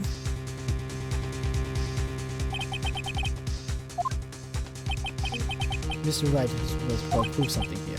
Not I, but Mr. Wright. Well, can you prove it? Can you prove that Von Karma is in the shoulder? Of course he can't. You don't have any DL6 evidence. That's because you took it out of the record room yesterday. Yes. With proof, convict me, Fickle. I'm so sorry, Mr. Wright. Jesus Christ, it's 3 AM! No, I'm the one who should be sorry, Mr. Von Karma. What? You were close one day away from freedom. But you see, I have proof. What?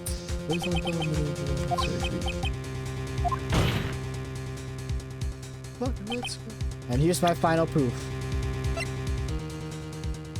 Take that! That's a bullet. Where did you get that? This is taken from the heart of the victim, Mr. Gregory Edgeworth. The bullet is preserved quite nicely with all the ballistic markings intact. Ballistic markings? Well, it's like 4 hours, man. Fuck this shit. You may call the term It came up in the first trial 2 days ago. Ballistic markings are the fingerprints of a weapon. All the bullets fired from a gun are marked for that weapon's unique pattern.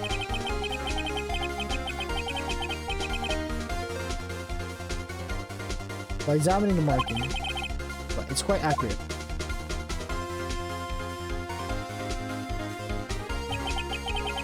We have 2 bullets in our possession. One bullet was removed from Gregory Edgeworth's heart. The other bullet is buried in Von Karma. We can analyze both bullets. Then, the markings match. Oh, hell no. They're actually gonna do open surgery in court. Mr. Von Karma, you will let us remove the bullet from your shoulder. Oh, hell no! Oh, no! Well, Mr. Von Karma?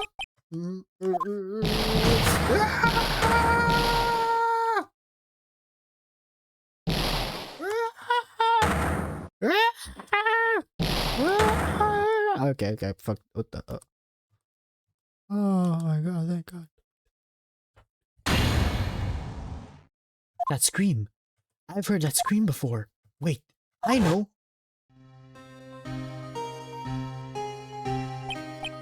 Help. I can't breathe.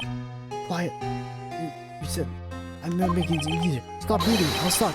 Stop breathing. My air. Ah! Get away. Notice how no blood or bruises appears. Get away from my father. Ah!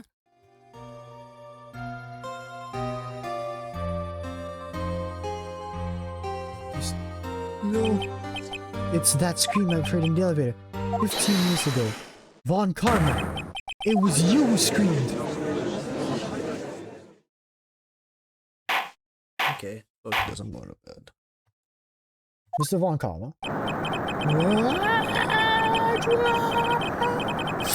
That's right! Only you! That's fine. So, it was you. You and your father are my curse.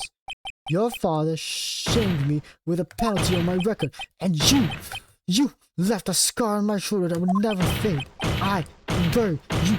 Okay, I'm too tired for this shit. 15 years earlier, you know what, fuck this.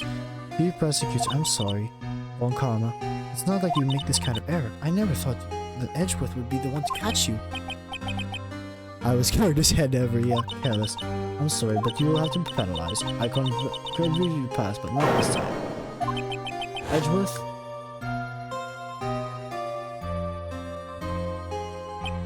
It was a shock like I've done before. Me? Finish autoplay. It took hours for me to become my culture. Suddenly, I found myself in darkness. I was in the court record room. I must have wandered like this. The room was pitch black, the lights had gone out. I went into the hall and found my way to the elevator. I pressed the button and nothing happened. Then, there was a noise.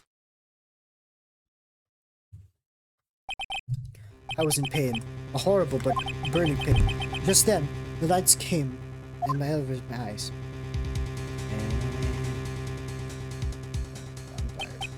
I saw 3 people inside, all lying unconscious with concentration. Much surprise, a pistol is in my feet. I knew that was destiny.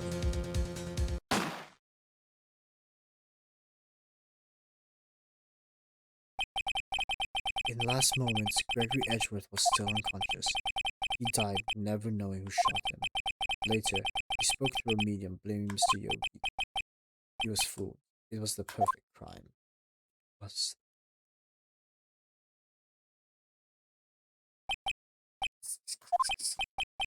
Who would have thought another man would have come to open the elevator door? Judge?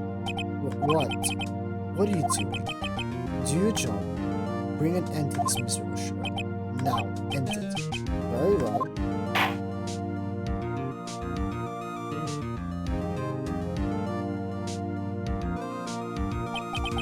It appears that we have prolonged this maze. 15 years later. Mr. Miles Edgeworth? Yes? You were innocent. You are innocent. As you said, it was all a night. Yes, This court finds the defendant, Mr. Miles Edgeworth, not guilty. Yay! Oh, shoot tomorrow. Oh my god, I'm gonna fucking bed.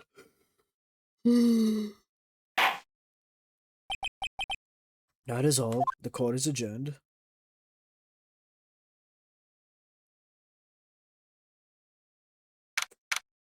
Okay, blah blah blah. Did you see his face? One part looked even paler than usual. He pretended to be all cool, but inside you crushed him. You crushed me. Like, I gotta say, I'm impressed. I thought it was pretty close though. I was sure we had it. I know, I was on the verge of tears the whole time myself, but now it's all in memory. So, it's finally over, Edgeworth. Right. Yeah? I'm not sure how to say this. I know. Try thank you. I see. Thank you, Max. You're welcome. I think you could have done better than that.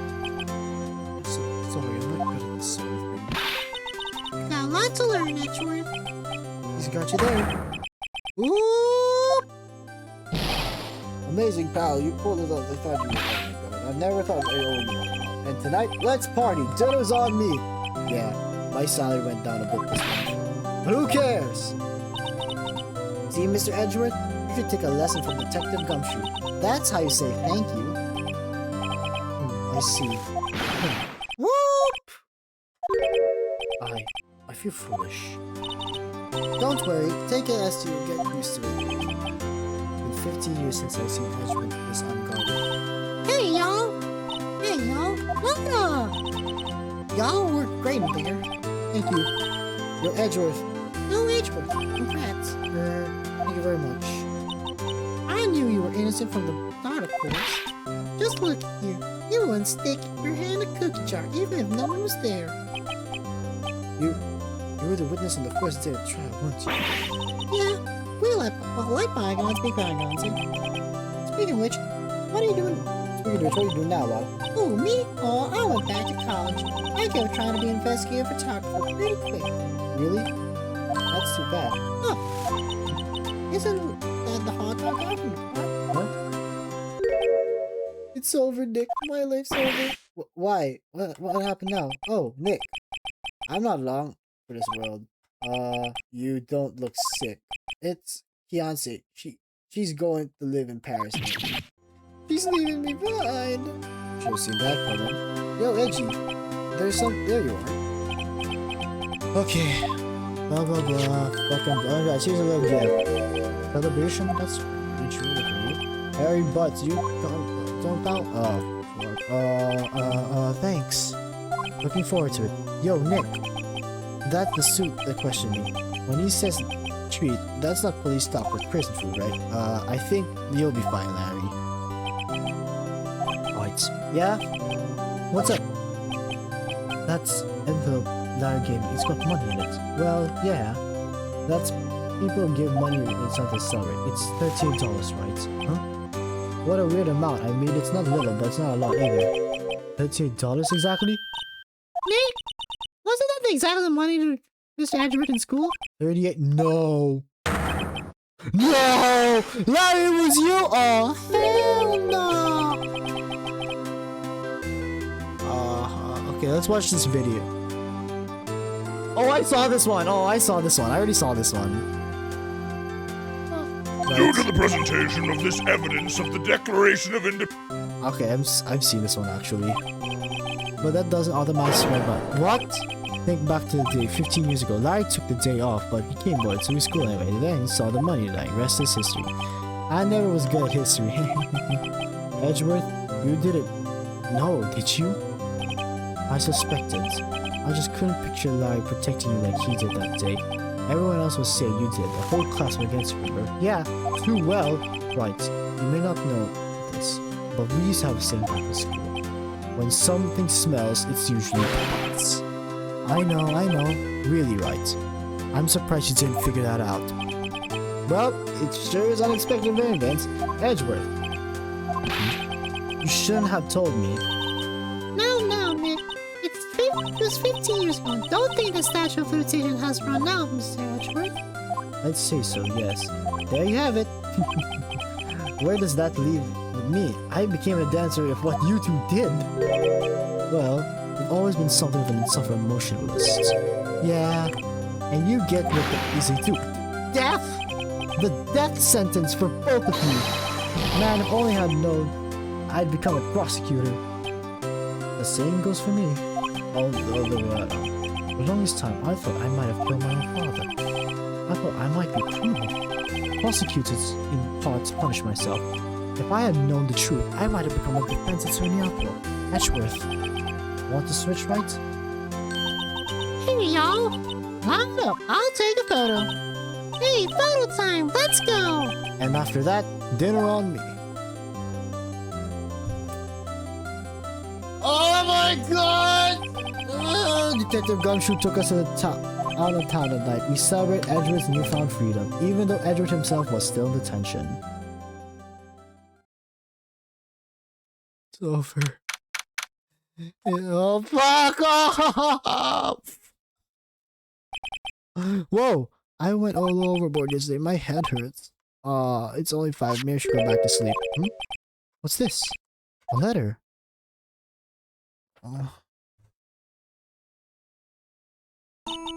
Good morning, Nick. You were really impressive yesterday. Seeing you made me think out what I'm doing here. I'm a spirit medium in training, of course. I wanted to help Mr. Edgeworth, too. I wanted to help you. But I couldn't. I was useless. So, I decided to go back to my training. I'll become a full-fledged spirit medium for starters. I couldn't say it to your face, so I left this letter. Goodbye, Nick. Goodbye? What time is it? Ah! The first trains in the mountains have left the station.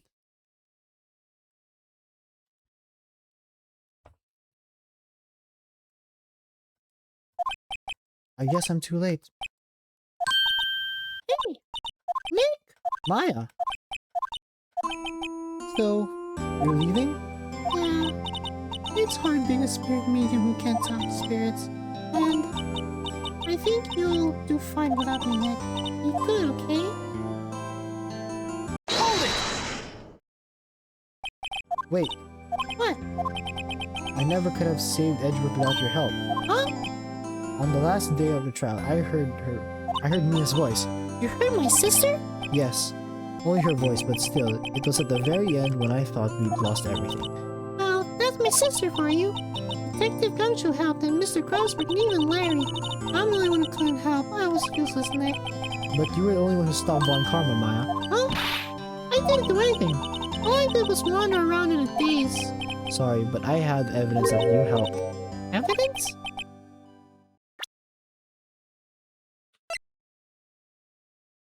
Take that! A bullet? Von Karma was convinced he had taken all the James DLC evidence, but you were the one person who had the last piece of evidence we need. This was the bullet that put an end to Von Karma, and you were the one who gave it to me. Thanks, Maya. I couldn't have done without you. I'll be back soon. Huh? I'm going to complete my training and come back. Okay. I'll be waiting. Of course you will. You can't run that office by yourself. You're hopeless. I don't know about that.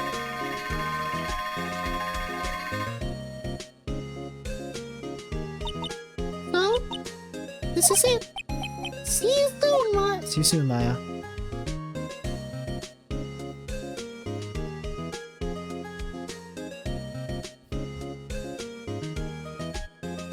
Thanks. Thanks, Nick.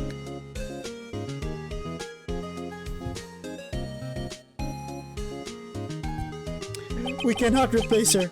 And so my story ends. Time to turn a new page and say goodbye to the novice defense attorney that I once was.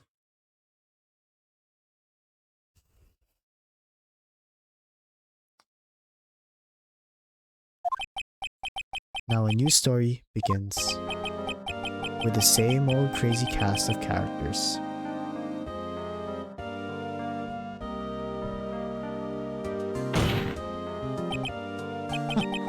Don't think if you've graduated yet, amateur. Mr. Wright, perhaps you'd like to think that claim. Yes, Your Honor. Uh-oh. I gotta got bad about this. Objection!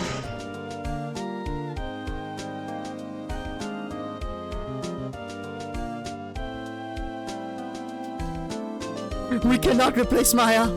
We cannot replace her!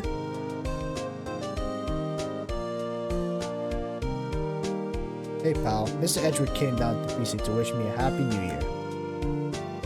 Talk about a pleasant surprise. Is it over? Whoop. Detective Gumshoe. Oh, it's the fucking credits. Then Hollis had low and went right back to outside. Kind of like he was embarrassed or something. Strange, huh?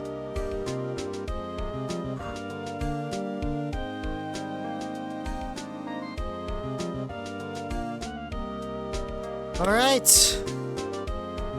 Okay. That is the end of Ace Attorney. I hope you liked it. I probably won't be doing... we're still gonna do the episode 5. We're gonna do episode 5. Probably when I have time. So without further ado, I hope you like the stream. It's nearly been 5 hours actually. God damn. I hope you like the stream. Did you guys enjoy it? Yeah, please go drop a follow if you want to see more of this. And without further ado, ladies and gentlemen, guys and gyarus, I am Tyler Manuel, signing off. Goodbye.